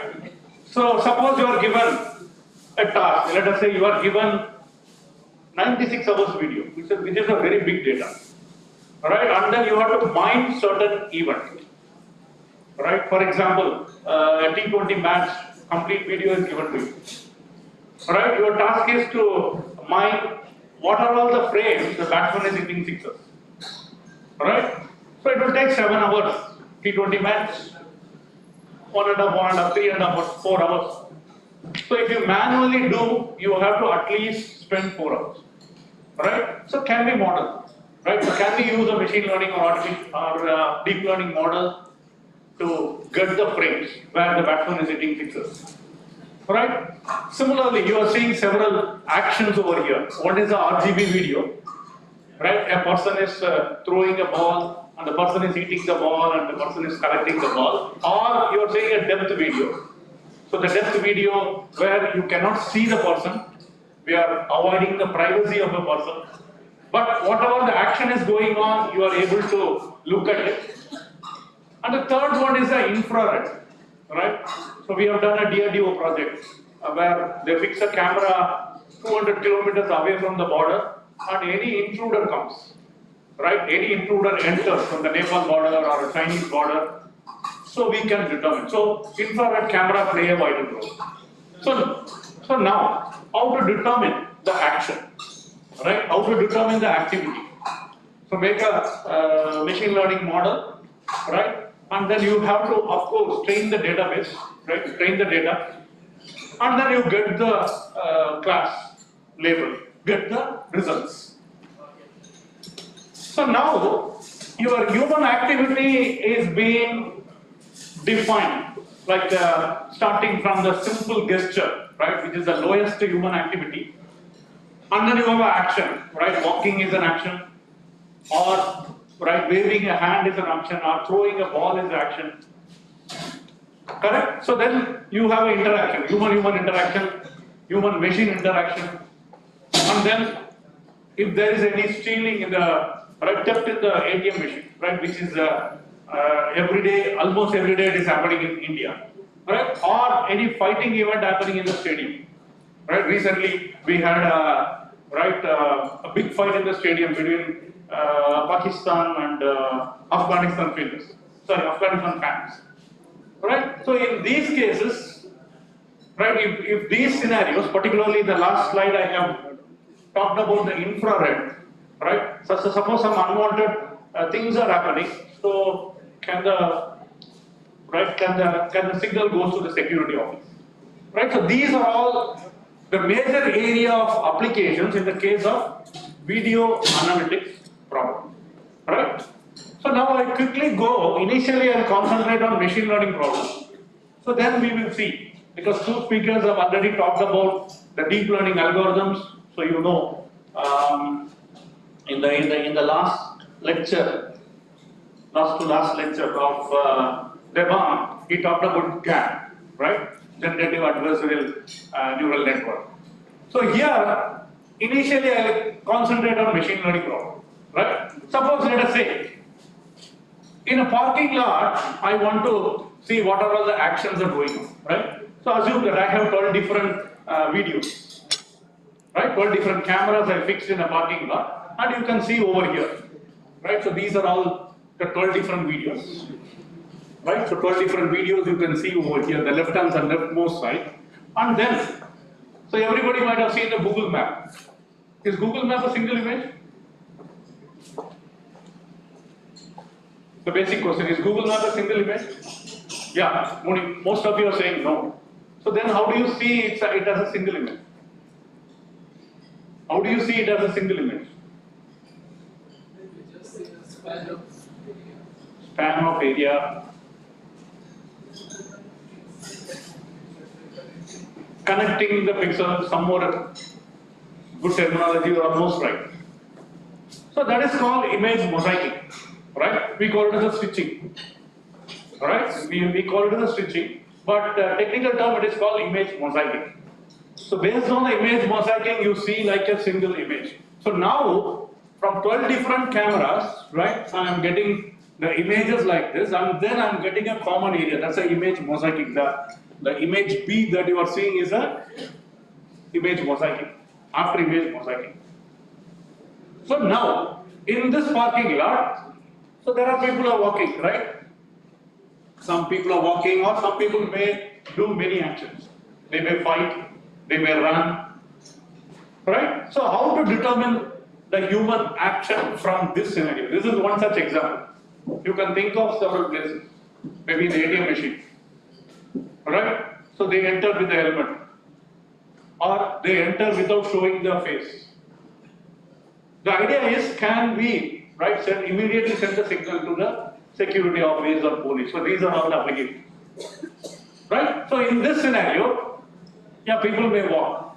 So the main idea of the machine learning problem or deep learning problems to extract the features, right? For example, here you are seeing the persons who are walking. So that is considered as a dynamic object. Whereas you are looking at the car is the static object. So now I have to determine the dynamic objects only. For example, in the ATM machine, somebody is entering, the person is called as a dynamic object. So we have to determine the dynamic object. To get the dynamic object, so suppose the video is given, right? So video data, some of you may be doing. Every second we will have some 100 frames or 200 frames, right? That means every second you have 200 images. Assume that you are given a one-day video, right? So 24 hours into 60 into, right, to calculate. Right? In a second you have 200 images. So this much big data you have to handle. So now, how to determine the dynamic objects? For example, here you are seeing a change frame, right? So j plus first frame or j plus second frame, the dynamic object, they move from x to x plus delta x and y to y plus delta x, right? So they had some movement. You can find out some movement, right? So this can be determined using, there are several algorithms, optical flow algorithm. In video analytics, optical flow algorithm, right? So which will determine, for example, the previous image, let us say the intensity of the pixel. And the current image, what is the intensity of the pixel? There will be a change. If it is a dynamic object, there will be a change. For example, you are seeing the person, right? So j plus 1 frame, for example, here you are seeing, right? So the next frame, the pixel value will change. Some of the pixel values will change. So that will give you the dynamic objects. So which you can determine using optical flow method. So you have to determine the vector, so which will give you magnitude and direction, and you can find, okay, so you will find the dynamic objects like this. So you are finding the binary image, right? So this is called as the region of interest. So any machine learning problem, if you work, the main task is to find the region of interest. So once I find the region of interest, I don't need to worry about, right? I discarded several images, several parts. For example, these are all called the static object. For example, car is a static object here, right? So next frame also, you are going to find out the same intensity of the pixel. So when you subtract both, the previous frame and the next frame, particular pixel, if you look at the gray level value, they are going to be same, right? So when you subtract, you will get 0. That's why you are getting the black pixels, right? When you are subtracting from the previous image, so here you are getting the black pixel, right? The black pixel is indicating that the object is static. So it is obvious. Whereas we are getting the white pixel in the dynamic, for the dynamic object. Right? So here you can see. Correct? So when you determine this, so there are several problems you have to find out the region of interest, right? So that means, so I'll go to the next slide, you will understand. So now, assume that you find the region of interest. Your problem is restricted to the region of interest. So now you have to determine what the person is doing. Whether the person is walking in the parking lot, or whether he is running, or some people are fighting. So that we can determine. So you are now having a binary image, right? So once you have a binary image, a traditional machine learning algorithm. So what do? You select the features. For example, I don't want to work on, let us say, thousands of pixels here. If most image you may have thousands of pixels. So you don't want to work thousands of pixels. You are going to select, right? You call it a select some of the pixels. You call it a feature selection, right? You call this as a feature selection. So what you can do, determine the skeleton of the image, the white image. I am determining the skeleton. For example, you know the definition of a skeleton. Human, we are against skeleton. Right? The idea is, so here now you are reducing the pixel. So here you may have thousands of pixels that will be reduced to tens of pixels. Correct? So that is called as feature selection. So from the feature selection, you are going to extract the features. Right? We'll see how we are going to extract geometrically a feature. Right? So you have extracted the features. The features are denoted by FVI, FVI plus 1 or FV1, 2, 3, feature vector. You have determined the feature vector. Alright? So assume that you are training several models. Right? You are training several models and you are extracting the feature. That means I am walking, I am running. So my feature will be different. Right? So for example, yesterday Professor Gaurav talked about supervised, unsupervised and reinforcement learning. Right? So supervised learning, suppose a robot is there and a truck of fruits are there. And you are assigning a robot to do the job to classify the fruits. Right? Assume that mango, apple, banana, etc. are there. So how it classify? So you are giving features. Right? You are giving features to the robot. Right? For example, banana shape is completely different from mango. Right? So based on the shape, color, texture, right? You are defining a class. Assume that 80% of the fruits you are giving a training to the robot. Then 20% you are testing whether my robot is classifying the fruits or not. The problem is called supervised learning. Right? If you are not giving any information to the robot, right? So you are giving only the truck of fruits. It has to classify itself. Right? So that is called unsupervised learning. And reinforcement learning. Right? Several places this reinforcement learning, right, are applicable. Right? Assume that a monkey is there. Right? If it does the correct job, you are giving banana as a gift. Right? That's a reward function. And if it does the job wrongly, you are giving a beat. Right? Which is a punishment function. So with the help of award and punishment, the monkey starts working properly. Right? Which you call it as a reinforcement learning. So your army, they are doing like that. Right? So if they are late, for example, the parade may start at 5 o'clock or something. If they are late for even 1 minute, they will get a punishment. Right? If they are, let us say, 10 or 20 classes, if they are even for 1 month, they are very regular. Right? 5 o'clock parade, they are coming at, let us say, 4:55, they will get a reward. So in army, particularly Indian army, they are working the reinforcement learning concept. So any machine learning problem, then you have the sub classes like the semi-supervised and all. But mainly, you can categorize as supervised, unsupervised, and reinforcement learning. Any problem, any paper that you pick up, right, in the machine learning domain, you will have like this, right, like these three learning algorithms. So now, yeah, I will focus on the supervised learning and unsupervised learning. So the problem that you are seeing over here, let us say initially supervised, that means I am training my model, the class label is being defined. So people are working for last 20, 30 years. So this is, nowadays is a simple problem. Supervised learning is a very simple problem. Right? But you should know how the supervised learning, in terms of application, it is working. So now, to select the features, right? I will go back to the problem. So I am first finding out the skeleton, right? I am finding out the skeleton. So to find the skeleton, so we have done the work on 3D objects. So given 3D object, how do you find a skeleton, right? So we referred our own work-based paper, right? So according to Google Scholar, this is cited by 308 researchers, right? What we have done, we have taken this algorithm for a 2D image, right? Suppose an image is given like this. So image is f of xy, right? F of xy is an image. So now, assume that I am differentiating function f of xy with respect to x and with respect to y. Dou f by dou x and dou f by dou y. Right? The pair is nothing but a vector. So you are seeing a vector. The next image you are seeing a vector.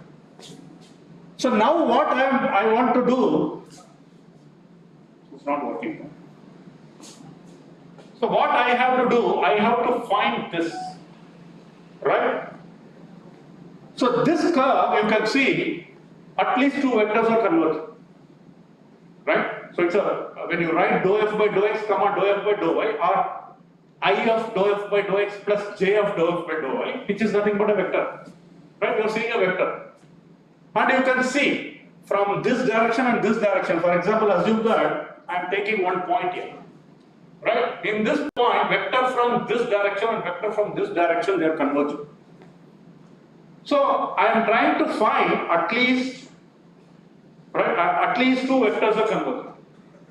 Whereas there are points vectors are not converging. For example, if I take here, two vectors are not converging. For example, I am taking one pixel here, right? So the two vectors are not converging. So at least I have to find out two vectors are converging. So when you find this, which will be nothing but exactly the center line, or you call it as a skeleton.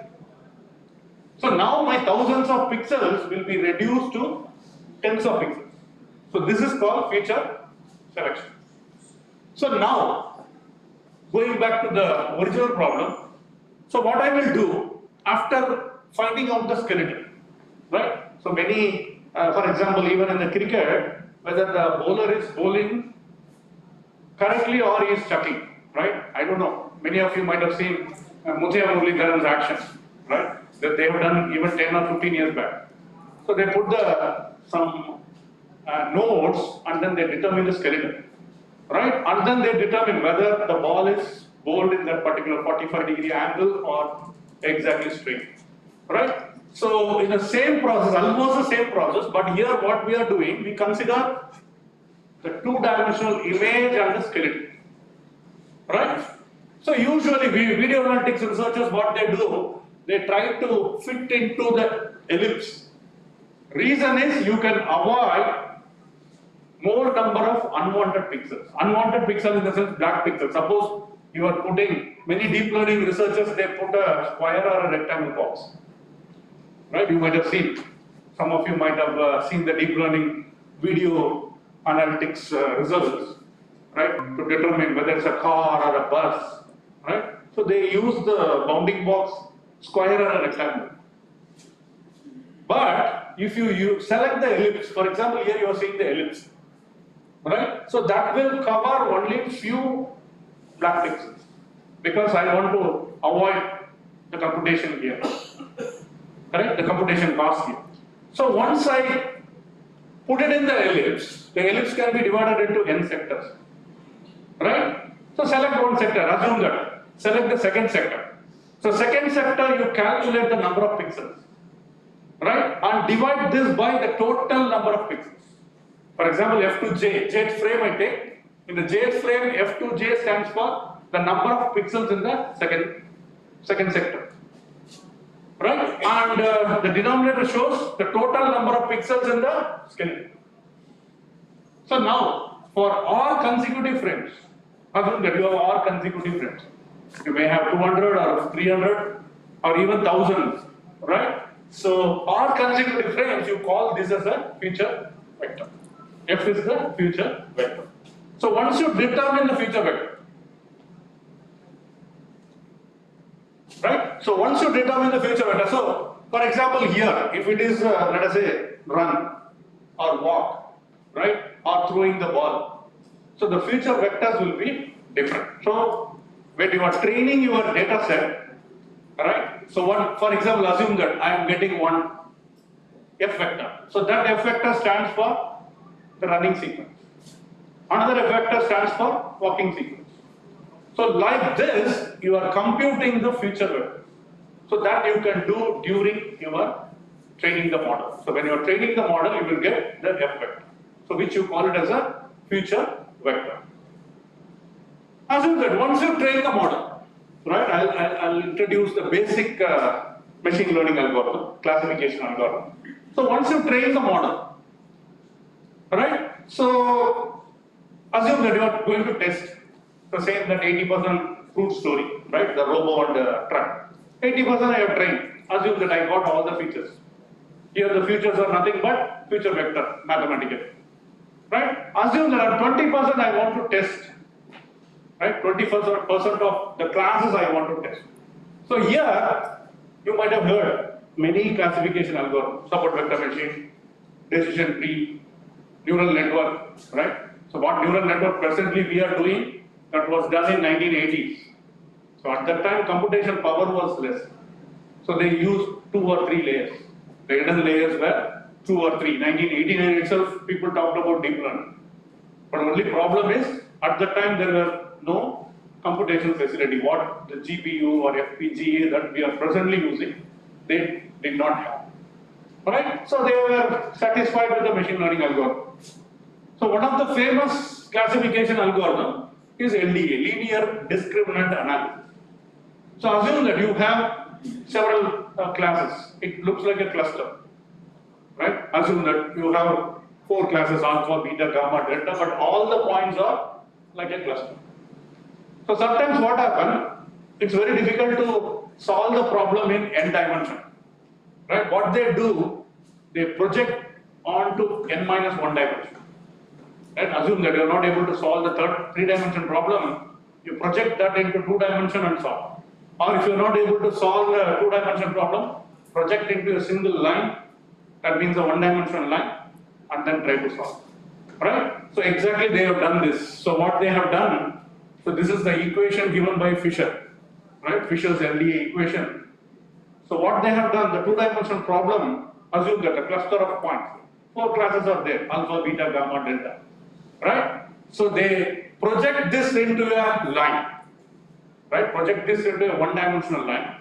So when you want to project, you might have taught your students eigenvalue and eigenvector problem. Alright? So here the direction is nothing but the eigenvector. The largest eigenvalues corresponding eigenvector. Alright? So eigenvector of SW inverse into SB matrix. SW is called within class scatter matrix and SB is called between class scatter matrix.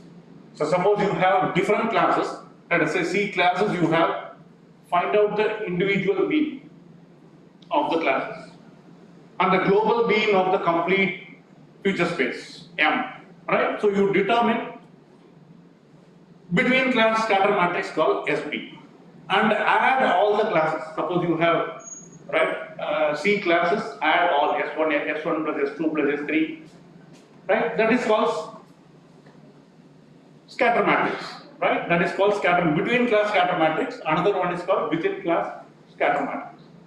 So once you find this, what will happen? You are finding out the largest eigenvalues corresponding eigenvector. That is, eigenvector is nothing but the direction. Vector, you know the definition, magnitude and direction. So there you are projecting. So you are not able to solve the problem in 2 dimensions.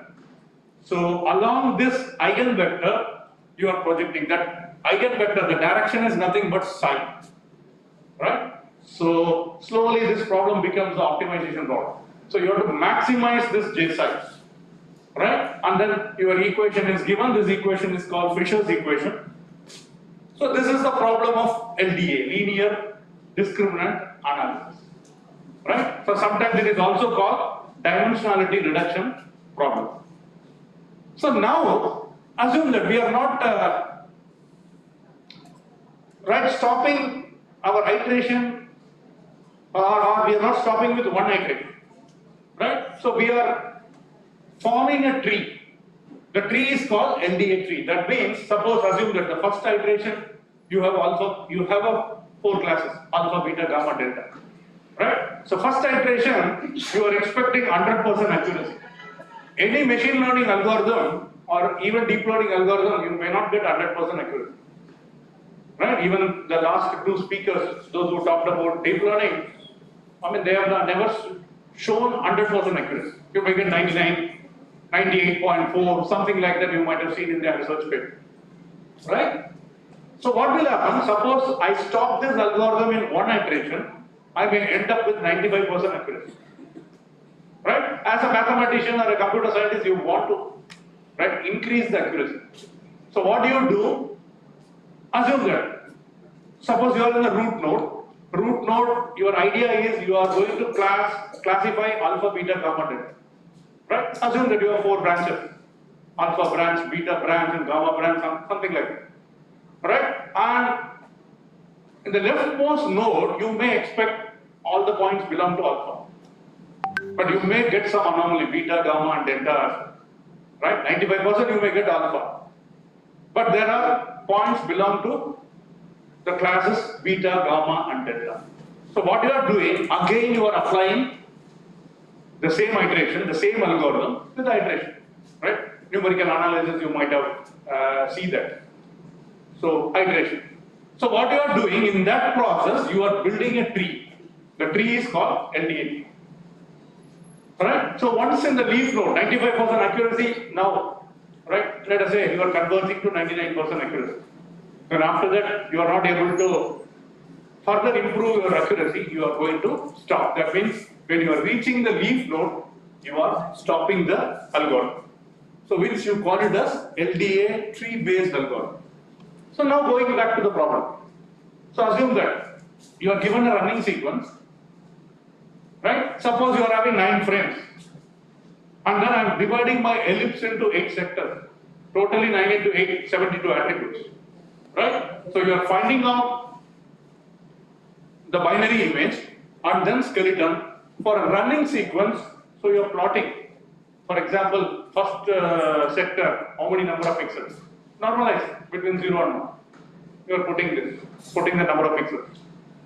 Right? So in that way, you can find 1 to 72. Right? So because you are dividing into 9 into 8 attributes, so totally you have 72 attributes. So you are plotting. So for running sequence, this is your histogram. Right? So running sequence you are training means this is your histogram. For example, you are buying a mobile phone. Right? So you are putting a security. One way is to do putting a fingerprint. Right? So fingerprint when you put, it is taking the features. Right? Minutia is a feature in the fingerprint. So you might have observed those who have bought the new Android or iPhone. So it will take your features. Right? Suppose you are the owner, right? It knows what is the number of features. So these features will be stored like a histogram like this. Right? Now suppose an intruder wants to access my phone. Right? He or she has also put the fingerprints. So now that will generate, that's a testing, that will generate the histogram. Right? So if those two histogram matches, your mobile phone is getting open. Right? If it is not matching, it will show you are not the owner. Right? So this is a binary class problem. So exactly for all the classes, the one you are seeing, right, the histogram will be generated. So now when you are going for the classification, so the histogram will be matched. This is what exactly the classification algorithm is working. Any classification algorithm, including neural network, so it is working like this. So the histogram has to be matched. Because you may have hundreds of classes, right? So for hundreds of classes, you are applying the classification algorithm. Neural network is one of the classification algorithms. LDA tree classification algorithm. Some of you might have heard support vector machine classification algorithm. Right? So these are all the classification algorithm. Now I have a histogram, which class it belongs to. So then the classes, so you can see, assume that these are all 20 different classes.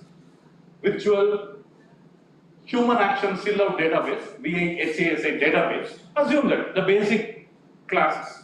So now my algorithm has to, your video is given, right? It may be 12 different videos in the parking lot. And it's a huge data. Even assume that 1 day data, so you have 12 different cameras. So 1 day data multiplied by 12, right? And then I have told all the procedure, feature selection, feature extraction, right? So now these are all the classes, right? So suppose I have these actions, corresponding skeleton, and then you are finding out the histogram, right? So let us test this. So before testing, I talked about LDA tree. So LDA tree, only one iteration if you apply, here you can find, right? Only one iteration if you apply, so the misclassification. The second row is indicating the misclassification, which is more. But when you use as a LDA tree, the misclassification is becoming less. Okay? So assume that after mosaicing, this is my parking lot. So now, what are all the actions, right? So when you experiment it, right? For example, a person is running, walking, 2 arms up, 1 arm up, sitting posture. So find out the silhouette. That means find out the binary image. So I have told you how to get the region of interest, right? The dynamic object. So then find out the skeleton, and then you are getting the features. This is a testing phase, right? So now it will match using your LDA algorithm or support vector machine algorithm or neural network, right? It is getting matched. So these features, okay, you have several classes. So then it will conclude that, okay, the person is running in the frame. Right? Next one, the person is walking in the frame. So you are extracting, you are testing, in the testing it will give the feature. So this feature with the help of LDA tree algorithm, so you are matching with the classes. Right? So in machine learning, so you have a concept called confusion matrix. Right? So confusion matrix, so in fact, Debanjan talked about this, what do you call, ground truth, right? So whatever results you are obtaining, measure this with the ground truth. So in order to measure this, you need a confusion matrix, right? So for example, LDA tree-based LDA tree-based algorithm is giving 98.5% accuracy. Whereas if you stop your iteration, it may end up with 95% accuracy. So this is one classification algorithm, right? So which you call it as a LDA. So this is 5 to 10 years old story, right? So now everyone has moved to the deep learning algorithm, right? Because the machine learning algorithm you may get 95% accuracy. You may not be satisfied. So shall we go and get 100% accuracy? That is why many researchers in artificial intelligence, right? So they move to the deep learning algorithm. You find anybody, or you might have attended some course, right? My friend from IIT Patna is here, Mahesh. He is also working on deep learning. So everybody has moved to the deep learning algorithm. So whatever I talked till now, it was a traditional machine learning algorithm, so that you will understand what exactly the machine learning is. Right? So now here, I will show some deep learning algorithm as well. So suppose this is a data set which is obtained from University of Texas. UT stands for University of Texas. So here you can see the person is a video. We have taken some snaps. Right? The person is doing some action. Swipe left. Right? Swipe right. Throw. Push. Right? Also assume that the person is wearing some wearable device. Yesterday Professor Gaurav talked about the wearable device. Right? Assume that a person is wearing some device. So now I have to determine the action using the deep learning. Right? Also, some of you may be knowing convolution neural network. This question was asked right in the morning. Right? So here what we are doing, your input is RGB video. Right? A person is doing some action. RGB video is the input. Whatever, right? The movies that you are seeing, it's a RGB video. That RGB video is the input. And then the person, I said, right, the person who is doing action is having a wearable device. Let us say smartwatch, right? So which will generate the data? We call it as a gyroscope data, right? The data is called gyroscope data. Also, we can find the skeleton. In fact, in the previous machine learning traditional approach, I said how to determine the skeleton, right? So now, a given video, we determine the stacked dense flow difference image, SDFD image. From the video, you are finding stacked dense flow difference image, which is a 2D image. And then you have a one-dimensional gyroscope image, and also you are having the 3D skeleton, right? So assume that you have 3 different data, right? Different data in the sense same problem but different data. One is a RGB video, you are converting into 2D image, and your smartwatch, which will generate a data, you call it as a one-dimensional data, and then 3-dimensional skeleton you are generating, right? Based on the action, you can find out the 3D skeleton. So now, for a one-dimensional data, we train the model. So this is the input layer, the one you are seeing the left in the neural network, right? This is the input layer, and this is the hidden layer. So one-dimensional data you are training with one-dimensional convolution neural network, and 2-dimensional data you are training with 2-dimensional convolution neural network, and the 3D skeleton. So this is trained with recurrent neural network. So the one you are seeing in the middle is called the hidden layer. The neural network, that is called hidden layer. So basically, so everybody know deep learning is nothing but neural network is nothing but a rice mill, right? So rice mill, what you are doing, you are giving a rice. Final output is the flow, right? So in the middle, what is happening? Nobody knows. So that is a black box, that is a hidden layer. So you are giving a rice as the input, and you are expecting the flow as the output, right? So the rice you are giving, that is the input layer, and the flow that you are getting, output layer. So the hidden layer, what is happening, right? Some machine is there inside, and then it is crushing the rice, right? So in a similar way, so the hidden layer, it's kind of a machine. Correct? So it is keep on, so assume that in the rice mill, suppose you are giving a rice, assume that you are getting output, but you are not satisfied, right? You are seeing, right? You are seeing, and then, okay, you have not done properly. Most of you might have known, right? So that means when you are looking at the output, you may not be satisfied with the classes, the class labels that you are getting as the output, right? So what you are doing, again, you have to do. So that means you are changing. Here, technically what you are doing, you are changing your weight and bias, right? The concept called weight and bias in neural network, you are changing. You are changing the weight and bias. You are not happy with the whatever the output that you are getting. The rice is not, right? Still you are finding out it's not very nice, right? So again you are giving. That means you are changing your W and B, weight and bias, right? Again it is being crashed. You are trying to get out. So when you are changing your weight and bias, your future vectors, right? So will be changing, right? The future vectors will be changing.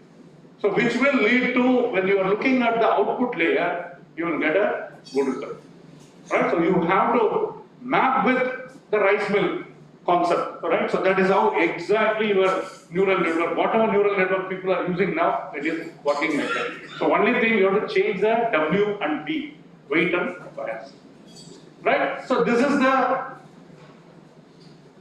convolution, concept of convolution neural network and recurrent neural network, right? So this is giving 97.91% accuracy, right? The deep learning model with the University of Texas data set.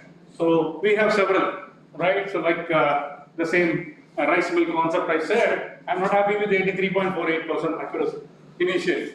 So then I keep on changing, right? So this is how exactly the researchers are doing, right? Those who are working in deep learning, so they are doing, so they are trying to change the feature vectors, right, by changing the weight and bias, right? So we have done several experimentation and we ended up with 97.91% accuracy. So this is one sort of work. Another work, so recently I found many startup companies have come, right? Assume that a person who cannot see this world, right? And they want to observe something, what is going on in this world, right? Most of you know Google Glass, right? Most of you know Google Glass. Assume that a person who cannot see the world, we put a head-mounted camera, right? Exactly here. So instead of eyes, so we are lucky, we can able to see the world. So we'll put a camera over here, which we call it as a head-mounted camera, and then assume that it is connected with, by some means, nowadays IoT is very common, or with the Bluetooth we are connecting this with some device, let us say mobile. So now suppose, so these are all the activity, we call it as an ego-centric activity. Ambulation, for example, walking. Walking is called ambulation, walking or using elevator, right, sitting. So these are all called ambulation. Daily activities like eating, drinking, texting, office work, exercise, we know. But, so can the person who cannot see the world, right, observe this, right? Many startup companies I have seen, right, so they have come up with a model. So they have the head-mounted camera connected with the device, so it will tell, so when you are walking, right, some hidden things are there, right, something will stuck you, so you don't walk in this direction. Right? So your mobile will talk. So this is called the vision and language. The famous problem in computer vision and language. So suppose you are going, let us say the person is going near metro, let us say in Delhi, right? With the symbol, metro symbol will be there. The symbol is, right, saying that you are near metro, right? And then some of you might have used the Google Glass, right? So the US, during driving they use. Right, so when they use, automatically the map will come, right, in the monitor itself, in the glass monitor itself. So when they drive, right, automatically, so suppose they wear a Google Glass and then that will show the path, right? So in a similar way, assume that the concept, can this work for a person who cannot see the world, right? So which it is termed as the egocentric activity. So here, right, head-mounted camera is an input, right, like a Google Glass. That is what I gave the example. Right, head-mounted camera is an input, and yeah, one RGB video, and assume that a person is also wearing a wearable device, right, a smartwatch. Right, so from these two input sources, right, so can the person, right, the person who cannot see the world, observe what is going on. Right? So this is the egocentric activity. So problem here is you have to find out the approximate dynamic image and the stacked difference image. You call it as the ADA and SDA. Whenever the 3D video, 3D in the sense it's an image, and in the time is also a third dimension, we call it as a 3-dimensional, right, video. So from the 3-dimensional video, we are finding the 2-dimensional images, ADA and SDA, approximate dynamic image and stacked difference image. Right? So once you find this, so here you have two input, video is one input and the wearable device, right? So that will also generate data, right? That is a 1-dimensional data.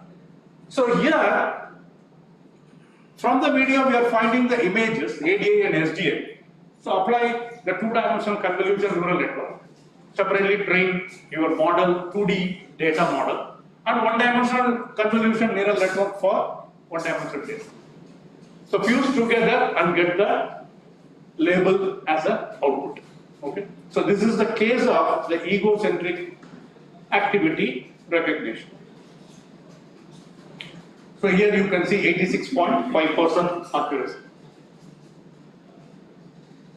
So similarly, the night vision. So during night, so for example, this data set is a simulated data set where we have taken in our IIT Roorkee campus.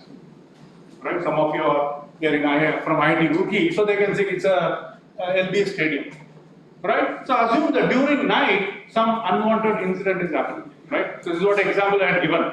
So during night also the intruder may enter from the border, right? So DRDO, what they have done in Dehradun, they kept the camera 200 kilometers away. So 200 kilometers away, they can able to capture the images and the video. Alright, and then, right, so it has to suppose some of the unwanted incidents. So this is a simulated one, so no need to worry. So suppose somebody is carrying a gun, or some people are fighting, right? Or so many kicking, fighting, right? So many classes I have put here.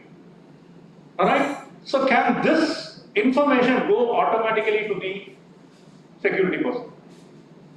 Right, so that is what the idea of this work, right? So during night, so you put an infrared camera, and these are all some of the actions. So these are all the simulated actions, right? Again, you can see. So when you apply our friend deep neural network, so here only the infrared image is the input, infrared video is the input, right? And then you have to find out. See, when I am giving this infrared video. For the human vision, we will focus only on the persons. So when this video is given to you, when this image is given to you, you will focus on only the persons what they are doing. We will not worry about the background. So which is called as salience, right? When the human vision is seeing only the human what exactly they are doing, that is called salience. So here the salience is the human. So what we do, we know how to find out SDFD, the stack dense flow differentiable. So here SSDA, stack saliency differentiable, right? So locally and globally, when you train using, let us say, convolution neural network and get the classes, right? Get the output. So these are all some of the applications, right? With the help of convolutional and recurrent neural network. So here you can see 75.17% accuracy because it is the image that we are taking is in the night, right? And another application, right? The very important application which you call it as a sign language recognition. In IIT Roorkee, we have a school called Anushuti, right? Their students, they cannot talk or hear, right? So when they want to communicate each other, they use some sign. Right? For example, here you are seeing the American Sign Language, right? So whenever any language you learn, you start with the alphabet, right? For 26 different classes, right? 26 different letters. So this is a sign. Some of you might have seen the news, right? For hearing impairment, right? So you have to start with the alphabets. For A to Z, these are the different signs. So then you have to move on to words. Right, from bag of words. Then you have to move on to sentences, paragraphs. Correct? So assume that I am putting a mobile or some device in front of them and then assume that they are doing some action. And my mobile has to convert what exactly they want to say. Let us say speech. This is also a problem called vision and speech. Right? I am putting my gadget in front of them and then they are doing the action, sign language, the proper sign language, and then it will be converted into speech, what exactly they want to convey. And not only that, we have to do the inverse problem, right? So we are going to speak, and that will be converted into their sign language, which is called as the sign language recognition problem, right? So initially we started with the usual traditional machine learning algorithm. For example, you use a wavelet transformation for feature extraction and support vector machine for classification. So main idea is when you are learning alphabets, right? Assume that you are in standard 1. Nowadays even LKG, right? The children are studying ABC, right?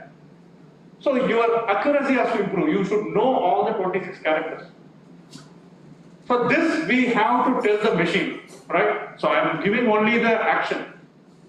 The machine has to find out whether it is A or B or C or up to Z. Correct? So we slowly improved our algorithm. At one point of time, you can see, right? I put only A to F because of the space, right? So, for example, wavelet transformation as a feature extraction and LDA as a classification algorithm. The accuracy goes up to 98.83.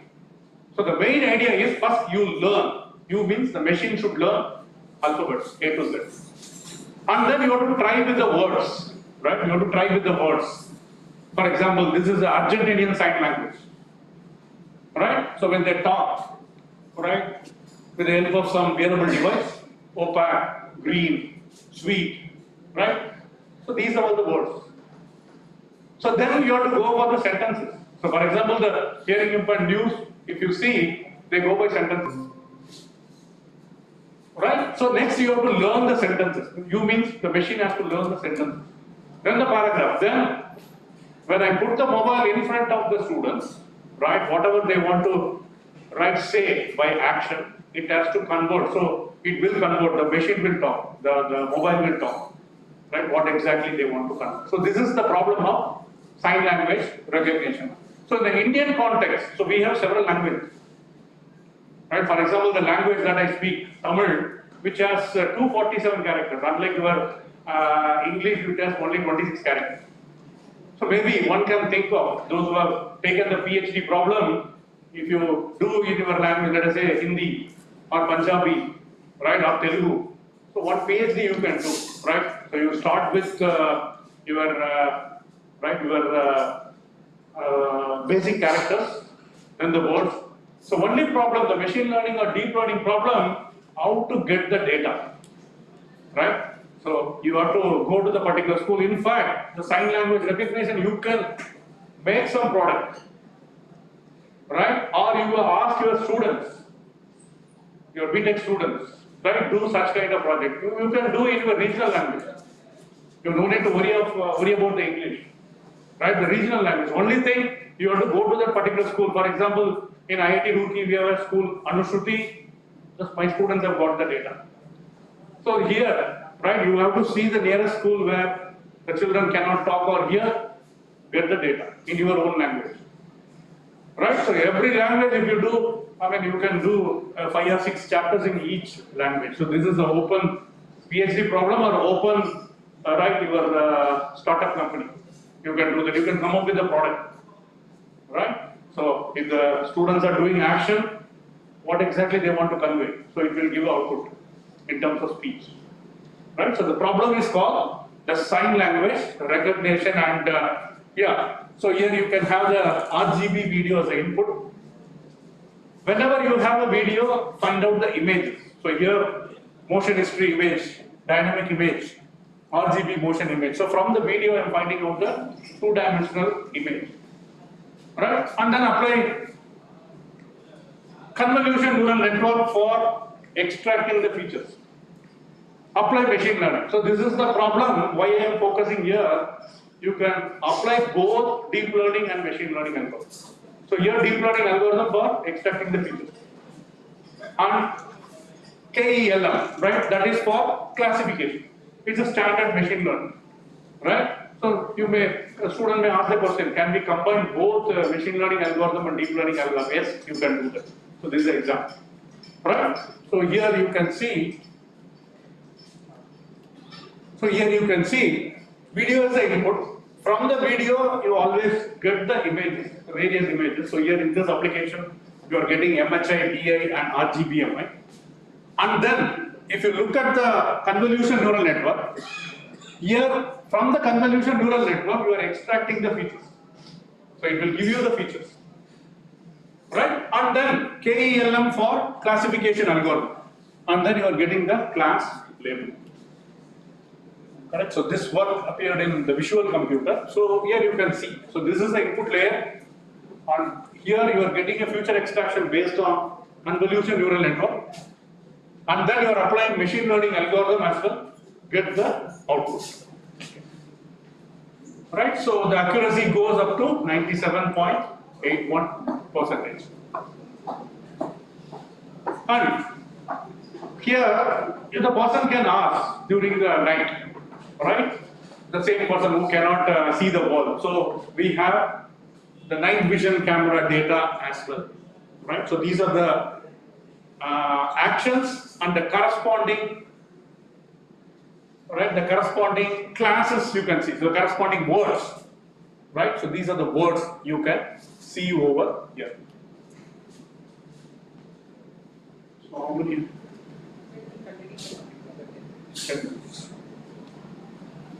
So the next application, so in fact, in the morning, right, one of the applications, right, the GAN. So here, assume that you are seeing a video, a parent dancing, right? So let us assume you are having video only up to 0 to 5 minutes, right? Now the task is, can we generate 5 to 10 minutes? Right? For example, a classical Bharatanatyam dance. So assume that you know the steps, right? Suppose a person has started, you know, right? As a human, you know the complete step. But you have a video, assume that only 5 minutes. You are losing 5 to 10 minutes. Correct? Morning you have observed the talk, right? From Rebon, right? He has talked about the GAN, Generative Adversive Network. So now the idea is, assume that I have up to 0 to 5. That is called T. The blue in color, I have a data. So can I generate, right, the remaining part, let us say 5 to 10 minutes. Right? So we have done with the help of deep neural network, deep recurrent neural network. Right? RNN, recurrent neural network. So here, the task is to predict and then generation, right? So what will happen? Up to 5 to 10 minutes. So assume that you have to train your model, right? The various dances are there. So you have to train the model exactly the speaker that he has talked about GAN, I'm talking about the application. Right? So you can generate 5 to 10 minutes video, you can generate. Or further also you can do that. So those are all the applications. So it can be used for the action recognition, it can be used for surveillance, it can be used for healthcare, right? So the idea is we are going to generate.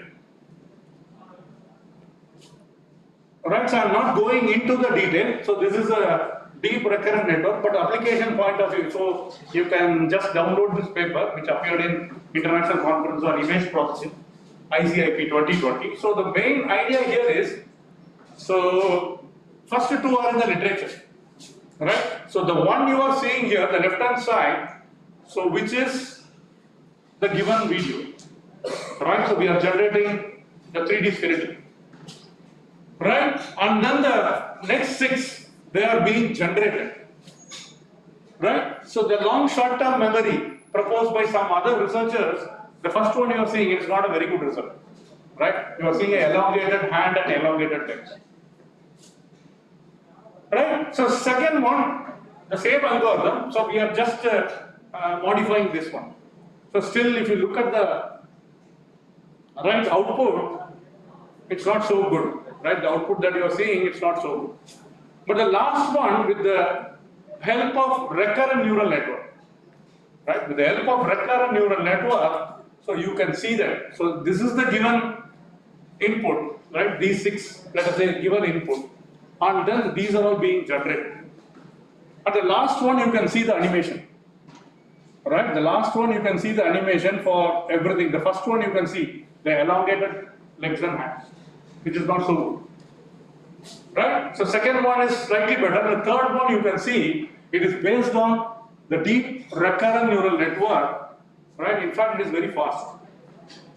Right? The third one is very fast. So these are all the generated ones. Right? From the actual one, you can generate. That means, right, the virtual reality people from the skeleton, they can determine the images, determine the volumes. Right? So 5 to 10 minutes video. You have only 0 to 5 minutes. So can you generate 5 to 10 minutes? Rest of the times, can you generate? Can the machine can generate? Right? So this is what the another applications. Whatever, right, the previous speaker, Tom, GAN. So these are all some of the applications. I'm just continuing whatever E left. right at the last part of my talk, okay, so you can see the title. So sentiment analysis for Sanskrit text, right? So many algorithms people have done with the English, right? So here we have picked the Sanskrit text, right? So and then we have determined, for example, original Sanskrit sentence is given, right? So this is the original Sanskrit sentence. So we have taken the complete data from IIT Kanpur's Valmiki Ramayana. You can just Google IIT Kanpur dataset Valmiki Ramayana, right? Which is a Sanskrit text. So we developed the translation Sanskrit to English, right? So this module that you are seeing, right? One of my PhD student has done. So that will convert Sanskrit to English, right? In the morning somebody asked a zero shot, right? So when you don't have any label, right? Somebody asked the question to the previous speaker, what do you mean by zero shot? For example, here we have a Sanskrit text, right? Here we are determining the emotions or sentiments, right? So initially we started. So these three are the sentiments: positive, neutral, negative. Right? If I write the hotel is excellent, positive. Right? If I write the hotel is not good, right, which is negative. Or somebody says it's okay, so which is neutral. Right? So these are the three sentiments. So I talked in English, you understood. But suppose in the Valmiki Ramayana, assume that, right, when you study it is completely in Sanskrit. Right? Anyway, I hope it's a Devanagari script only. Right? So you will find the Devanagari script. So from here, what exactly? So is it a right positive statement or a negative statement or a neutral statement? Right? So the original English conversion is dear brother Lakshman. Right? Whatever the Sanskrit word it is there. So this we got, right, machine translation. Again you can see, right, a lot of the neural network concept that we have used, right, and then it is translating to English. Right? So from English, yeah, one can easily, because several algorithms are there, right? So determine these sentiments, right? So once we generate this, right, in fact, again, right, you have seen the difference between the generator and discriminator, right? The previous speaker talked about the valid or invalid dollar, right? So the police and thief story. So here you can see the application, generator and discriminator, correct? So then you are passing on to several layers, and then we have determined this positive, neutral and negative. It is a right very initial level work, right? So you can think of several languages, your own language, right? Indian context. So we have to think of the Indian context. So we have to preserve our tradition, right? So here, so many people are there. For example, he speaks Marathi, right?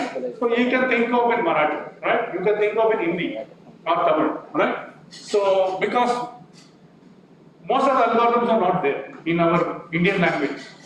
Whereas you can find these problems, maybe many teachers who are teaching database or data mining, right? You take the English language, right? How the hotel is, how the flight is. So you go and see the feedback. Okay, it is getting 4.3 star, 4.5 star. Everything is in English. You can't find it in Hindi or Tamil or anything else. So it is opening up. So you can think of working on our traditional language. So that's strike in our mind. So we have done this particular work, and in fact, the translation accuracy is 87.5, right, from the Valmiki Ramayana dataset from IIT Kanpur, and then when we run for the Sanskrit, we are getting 92.83% accuracy. And also you can see several, right, the deep network algorithm. So you can see for the positive, neutral and negative. So these are the scores, right? The scores are denoted as average virtual score, original and translated English score, right? So you can see the proposed method. So these are all the existing, right, methods we tried, right? So nobody has done that, but we tried. But almost, if you look at the proposed one, right? So the scores are much better than compared to the previous approaches, right? And recently this has got the media attention, right? So you can Google this, right? So this is from NDTV, right? And in fact, you can see September 22nd one, very recent. And this is India Today. Right, so nearly, how many hours has gone? 1 hour or 1 hour? Yeah, if you have any questions, yeah.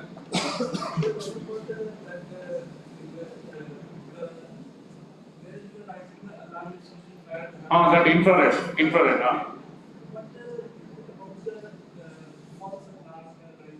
Yeah, that happens. See, the machine learning algorithm, that we have to improve our algorithm. Yeah, false can happen. False can always happen. That is what, whenever in my talk you can find, you may not get 100% accuracy. Right? So you have to train your model. Yeah, you may fail. Most of my algorithms that I mentioned, it is not 100% accuracy. Yeah, false alarm can happen. So for that we have to further improve. So it is open to the rest of the researchers. So we have started. So this is the way you can do it, but you can think of always improving this.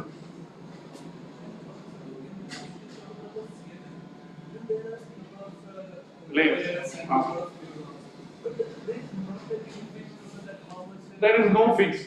So some researchers they take 13 hidden layers. So it is all depending on the applications. Yeah, that's what I gave an example, the rice mill example. You keep on grinding. You keep on grinding.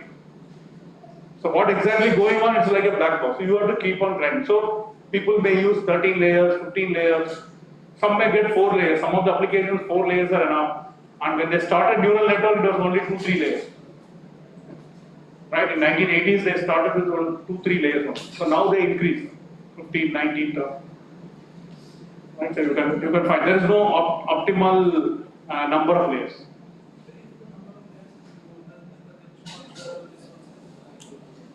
Nowadays, you don't need to worry. That's what the other person, the CP, we talked about hardware. So nowadays, we don't need to worry. One more thing, explainable AI. Explainable AI is there. Yeah, he's right. Explainable AI. He's also working in some of you might have attended his FDP in IIT Patna. Yeah, somebody saying yes. So that's called explainable AI. So there is no any optimal number of layers. It is all depending on the machine. So in some of the new machines, you may get a very nice flow. And if it is an old machine, you have to do 2-3 times. That means number of layers. Maybe you may get the convergence. Even the 7th or 8th layer itself, you may get the convergence for weight and bias.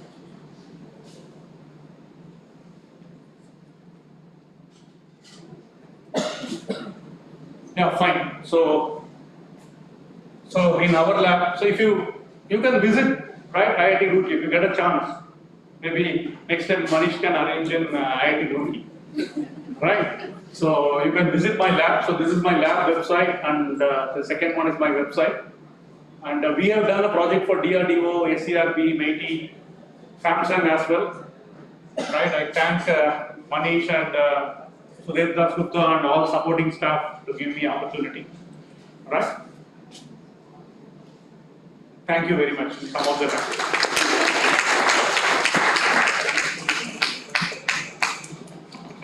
So if you have any questions, you can always email me.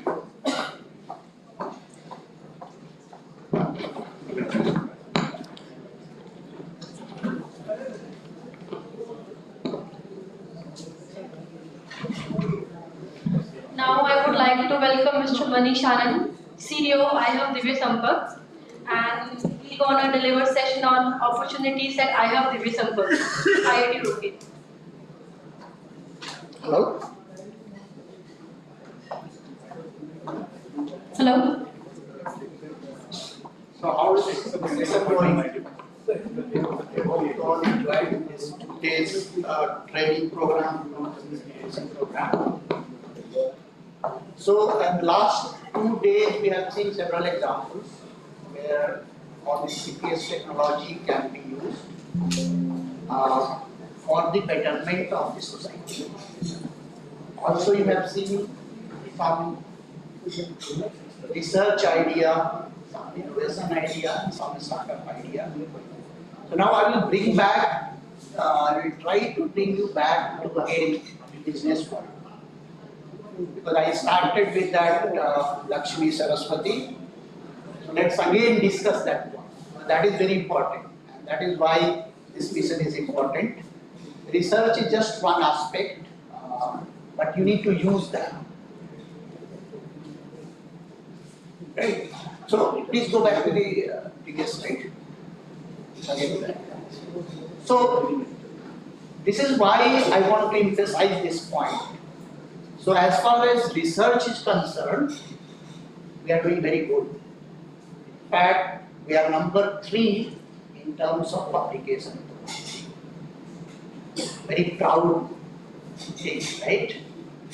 But when it comes to innovation, like converting that idea into a product, we are somewhere near 70s. So that is not a good situation. And we cannot sustain this forever. Right? Government cannot keep on pumping money only in research. So money should come out of that. Right? So that is why this is very important. So yesterday I mentioned that invention requires huge resources, right, in terms of money. So if you look at the left side picture, there is a net money inflow. But when you are converting that innovation, knowledge into a product, then money is coming out. Right? So here money is coming out because you have converted this into a product or services, and then you will be able to sell in the market. Right? So when you are talking about innovation, you need to consider market.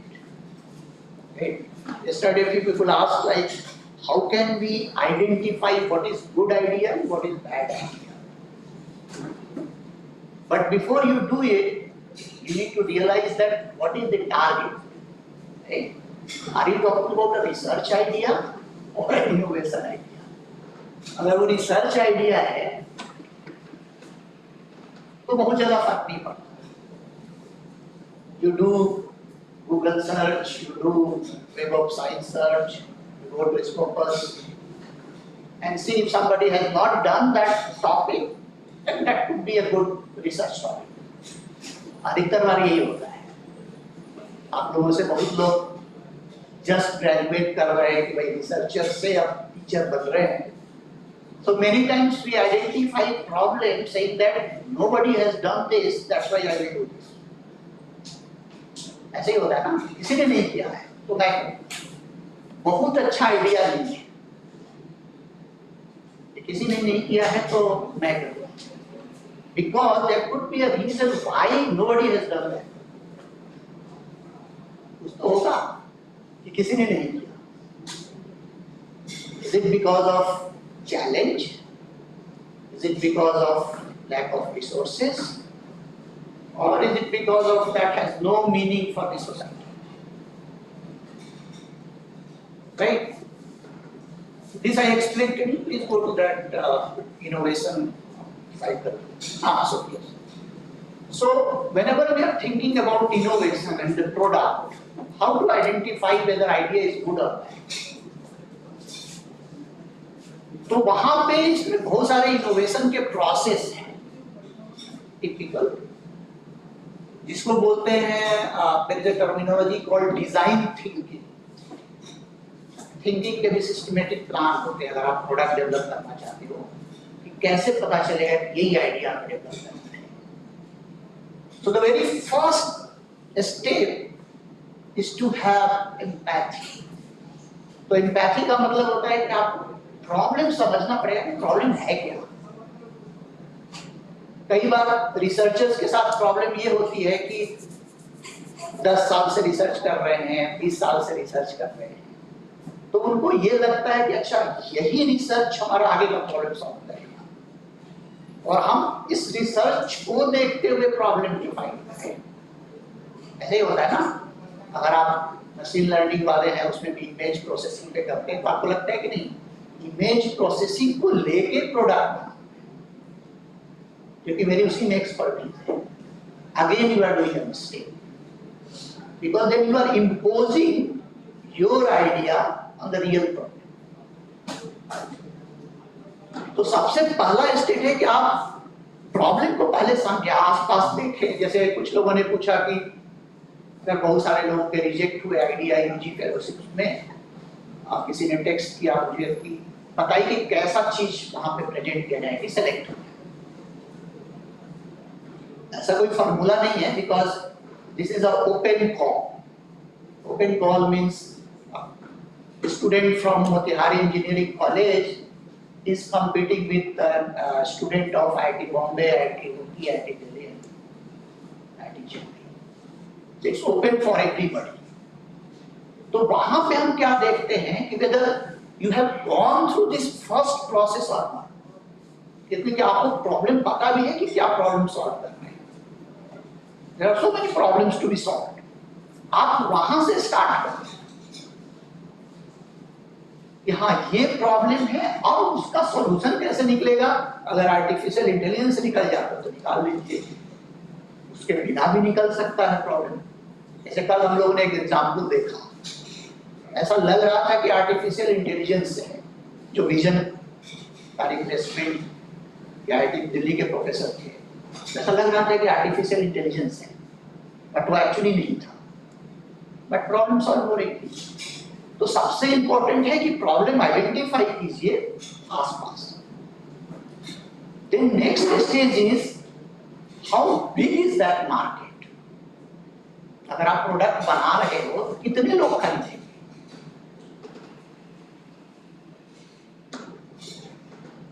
अगर market नहीं है तो क्या अपना time और money उसमें invest कर सकते हैं? उसमें कई लोग कर सकते हैं, क्योंकि हर किसी को स्टार्टअप नहीं शुरू करना है और हर कोई कर भी नहीं सकता। अगर 100 लोग होंगे तो मैक्सिमम डेटा बोलता है कि 10 लोग ऐसे होंगे जो कि स्टार्टअप की बात करेंगे, उस काफी ट्रेनिंग के बाद। तो हम कौन सा प्रॉब्लम करें तो अल्टीमेटली स्टार्टअप में कन्वर्ट। इसके दो अप्रोच हो सकते हैं, एक कि मैं ही खुद करूंगा स्टार्टअप, या एक ये भी अप्रोच हो सकता है कि चलो मैंने तो डेवलप कर लिया, आइडिया डेवलप किया, प्रोडक्ट डेवलप किया, maybe somebody else will take to that next level और मार्केट। हर किसी को बिजनेसमैन बनना जरूरी नहीं है, लेकिन आप दूसरे को हेल्प तो कर सकते हैं। आप अपने स्टूडेंट को दे सकते हैं, वो उसको आगे बढ़ाए।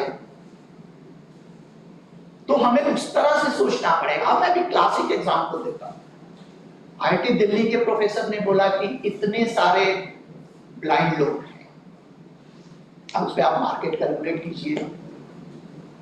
So normally in startup world they call it total addressable market. कितना बड़ा मार्केट है, $1 बिलियन का है, $2 बिलियन का है, क्योंकि उसका कुछ पार्ट आप कैप्चर कर पाओगे, है ना। अभी एक क्लासिक एग्जांपल, लास्ट एग्जांपल था। कुछ चीजें फैसिनेशन वाली होती है, आप देखने बड़ा अच्छा लगता है, लेकिन अगर आप मार्केट पर्सपेक्टिव से एनालाइज करोगे तो लगेगा कि इसका कोई मार्केट ही नहीं है। किस एग्जांपल की बात मैं कर रहा हूं? अभी जस्ट वो एग्जांपल स्क्रीन पे था, काफी अच्छा प्रोडक्ट दिखा, लेकिन अगर मार्केट के हिसाब से एनालाइज करोगे तो लगेगा इसको खरीदेगा कौन। किस एग्जांपल की बात कर रहा हूं मैं?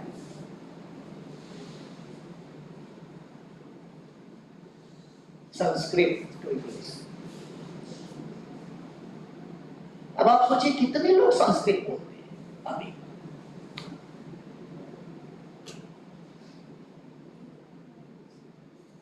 और कितने लोग आपका ये प्रोडक्ट यूज करेंगे और कितने लोग उसके लिए पैसे देंगे आपको।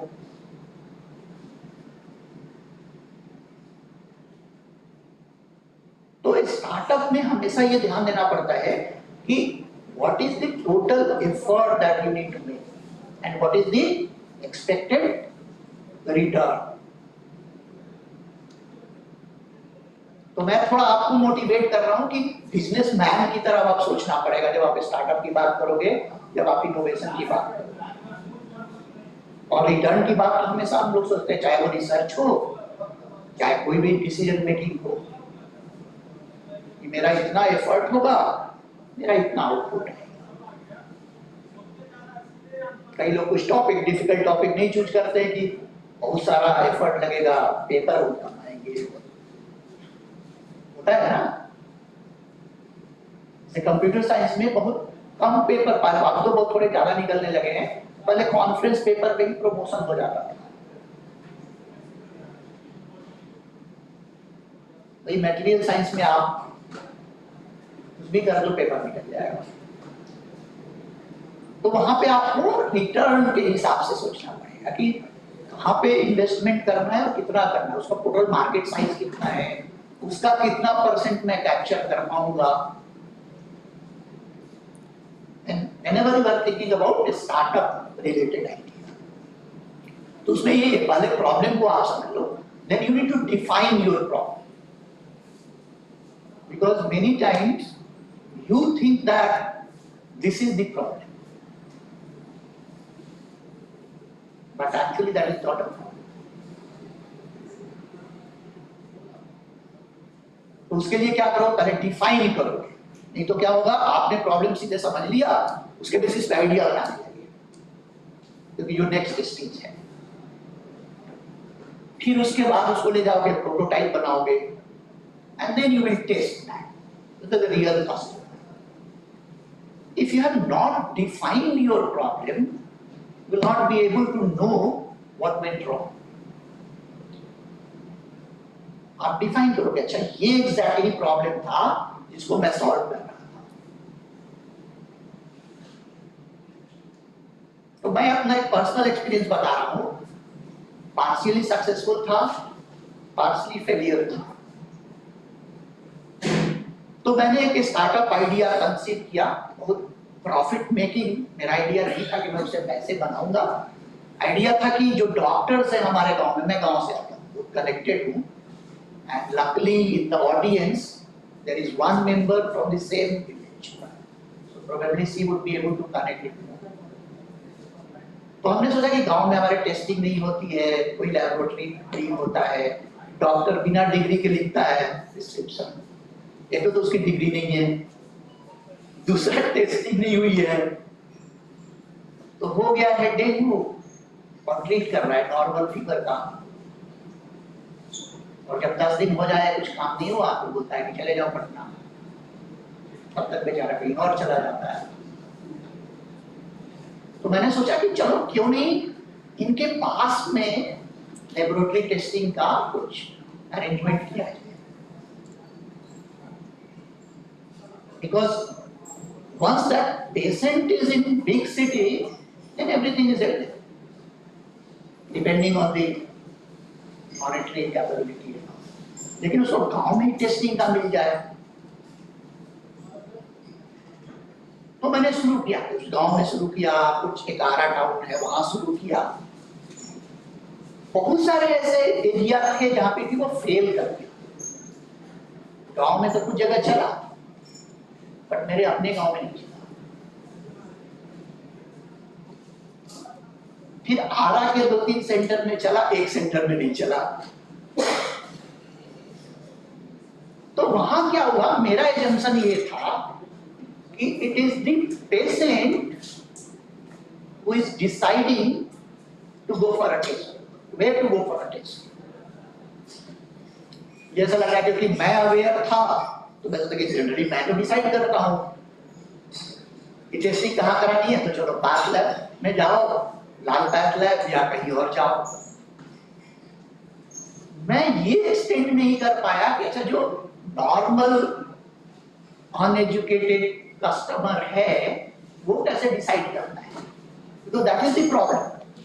सो that was the problem I was trying to solve. उसको एक्सेस मिल जाए, लेकिन क्या मैंने प्रॉब्लम को समझा ठीक से?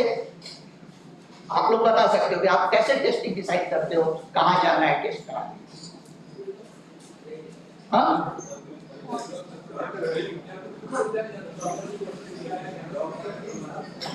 अधिकतर टाइम अगर आप अवेयर नहीं हो, डॉक्टर डिसाइड करता है कहाँ टेस्टिंग.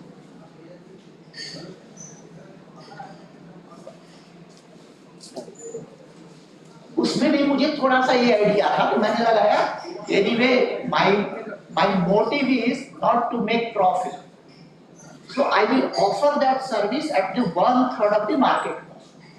क्योंकि मुझे जितना चाहिए रिसोर्सेज उतना ही बस यूज करूँ ना, प्रॉफिट तो मुझे लेना नहीं है. उसके बाद भी फेल किया, क्योंकि कस्टमर डिसाइड नहीं कर रहा, ये डॉक्टर डिसाइड कर रहा था कि आप यहां जाओ. So that is why it is very important to understand what exactly is the problem. So that is the very first step. If you are missing that point, then all your investment in terms of time and money will be useless. तो आप देखिए कई problem है, and normally I would suggest that you do not go by Google Baba. तो जो अभी Motihari engineering college की बात हो रही थी, जितने रिजेक्ट हुए वो सारे गूगल बाबा के प्रोडक्ट थे. So everybody is trying to solve traffic related problem, everybody is trying to solve ambulance related problem. Emergency में एम्बुलेंस कैसे मूव करेगा? That is not your original idea. You can think of many idea which is close to your city, town, that are unique. और हो सकता है उसी तरह के बाकी जगह भी प्रॉब्लम होंगे. Then you can go for a bigger market size. तो ये थोड़ा ध्यान रखिएगा. So these are the 4-5 steps.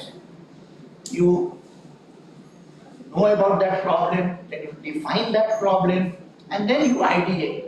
तो कल किसी ने पूछा था कि अच्छा आइडिया का क्या इम्पोर्टेंट, तो आइडिया का ये इम्पोर्टेंट, प्रॉब्लम आपका डिफाइन हो गया है, and then you try to solve that problem through different ideas.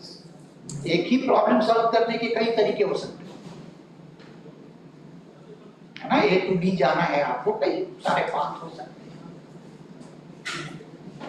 And then you do prototype, you make that in your lab. So whenever we are talking about the UG fellowship, so idea is that at least they can go for a prototype,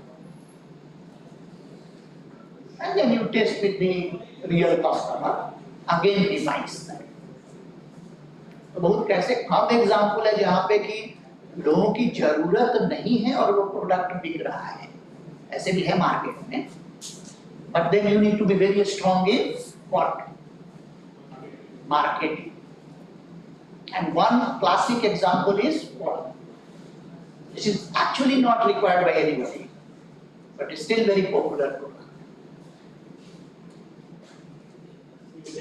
हाँ? No, cigarette तो है. And there is a reason, because biologically nicotine is required. आपकी body भी nicotine produce करती है, आप cigarette पीते हो, बॉडी निकोटीन बनाना बंद कर देती है, फिर आपको लगता है और सिगरेट पिए, फिर बॉडी भूल जाती है बनाना निकोटीन, वो कभी छूटता नहीं. तो उसकी तो जरूरत है अगर आप ऐसा सिचुएशन क्रिएट करते हैं. Coca Cola is the best example. उसे कभी प्यास नहीं बुझती, एक्चुअली में नहीं बुझती, बट आमिर खान आ जाते हैं, सलमान खान आ जाते हैं, प्यास लगने लगती है. But here we are talking about pure need based product, जिसकी जरूरत है. तो उसमें वो देख लीजिएगा कि कितना मार्केट है, क्या है. Next. So as I said, looks very easy कि अच्छा ऐसा कर लो, वैसा कर लो, ये हो जाएगा and you will make money. but that process is not that easy. And there are many valley of death, we call it in innovation ecosystem. That you start with that idea, go to that prototype level, and you are actually going to test it, then you realize that, oh, there is a big gap still. Then you need more resources. And by chance, अगर resources नहीं मिलते हैं तो क्या होगा? ये drop हो गया. तो एक वो पहला value of death आ गया. Another value of death is when prototype is good, you test it in the market, then there is a growth phase where suddenly you need 10 crore or 15 crore worth of money to take it to the everybody suddenly, because you need to act very fast. Again, if you miss that funding, another value of death. तो कई बार आप लोग सुनता होगा startup के पास idea तो बड़ा अच्छा था, शुरू में चला भी था, फिर क्या हो गया?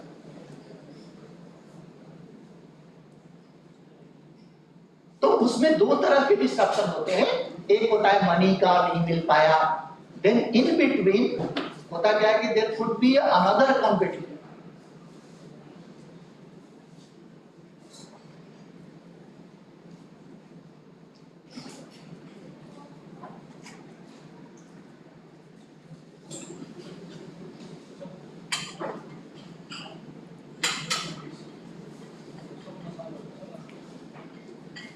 So in between you can have another competitor. That also you need to be aware of. कि आपने एक आइडिया स्टार्ट किया, आप थोड़ा स्लो जा रहे हैं, दूसरे ने उस आइडिया को ले लिया, and he or she is very fast on acting on all those ideas. So then there is a concept of second mover advantage. आपने शुरू किया और किसी और ने फायदा उठा लिया, तो वो भी सोचना पड़ेगा. मूव करना तो काफी फास्ट मूव करना पड़ता है. And there is a concept in Korea, because I spent significant amount of time there. So they have mastered this art of innovation. तो कोरिया की बड़ी इंटरेस्टिंग कहानी है. 60s में कोरिया एक बड़ा ही गरीब देश था, बहुत ही गरीब. मतलब इतना बुरा हाल, रेपुटेशन का इतना लो लेवल कि लंदन हिथ्रो एयरपोर्ट पे सिर्फ कोरियंस के लिए एक अलग लाइन लगती थी कि सबका हो जाएगा, सब तुम्हारा पासपोर्ट चेक करेंगे और तुम्हें एंट्री मिलेगी. और आज का दिन है, they have visa free entry in 187 countries, almost. तो वीजा नहीं लगवाने की जरूरत. So how they did it, and we can learn from it. So the first stage was we just start copying and copying fast.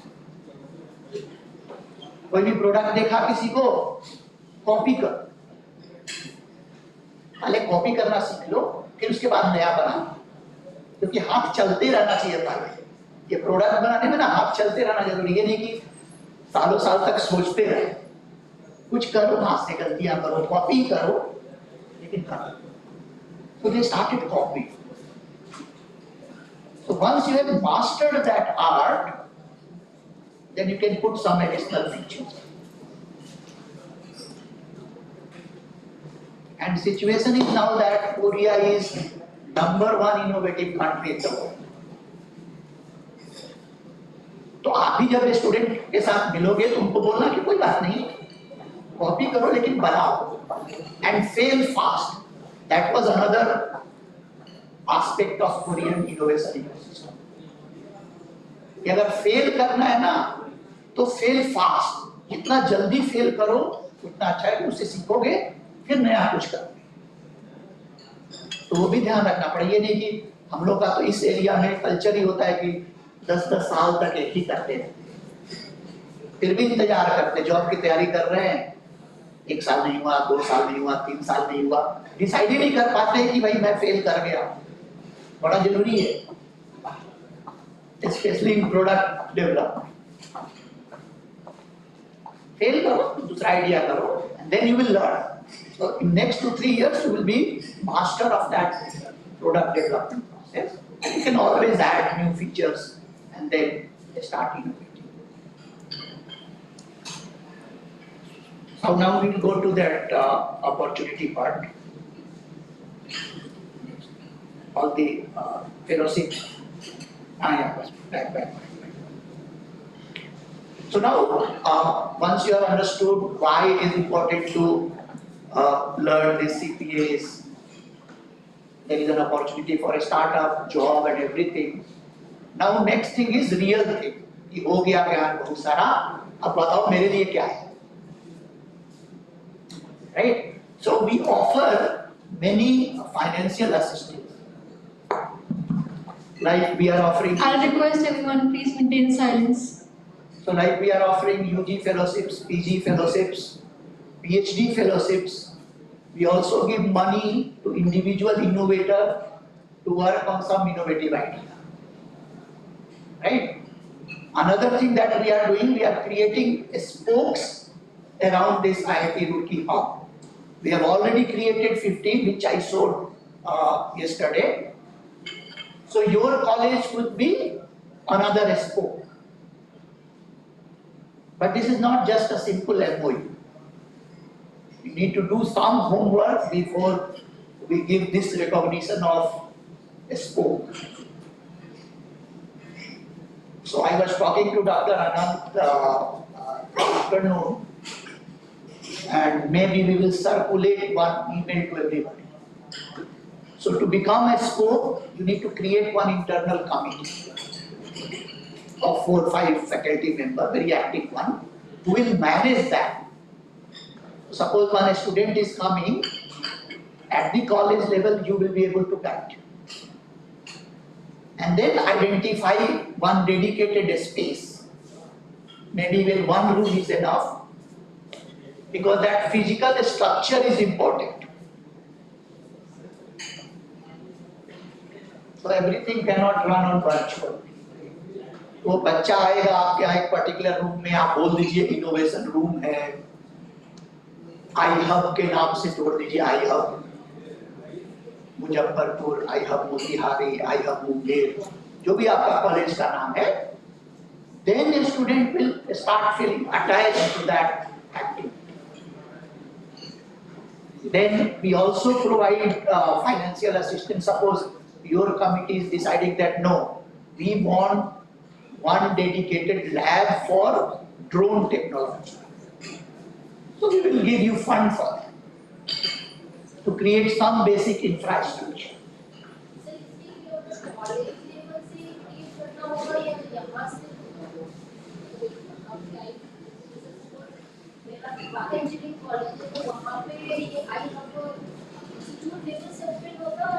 हाँ, वहाँ पे मैंने इसलिए बोला कि your head of institute should initiate, क्योंकि वो जरूरी है, क्योंकि अगर head of institute का blessings नहीं है आप पे, तो कुछ नहीं होगा। हम लोगों ने देखा है, आप कितने भी प्रपोजल ले जाओ और उनका मन नहीं, बोले क्या ही फालतू में काम करो, पढ़ाओ ना बच्चे आगे, चलो क्लास करते। So that blessing is very important.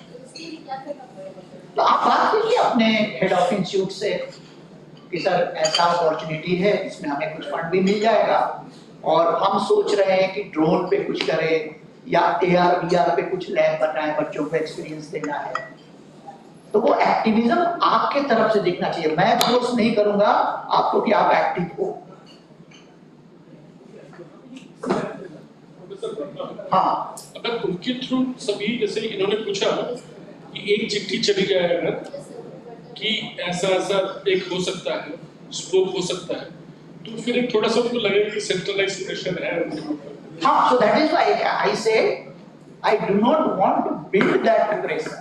उसमें क्या होगा ना कि अगर एक गया और आपने रिस्पॉन्ड नहीं किया तो भी लगता है कि किसी का आया आपने रिस्पॉन्ड नहीं किया। ये एक्टिविज्म आपके तरफ से, हम मैंने तो अनाउंस कर दिया, and I will be also sending email from my side.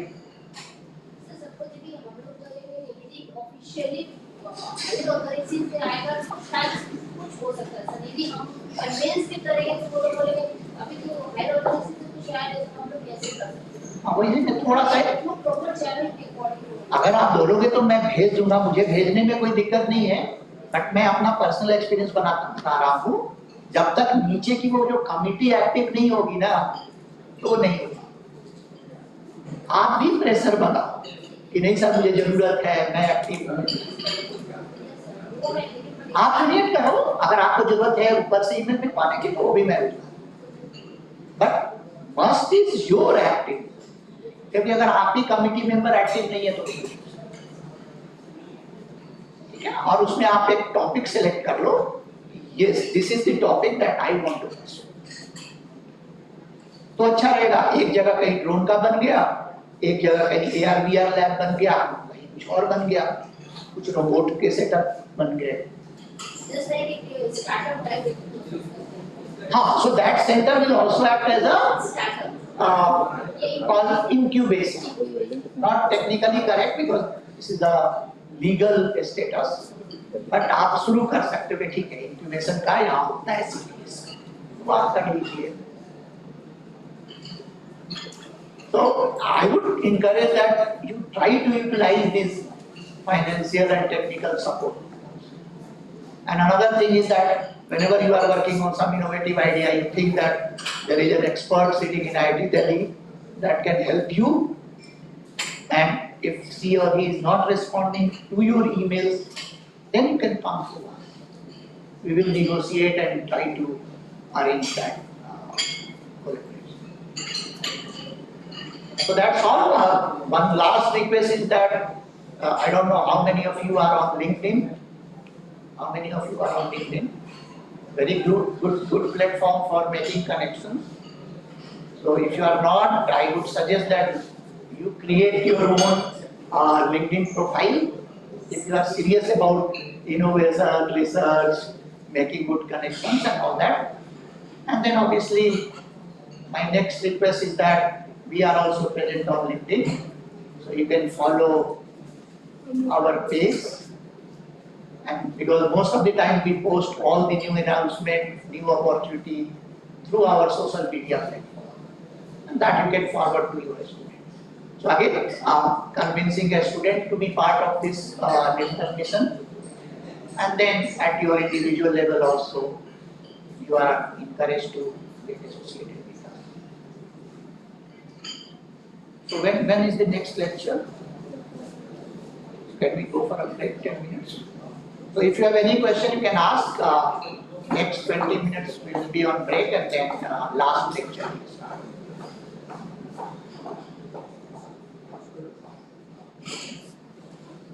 Sir, thank you for this session. I want to know that how much fund you can allocate to one college for one particular lab or.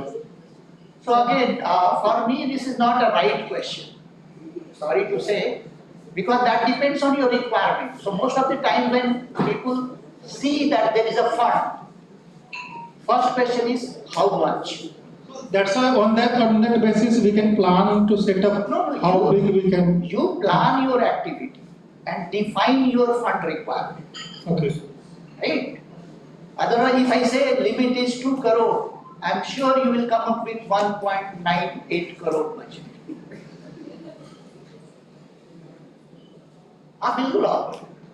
We have seen that. So you define your budget and justification for that. If we are not able to provide, we will arrange for you. That is for sure. Other resources like if we want some collaboration with some other institutes or some other. That will be arranged. Again, you define that I am working on this particular problem and I am facing difficulties in this particular area and I need expertise. You tell us. Maybe you can also suggest that there is an expert in IIT Roorkee, IIT Delhi, IIT Bombay. It would be nice if you can connect with that one. We will be happy to do that because that is our job. So our UG students are working on this iHub center, and I want to know that some other colleges students can interact with these students on one particular project. Most welcome. That is the whole idea. We want whole nation to get connected when it comes to innovation. Thank you. आप 4 लोगों को बताएं, वो फिर 4 लोगों को बताएं। इसकी एक मूवी आई थी, मैं एक को मोटिवेट करता हूँ, तुम 3 को करना, फिर वो 3 को करेगा। जय हो जय हो। उस तरह का ही करते हैं हम लोग, नेटवर्क बनाते हैं।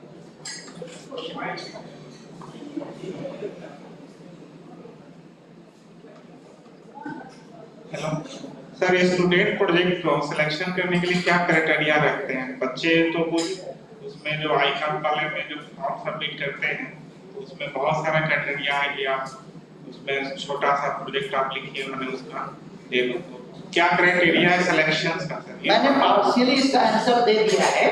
You start with that real problem, that is what we are looking, originality in your idea. तो हमारे लिए क्या चैलेंज है? अधिकतर मैं देखता हूं जब हम लोग शॉर्ट लिस्टिंग करते हैं, मैं वो कीवर्ड एक बार गूगल में एंटर करता हूं और एग्जैक्टली वो सामने फर्स्ट, क्योंकि बच्चे भी फिर उधर से ही लेते हैं। और मैंने एक आपको क्लासिक एग्जांपल दिया, ये ट्रैफिक का प्रॉब्लम है, एम्बुलेंस का प्रॉब्लम, पता नहीं 200 300 कितने हमारे पास सबमिशन से उस एक टॉपिक है।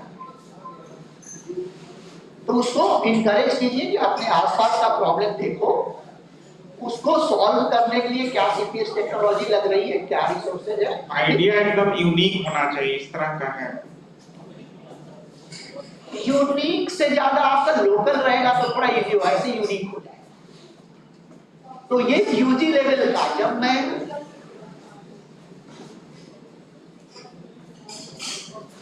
तो हमारा ना सिलेक्शन का प्रोसेस अलग अलग चीजों के लिए अलग अलग है। जैसे हम यूजी की बात करते हैं तो कोई भी सिंपल सा आइडिया हो वो काम करे, क्योंकि ये तो लॉन्ग जर्नी है ना, यूजी स्टूडेंट को बाकी चीजें भी करनी होती है।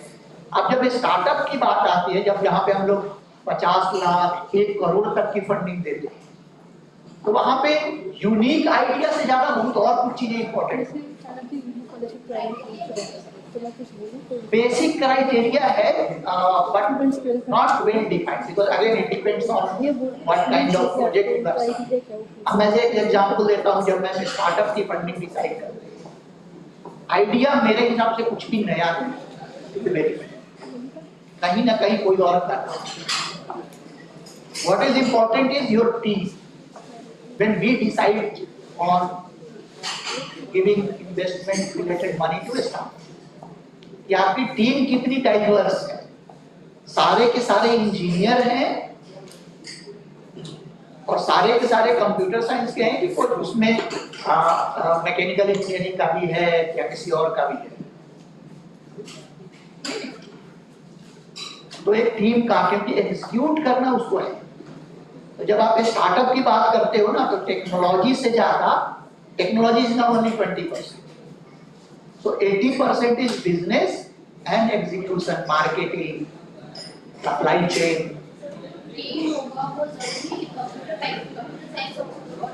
नहीं, मैं तो बोलता हूँ कि डिफरेंट बैकग्राउंड क्या है, वो तो मेरे लिए अच्छा है। वही मैंने बोला कि 4 कंप्यूटर साइंस के लोग एक बार मेरे साथ आ जाए, और एक ऐसी टीम है जिसमें एक मैकेनिकल का है, एक मैनेजमेंट का है, तो मेरे लिए वो ज्यादा कंफर्टेबल रहेगा दूसरा। चाहे जेंडर डाइवर्सिटी हो, 2 लड़का हो 2 लड़की हो, क्योंकि मैंने पहला कल समझाया था ना कि different idea is coming together. तो अगर लड़की है तो 50% मार्केट तो लड़कियों का है, वो ज्यादा पर्सपेक्ट।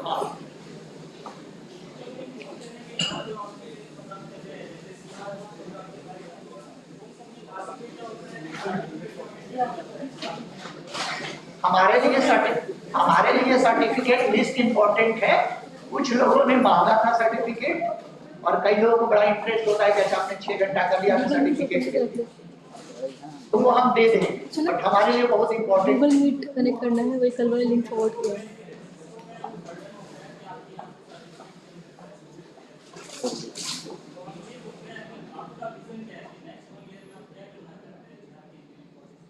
मेरा तो यही है कि नेक्स्ट 1 ईयर 2 ईयर में हमारे प्यारे इंजीनियरिंग कॉलेज से कोई एक ऐसा बच्चा मिले जो बोले कि इस फैकल्टी ने ये रिसर्च किया था, उस रिसर्च को मैंने एक प्रोडक्ट में कन्वर्ट कर दिया और उसको मैं मार्केट में बेच दिया, क्योंकि ये इंटायर मिशन का ऑब्जेक्टिव यही है कि रिसर्च को प्रोडक्ट में कन्वर्ट करो। सर्टिफिकेट एक एस्पेक्ट होता है, certification is also important because many times you can not prove your capability, so there you need certificate. Project idea का सेलेक्ट हो गया तो उसका ड्यूरेशन किस में अलग अलग स्कीम है, जैसे for UG fellowship tenure is 10 months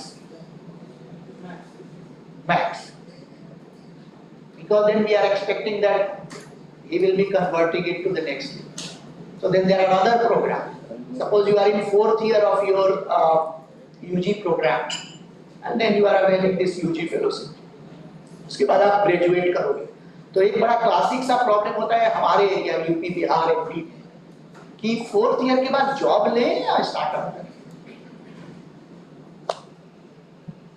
तो उसमें बेचारा कंफ्यूज रहता है, थोड़ा घर से प्रेशर होता है जॉब ले लो क्योंकि लोन लिया है पढ़ाने के लिए, उसको लगता नहीं जॉब लेना तो वेस्टेज ऑफ टाइम है, इतने पैसे तो मैं 3-4 साल में बना लूंगा जो 10 साल की सैलरी में मिलेगी। तो उस जो डबल माइंड को हम लोगों ने थोड़ा सा वो करने के लिए क्या किया है कि ठीक है जॉब मत लो, हम तुम्हें थोड़ी सी सैलरी देंगे।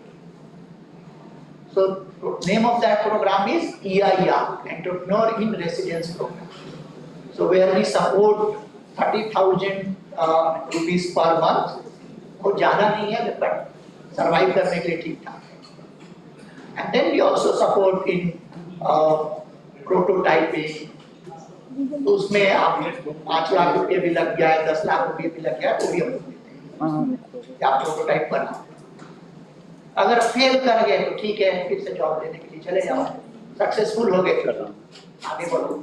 Then we will arrange another funding, 40 lakhs, 50 lakhs.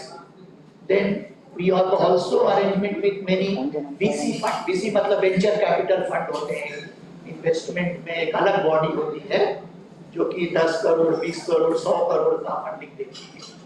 तो बहुत सारे बैंगलोर के VC फंड से भी हम लोगों ने कनेक्ट करके रखा है कि अगर वो बंदा अच्छा काम किया, उसको सडनली जैसे मैंने बोला ना, जो सेकंड वैल्यू ऑफ डेथ पैसे के चलते नहीं कर पाया आगे, तो वहां देन भी अरेंज 10 करोड़, 15 करोड़, 20 करोड़ वगैरह। तो कई लेवल पे सपोर्ट है, but again it's a merit based support. ऐसा नहीं कि आप कुछ भी लेके आओ हम सपोर्ट करते रहे, क्योंकि 1 बिलियन पॉपुलेशन है तो फिर तो पता नहीं कितने पैसे की जरूरत पड़ेगी।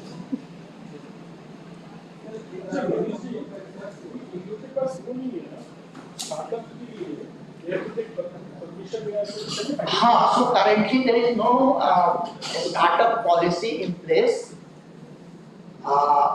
This afternoon I had a brief discussion with the Secretary, Department of Science and Technology. I went to the Secretariat. So very soon we are trying to formulate. Obviously it will take time to get it approved, but वो आएगा। तो ऐसा नहीं है कि वो नहीं है तो इसलिए आप सोचो कि जब आएगा तब हम करेंगे, क्योंकि उसको आपको बनाने में, प्रोटोटाइप में भी 1 साल लग जाएंगे, 6 महीने लग जाएंगे। I would recommend that they start now. By the time you are ready for a startup, there will be a हाँ, वो मैंने देखा है, बट वो हमें जनरल बना के उसको नोटिफाई करना पड़ेगा, चाहे वो आपके VC के थ्रू हो, उसमें थोड़ा टाइम लगता है, आप जानते हो प्रोसेस में, बट उसके लिए रुकना नहीं है। तो ये सारा इन्फॉर्मेशन जैसे कुछ नया है तो ये फाइल मिल आएगा, इसलिए मैं बोल रहा हूँ कि you create one account on LinkedIn, follow our page। तो हम लोग अधिकतर चीज वहीं पे पोस्ट करते हैं, कुछ भी नया होता है। In fact, we have faculty fellow, faculty chair position. Who knows, if you are doing very good in your research in cyber physical system, you could be our next faculty chair, and but that is really competitive. But उससे क्या हुआ, try तो कर सकते हैं। So luckily, one of the faculty chair is here, Professor R. Balasubramaniam. तो आप समझ सकते हो कि then another faculty chair is from IIT Bombay, Professor who also recently got Kalam Innovation Award. That is very high level. But high level ही तो achieve करना है.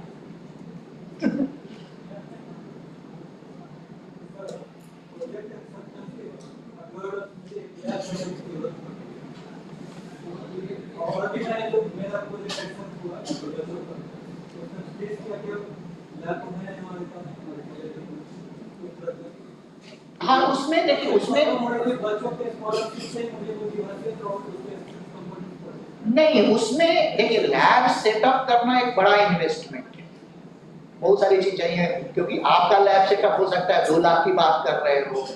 एक मटेरियल साइंटिस्ट वाला बोलेगा लैब सेटअप का उसका मीनिंग होता है 1 करोड़. तो बड़ा क्लियरिटी नहीं कि कितना इन्वेस्टमेंट की जरूरत पड़ेगी. But other than fellowship will also support for consumables. So that your student can always request and get it reimbursed. वो खर्च कर दे reimbursement के लिए. We have very good professional team for processing all those requests. तो उसमें हम लोग बिल्कुल प्राइवेट की तरह काम करते हैं. हमारे यहाँ बिल किसी का 4-5 दिन से ज्यादा नहीं रुकता है. ये होटल का बिल भी 3-4 दिन में क्लियर हो जाएगा. जाएगा 3-4 दिन में क्लियर. ये नहीं कि महीनों लगेंगे प्रोसेस होने में. एक टेबल से दूसरे टेबल जाने में टाइम लगता है. हमारे यहाँ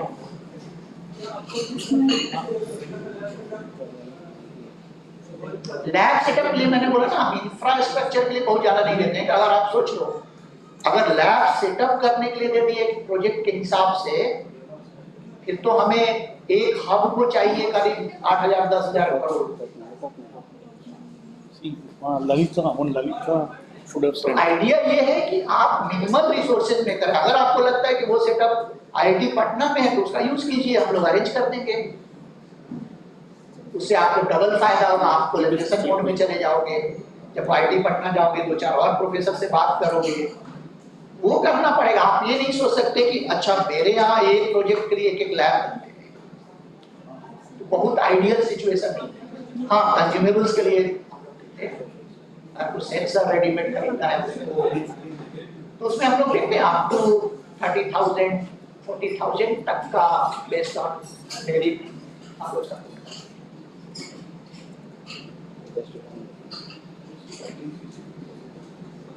तो मनी का उस तरह कोई इशू नहीं है.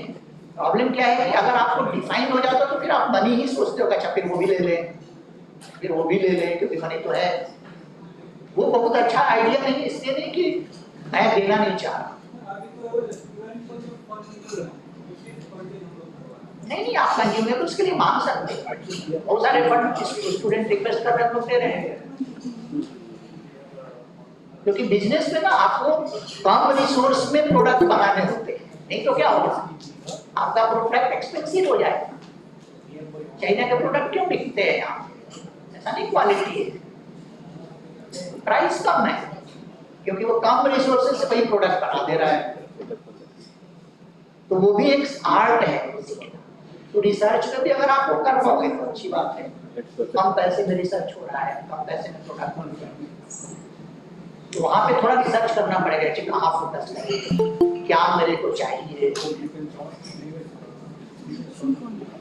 Any other question? Okay time हो गया. ऑनलाइन कर दो तब तक.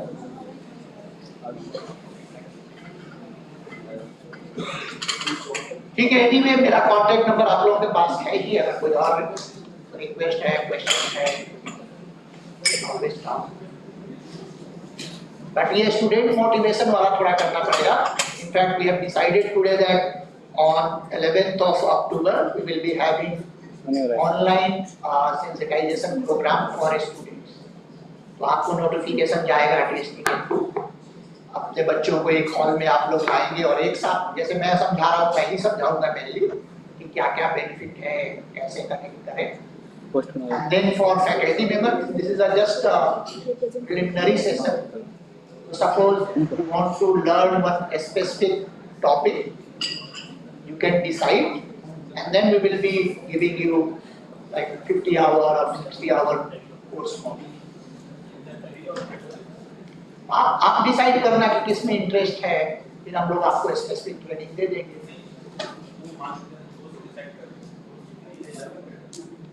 आपके लिए सब ठीक है, क्योंकि इंट्रोडक्शन है ना, then you can go for higher level courses.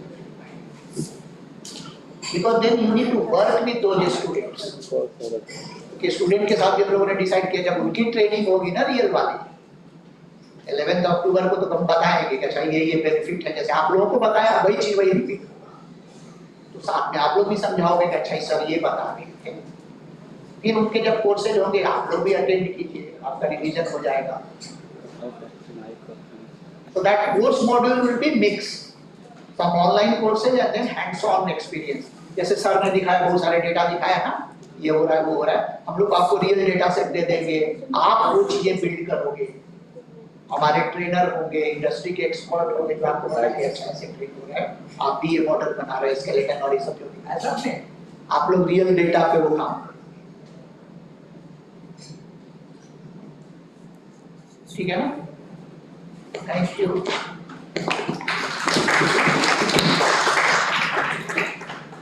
Now I would like to welcome Professor R. Venkatesh Babu from Department of Computational and Data Science, Indian Institute of Science, Bangalore, and session would be on adversarial remoteness of deep models.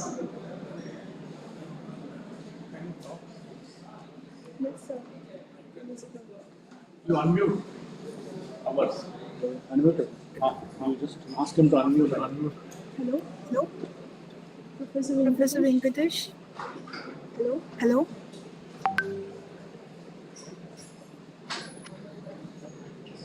Is it going from there?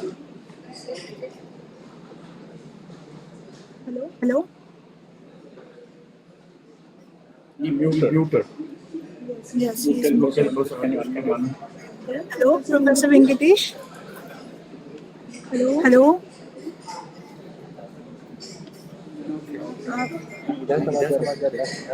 It's connected here or there?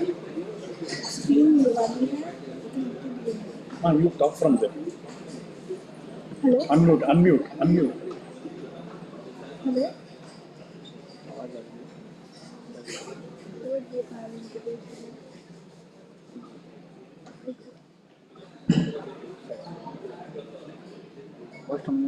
No, unmute. Can you talk? Hello? Professor Venkatesh, are you there? Huh? He's there. Let's say when I host it. Huh? Mute exercise.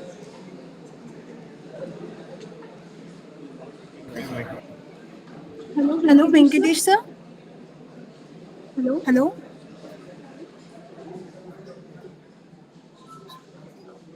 Chat, put it in the chat.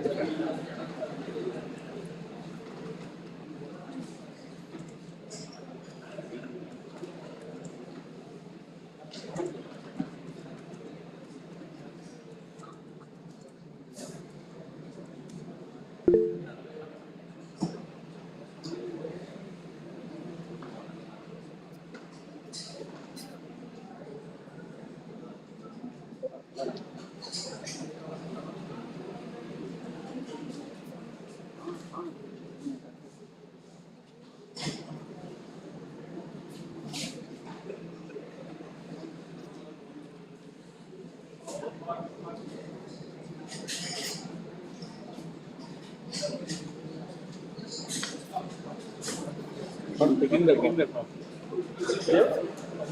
There, but there's a mute and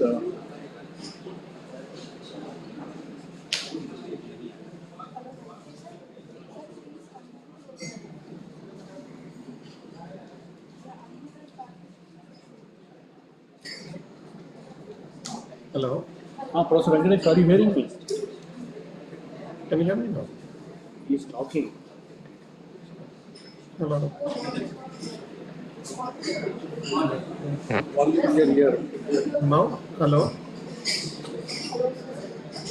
Hello. Can you hear me?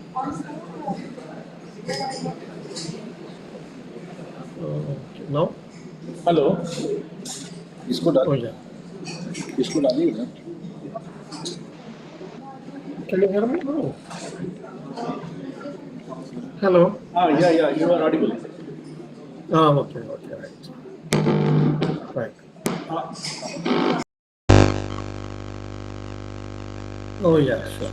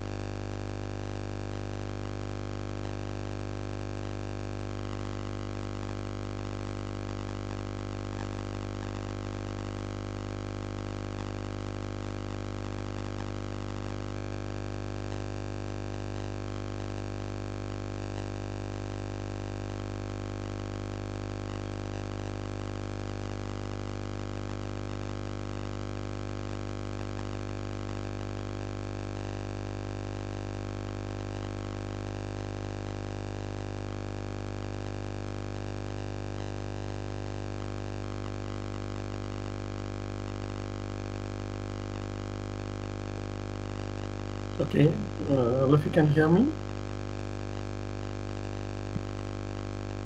Hello. Yeah. Hello.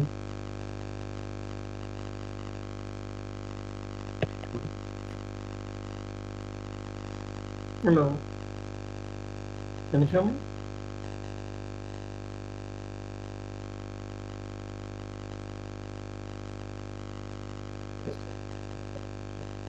Hello.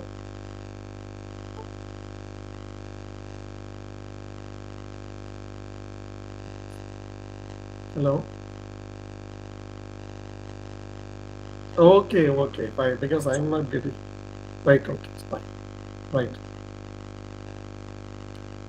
Okay. Yeah, let's start the.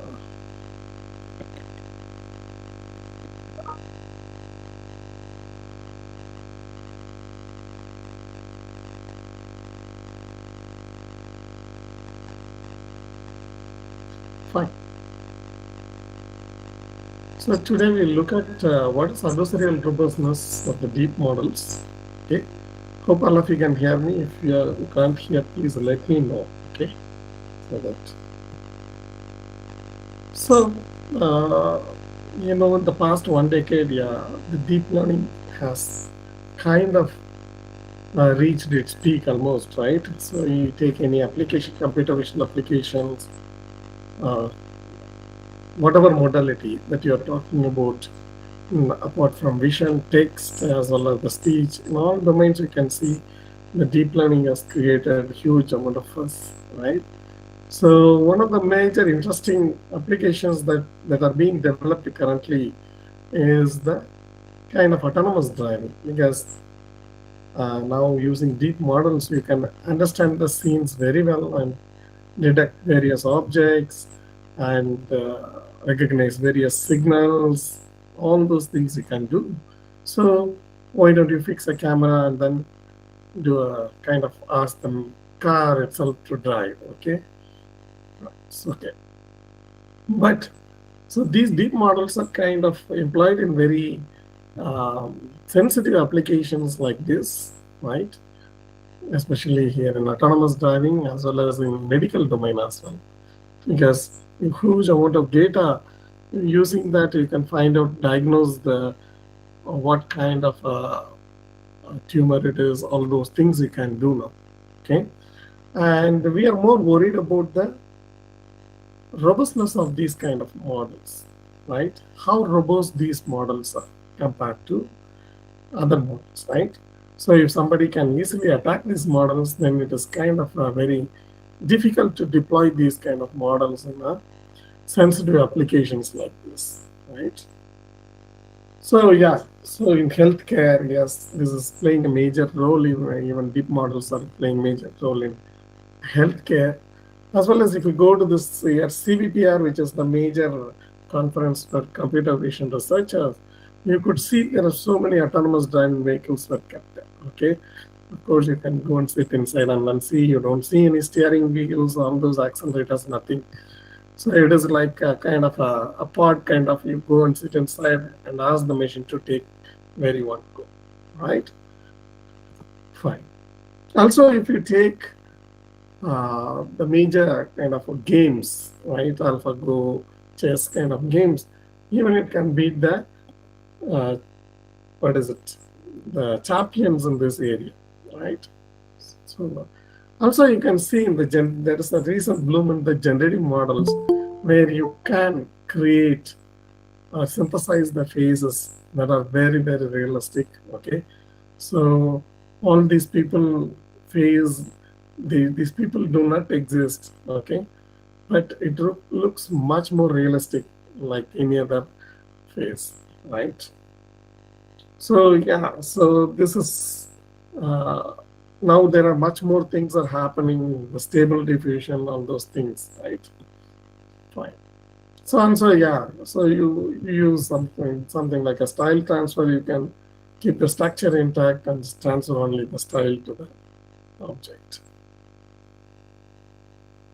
Also in many other applications, for example, robotics, many researchers started working in robotics, especially in robot navigation kind of thing. Robotics. Apart from that, yeah, audio, NLP, finance, in all these areas, deep models have penetrated so much. So now we look at, yeah, we know, yeah, deep models are doing wonders now.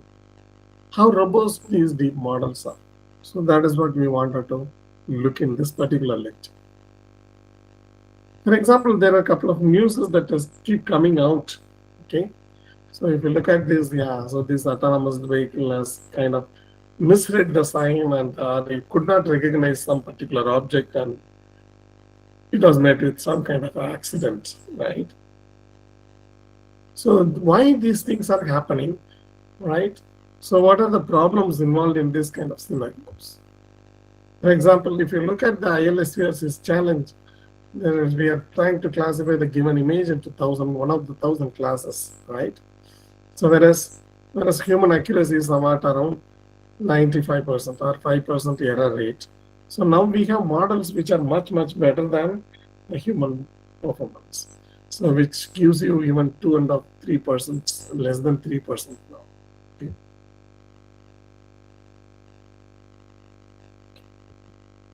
So in this particular work, they have done a very interesting analysis. So what did they do here is they have taken the data set and they just shuffle the labels, okay? So each time, okay, they shuffled, okay, 20% of the data, 40% of the data, 60, 80, and 100% of the data. And they checked the training as well as the test accuracy for the models. So this is what you find. You can see the training accuracy. This dark blue is the training set, right? So the training accuracy is always same. You always get 100% accuracy. Whereas the test accuracy, if you look at, it keeps on falling with the amount of corruption, that is data corruption, the label corruption that you have. So for example, yeah, if the last one is for 100%, you're almost kind of shuffling the label for all the data, right? So in that case, yeah, you almost reach a random accuracy, basically about a 10% or so, okay? So this is for a CIFAR 10 data set, right? So this shows an important thing actually. So you can train a deep model even with the wrong labels, okay? Randomly shuffle labels, and you keep getting 100% accuracy, which shows the memorizing capacity of your deep model, okay? So deep models are capable of memorizing things very well. So whenever you give the new training set, even if it is from a wrong class, it will predict that correctly because it was trained that way, okay? Right. So this is one problem that we observe in the deep model. So whatever you train, yeah, it will do, even it trains for wrong things, wrong labels. Also, if you look at the limitation of the machine learning framework, what we expect is actually on this side. Okay, so we have a nice manifold, and these manifolds are nicely partitioned into various regions. There is no overlap, nothing clear. So, and we are going to get the decision boundaries very nicely like this, and then classify the objects based on the decision region, right? Whereas in actually this thing, if you look at, so we see only one small portion of the manifold. Actually, the manifold is really, really big one, and they have large gray areas where you have never seen a sample while training. Okay, so this is always the case. Okay, so you cannot cover the entire all possible scenarios in your training set. So there are always the black spots available there. And any sample that is coming out of this black box, the model doesn't know what to do because it has not seen this kind of model, and it is going to give something very random. Okay. Yeah.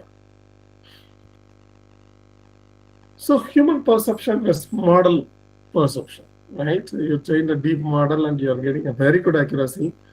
And yeah, I'm going and giving this particular image. Okay, all of us can clearly see this image. Yeah, there is a very beautiful red car and behind that an yellow car, right? So it's a wonderful sports car, right? And you would not have imagined that the model can give something like a toaster, right? So this is the deep model's performance. Not just we are giving this image is actually kind of something is being added to this image. That's why actually your model is telling something very, very different. Okay, semantically far from the actual class, right?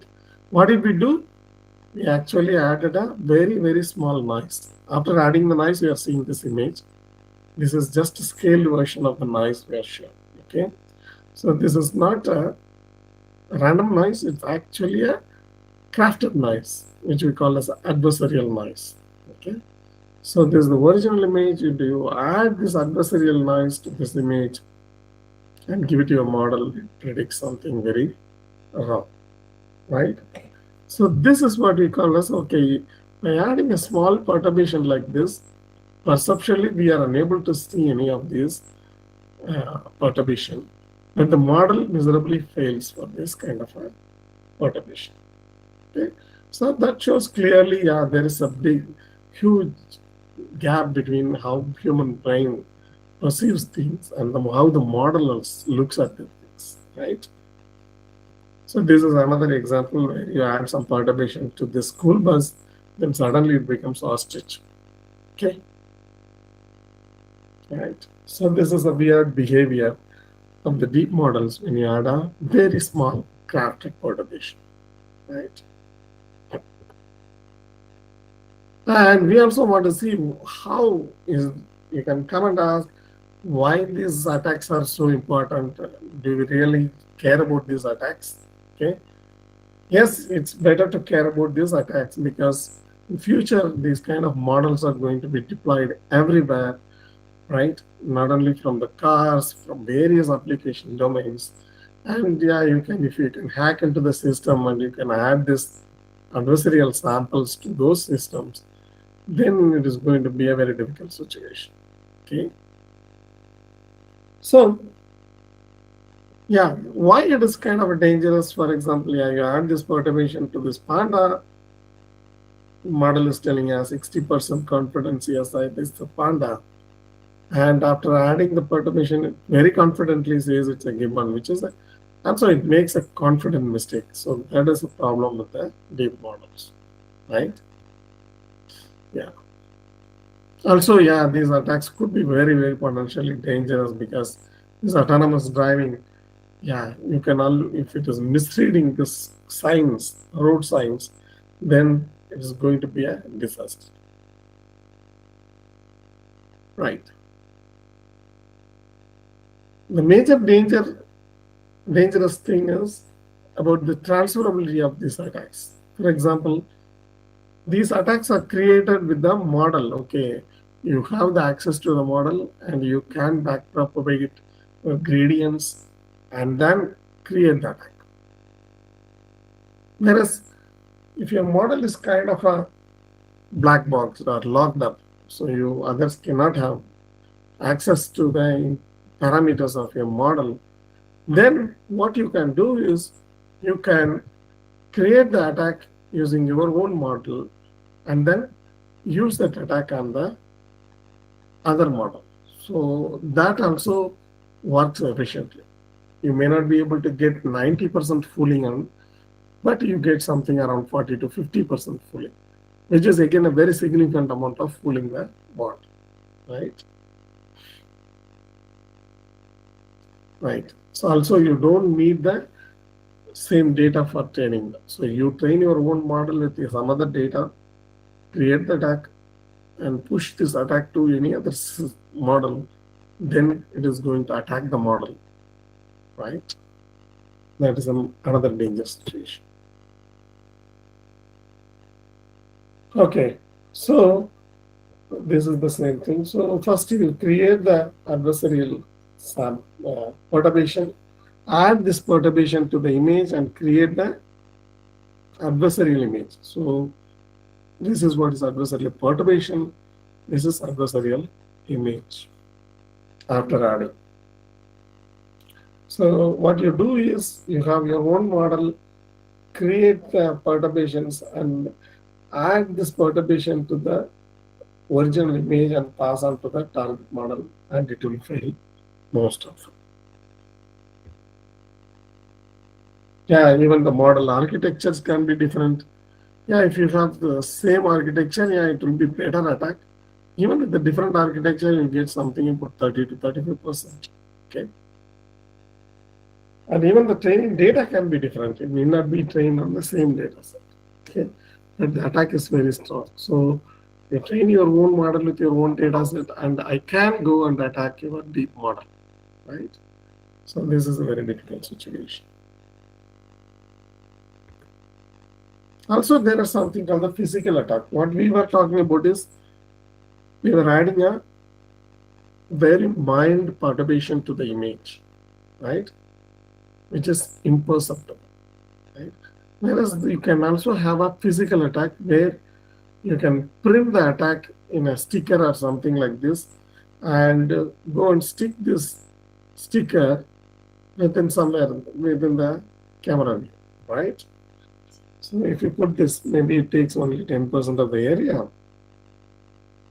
but you can see the banana class has become almost zero now, and it has become something else, right? So it became a toaster now. Okay, so this adversarial patch is meant for saying whenever you put this patch in any of the images, it will go and say it's a toaster. So this is a kind of a targeted attack. Okay, right. Similarly, you can also use something like an adversarial frame. For example, this is the original image and you have your classes, and just to put a frame like this, it's maybe a 5-line width, that's all. So we tried with 1, 2, 3, 4, 5, all these lines. And with 5 lines of boundary, and you are not touching image content at all here, just you are adding some 3 rows or 3 columns of, or 5 rows or 5 columns around your image, that's all. Okay, and this is the physical one, right? You can see this. So here the perturbation is allowed to go from 0 to 255. Yeah. So once you add this adversarial frame, then actually it says something very different, maybe like this, right? Yeah. And yeah, this plot shows actually with 5 border width, you can almost attack all the architectures, VGG, as well as ResNet and Inception. All these can be fooled almost 90% of the time, right? Just using the 5 rows and 5 columns of your adversarial, physical adversarial image. Okay.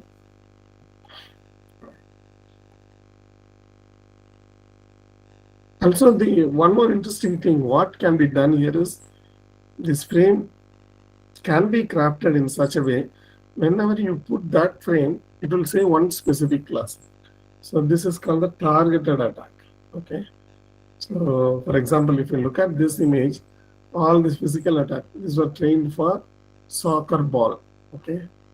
So whenever you give these images, it will say almost 95% of the time it says soccer ball. Similarly, here you can see all these images are kind of a giant panda, right? That's 70% accuracy. Here again, all these things are kind of recognized as zebra, right? Mostly 93% of the time, right? So this is what is called as a targeted attack. Okay.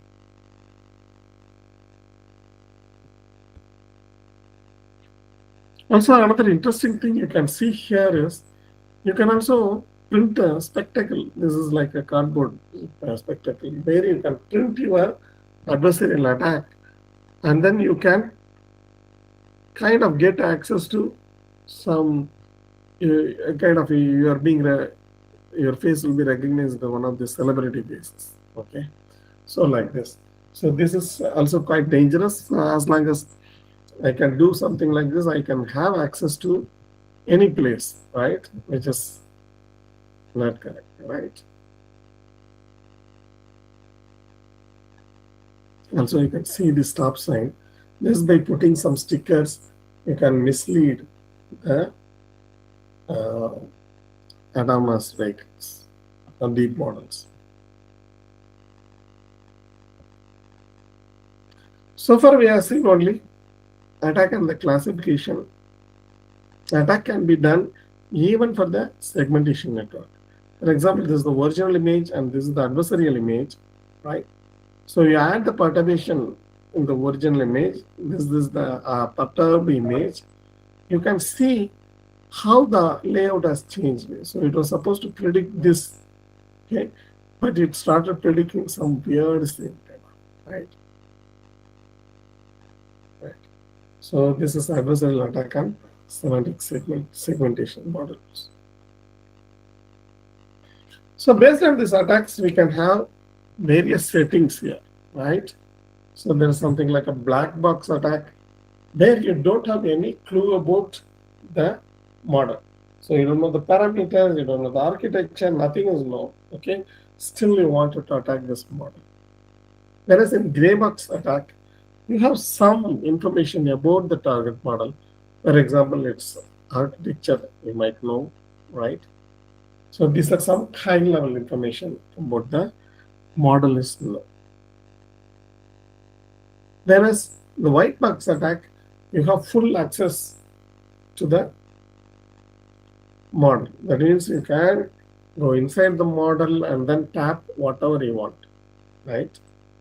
So that is possible in the white box attack. So that's why white box attacks are more powerful, because you have access to the entire model. So then you can always craft the best attack for that model, right?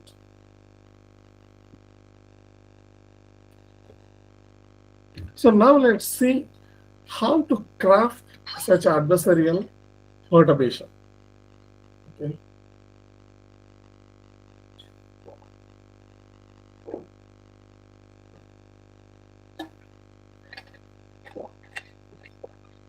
As I told, these attacks are not just random perturbations. So these are all crafted perturbations for each model.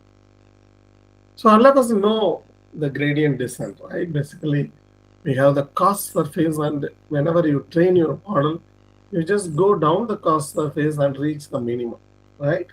So for the illustration, we are showing a very simple cost surface. So it's just a 1D surface here, right? Okay.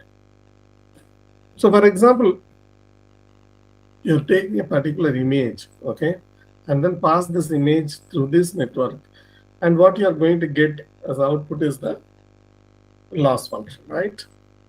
So the loss value, you know. So for training, basically, we wanted to minimize this loss and go down the go against your actually the gradient direction, right? So now you don't want to train, but you wanted to attack a model, right? So training is done. So the attack is happening only after training, right? So you train your model and give it to me, I will attack. Okay, so training is not. So what I will do is, I will move in the gradient direction. Okay, that means I'm going in the direction where the cost is going to go up. Okay, so once you get the gradient, the upward gradient, then that is what is your kind of a perturbation, right? So this is what is happening. So dou j by dou x, x is the input, right, of x comma y, right? So basically you are going a gradient, doing a gradient ascent, right? But since perceptibility constraint is there, basically you cannot add so much of noise. It should not be visible to our eyes. Okay, so that's why the perceptibility constraint comes in, right? So the gradient that you are getting here is another image, basically, right? So this is the gradient image, and you wanted to have control over this magnitude, right? So basically you take the sign. Once you take the sign, you are going to have only ones and minus ones. Yes.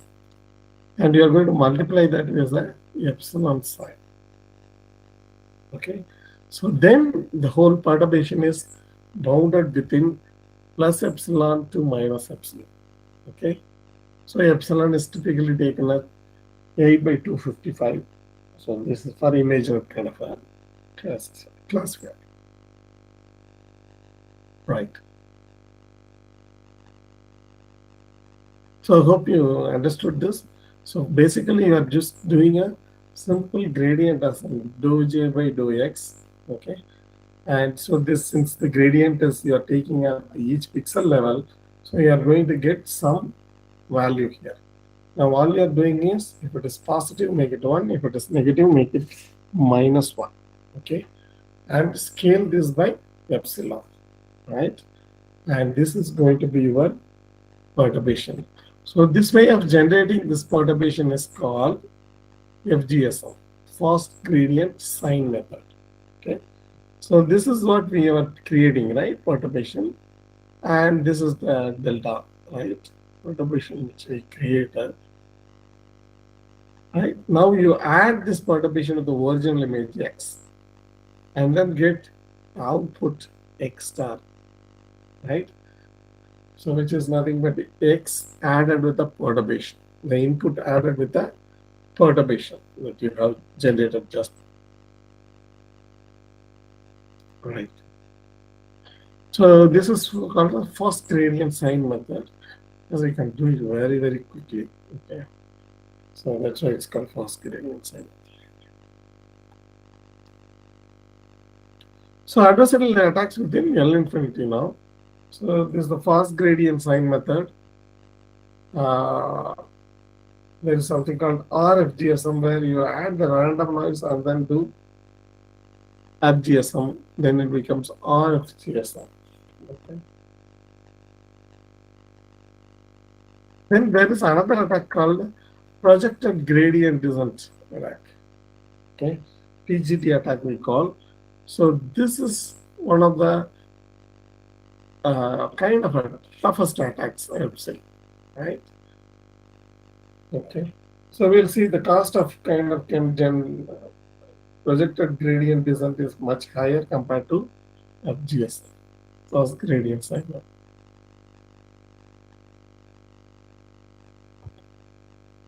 Right. Okay, these are some of the equations. Basically, you are adding the noise before getting doing your FGS. Right. Projected gradient descent is Ix plus you have some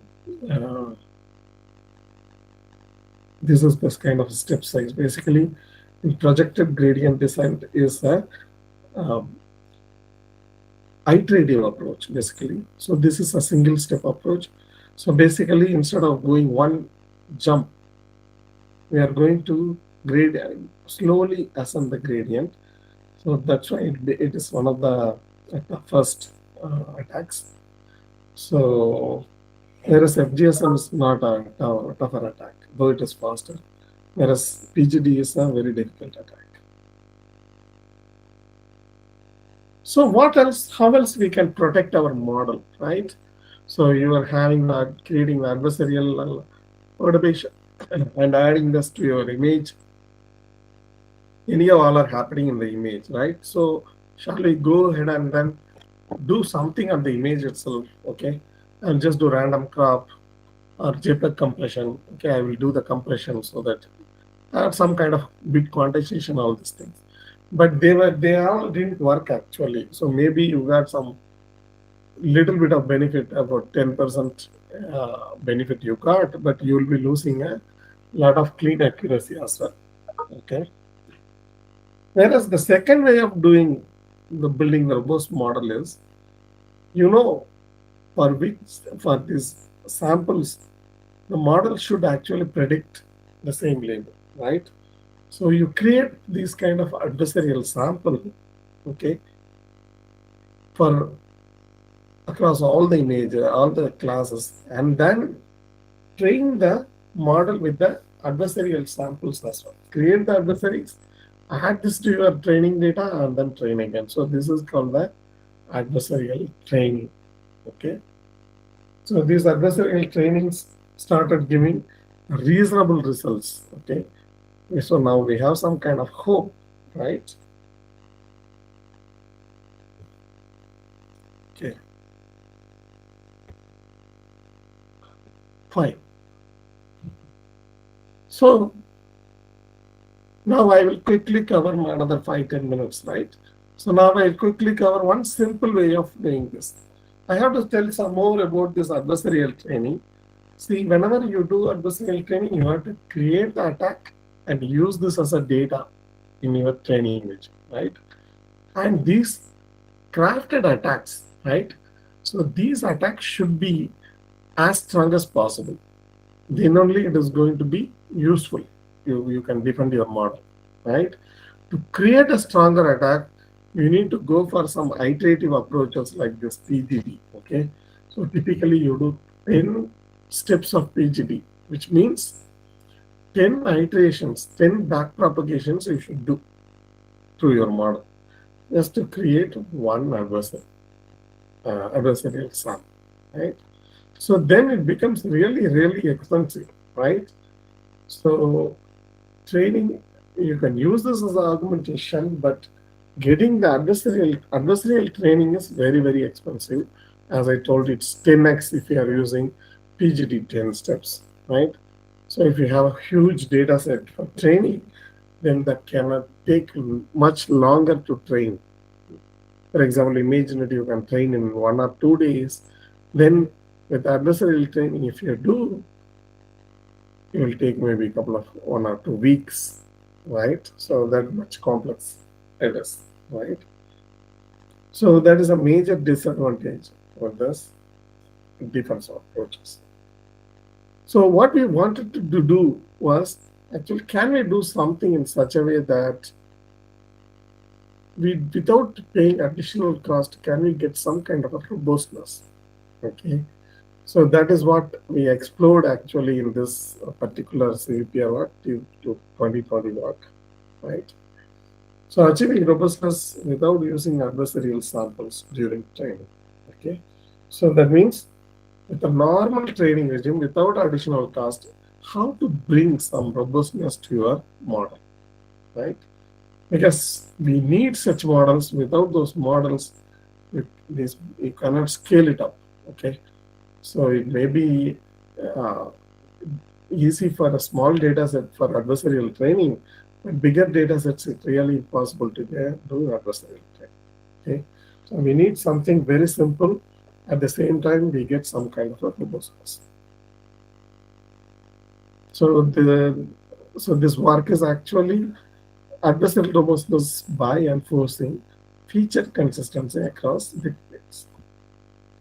So I'll skip some of the steps which I covered already, right?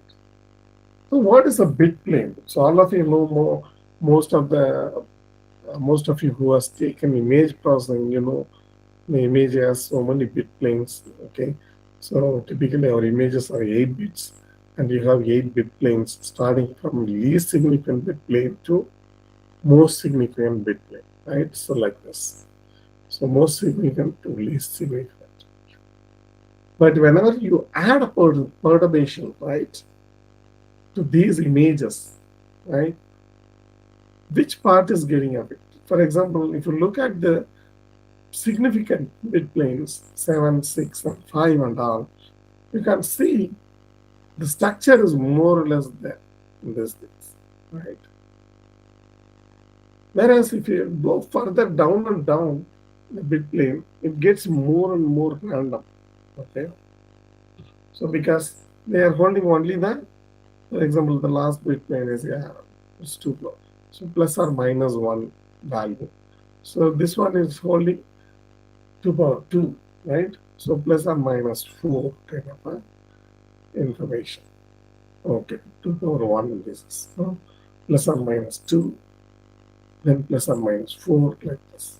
Okay, so these least significant bit planes, that is where all the adversarial perturbation comes on. This is where actually the perturbation disturbs these bit planes, the least significant bit planes, right? So how, while training itself, now we wanted to make the model robust for perturbations in these lower bit planes. So that is what we are trying to do here. If you look at this bit plane feature consistency regularizer, so we are sending original image as well as the quantized image, which goes through all this pipeline and you get a softmax classification, right? So at the same time, you want to, the representation for these 2 images should be very close, which means this is having all the bit planes here. Some bit planes are actually corrupted or removed, okay? So basically some bit planes are removed. Even in this kind of situation, this representation for these 2 should be as close as possible, right? So when you train a model with this kind of representation, then automatically you are kind of infusing the robustness, right? Because usually your perturbation is about 8 by 255, right? So it is only the least significant bits, 2 or 3 of them are getting affected whenever you create the perturbation, right? So, and if your model is not sensitive to these lower bit planes, this is where the attack actually mostly comes in, right? So then your model can be robust. That is, it relies mostly on the bit planes 7 to 3 or something like this. Top bit planes are only it relying, whereas it does not rely on your lower bit planes, right? Okay, so this is such a very simple regularizer.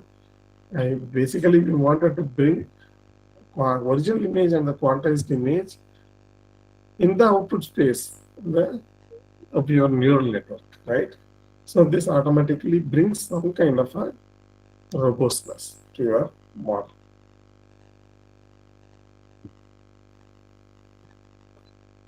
Right. So if you look at this result here, so this is the FGSM result. The FGSM attacks are not so good, so you can see, so they can be easily again fooled, right? So sorry, it can be defended, right?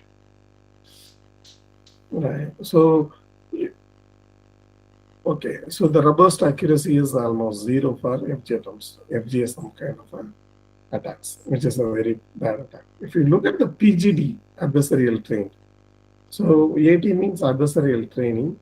So FGSM adversarial training, what you do, you actually take the FGSM sample, as we mentioned how to get the FGSM sample, and add this to your training data and then train your model, right? Similarly, you take the PGD adversarial trained model. Basically, you generate the adversary in the PGD sense and then add it to your data set and then train the model. So PGD adversaries are very strong. That's why you can see the robust accuracy is close to just above 50. Okay, right, for PGD 7 step. So PGD 20 step it is 47, PGD 1000 step 47. Okay? Right. So basically, what these numbers indicate here is, if I take this 50% of the time I could save my adversarial samples, but remaining 50% of the time it gives you the wrong label. Okay. Right. So this is the adversarial accuracy, whereas the first column shows the clean accuracy. Right. So whenever you have some kind of a adversarial accuracy here, you are going to get a drop in your clean accuracy. For example, the clean accuracy is about 93%. So it has almost 10 times 10 points it has come down. So it is about 82% or so. Right. So whenever you do adversarial training, or whenever you train to make your model robust, you have to sacrifice some amount of clean accuracy. Okay, and that is typically a 10 to 15% or so. Right. At the same time, you are not getting 100% protection from adversarial attacks. Only 50% of the time your adversarial samples are kind of escapes, right?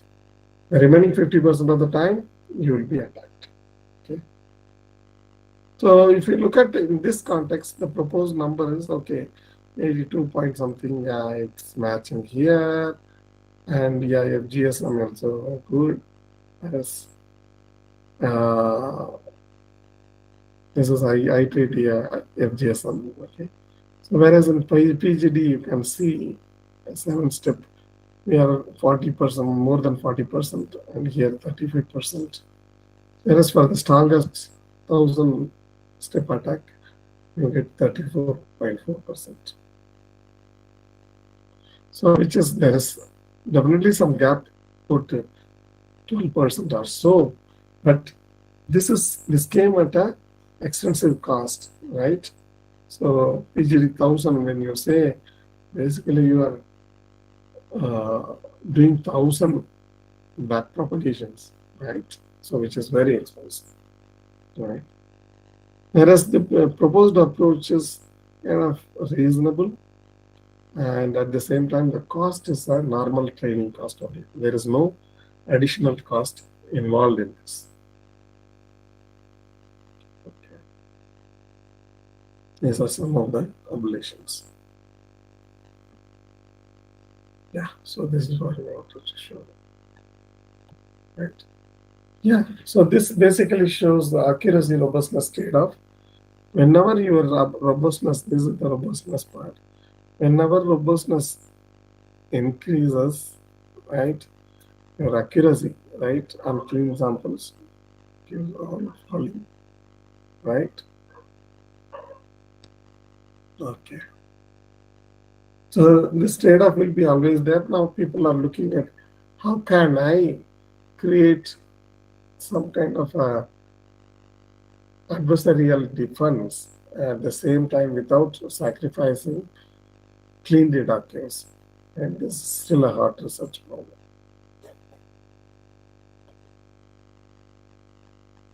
Okay. So this is the same thing that we have seen, right? But yeah, this is for a for 10 different data I can see. Right. So BPFC accuracy is really good compared. So results on ImageNet data, right? So if you look at this, you can see clean accuracy is only 48%, right? And FGSM is 24%. you look at PGD, okay. So the PGD is getting 19.4, the proposed one is 13.4. Similarly, this one you can see 43 and 32. So there is some kind of a, yeah, it's a bit closer, okay. Yeah. So all you can say is the normal training costs, you can come close to the PGT adversarial training, right?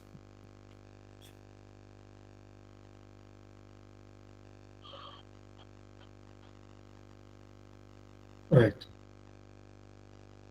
So can skip all these things. Also, if you look at the surface plot, last cost surface plot, so you'll be seeing some kind of a weird jumps in the point and all, right?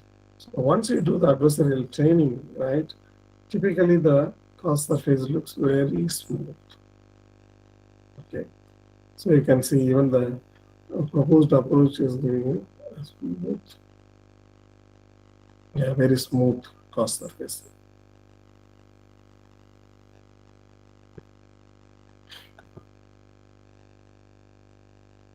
So basically, yeah, the proposed regularizer actually improves the smoothness of your class surface, loss surface.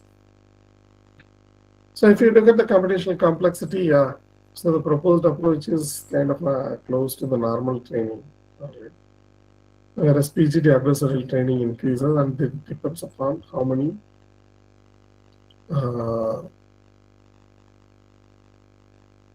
so how many iterations that you are doing, right? So you can see this is kind of 10 order higher.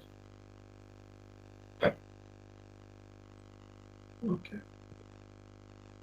So maybe I think since we are at 5:15, so I will stop here and maybe I will open this for some questions.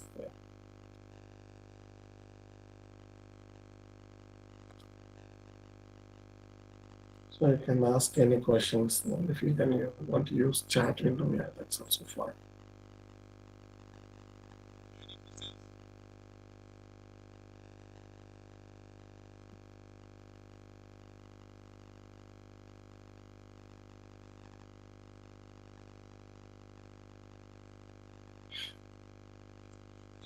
Okay.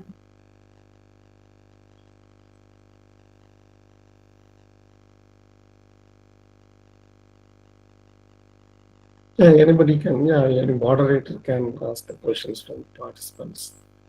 Yeah.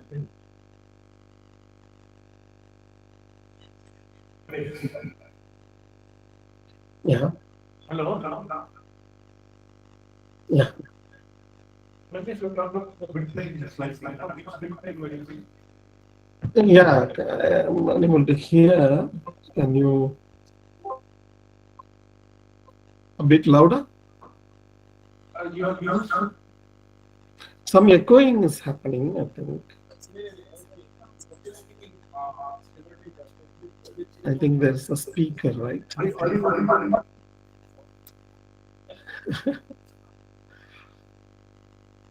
So I think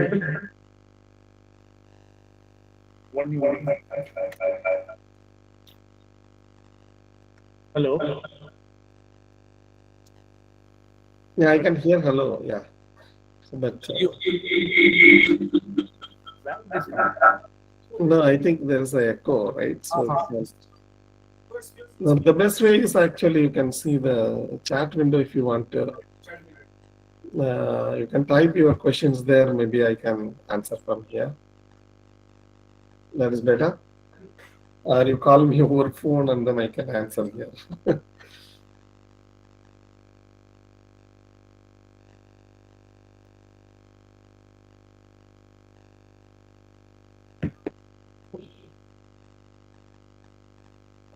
Yes. Yeah. Even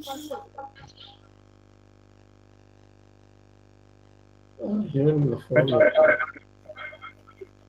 I think then you should mute the mic. Yeah.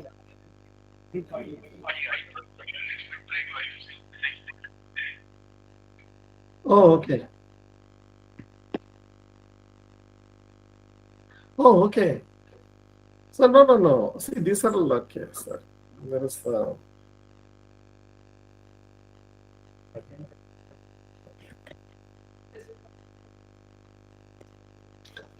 there is a question, right? Yeah. You can see the slides, right?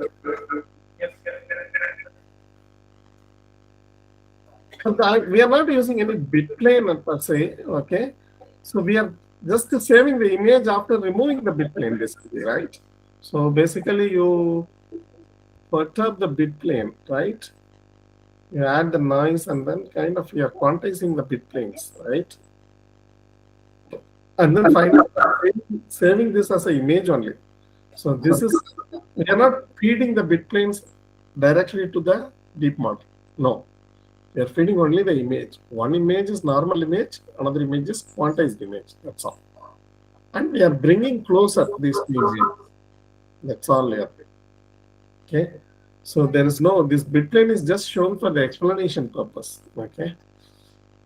So otherwise it's an image only. So this image and this image we feed basically to the model and then bring the representation closer. That's all. That acts as a regularizer in the train. Hope I have clarified the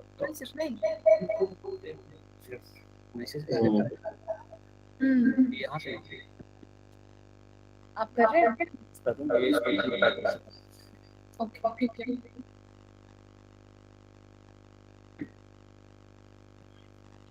Yeah, I'm unable to hear this conversation.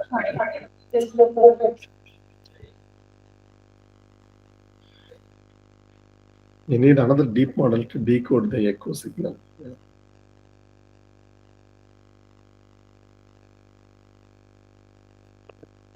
Sure. Yeah, otherwise you can type. Okay, I got a thank you message. Yeah, thanks a lot for listening. Okay, thank you. See you then.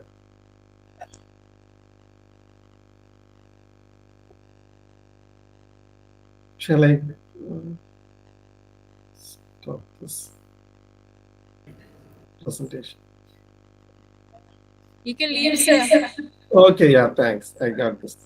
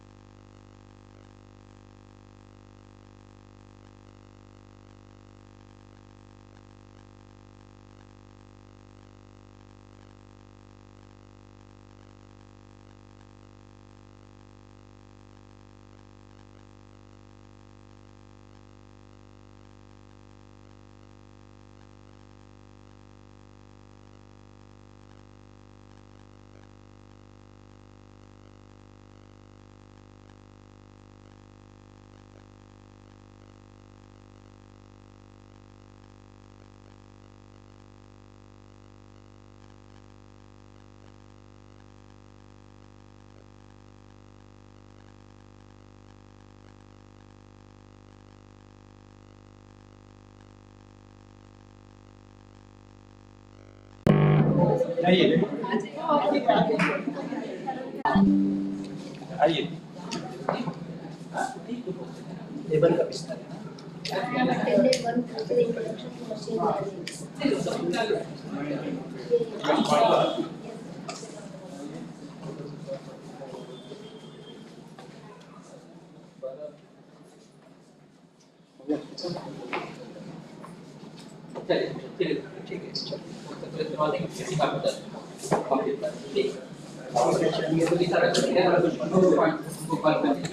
ये लोग तो कल जाएंगे तो कभी निकल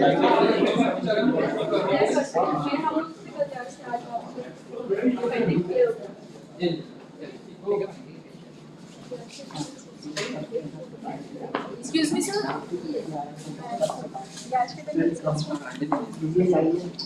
जाएंगे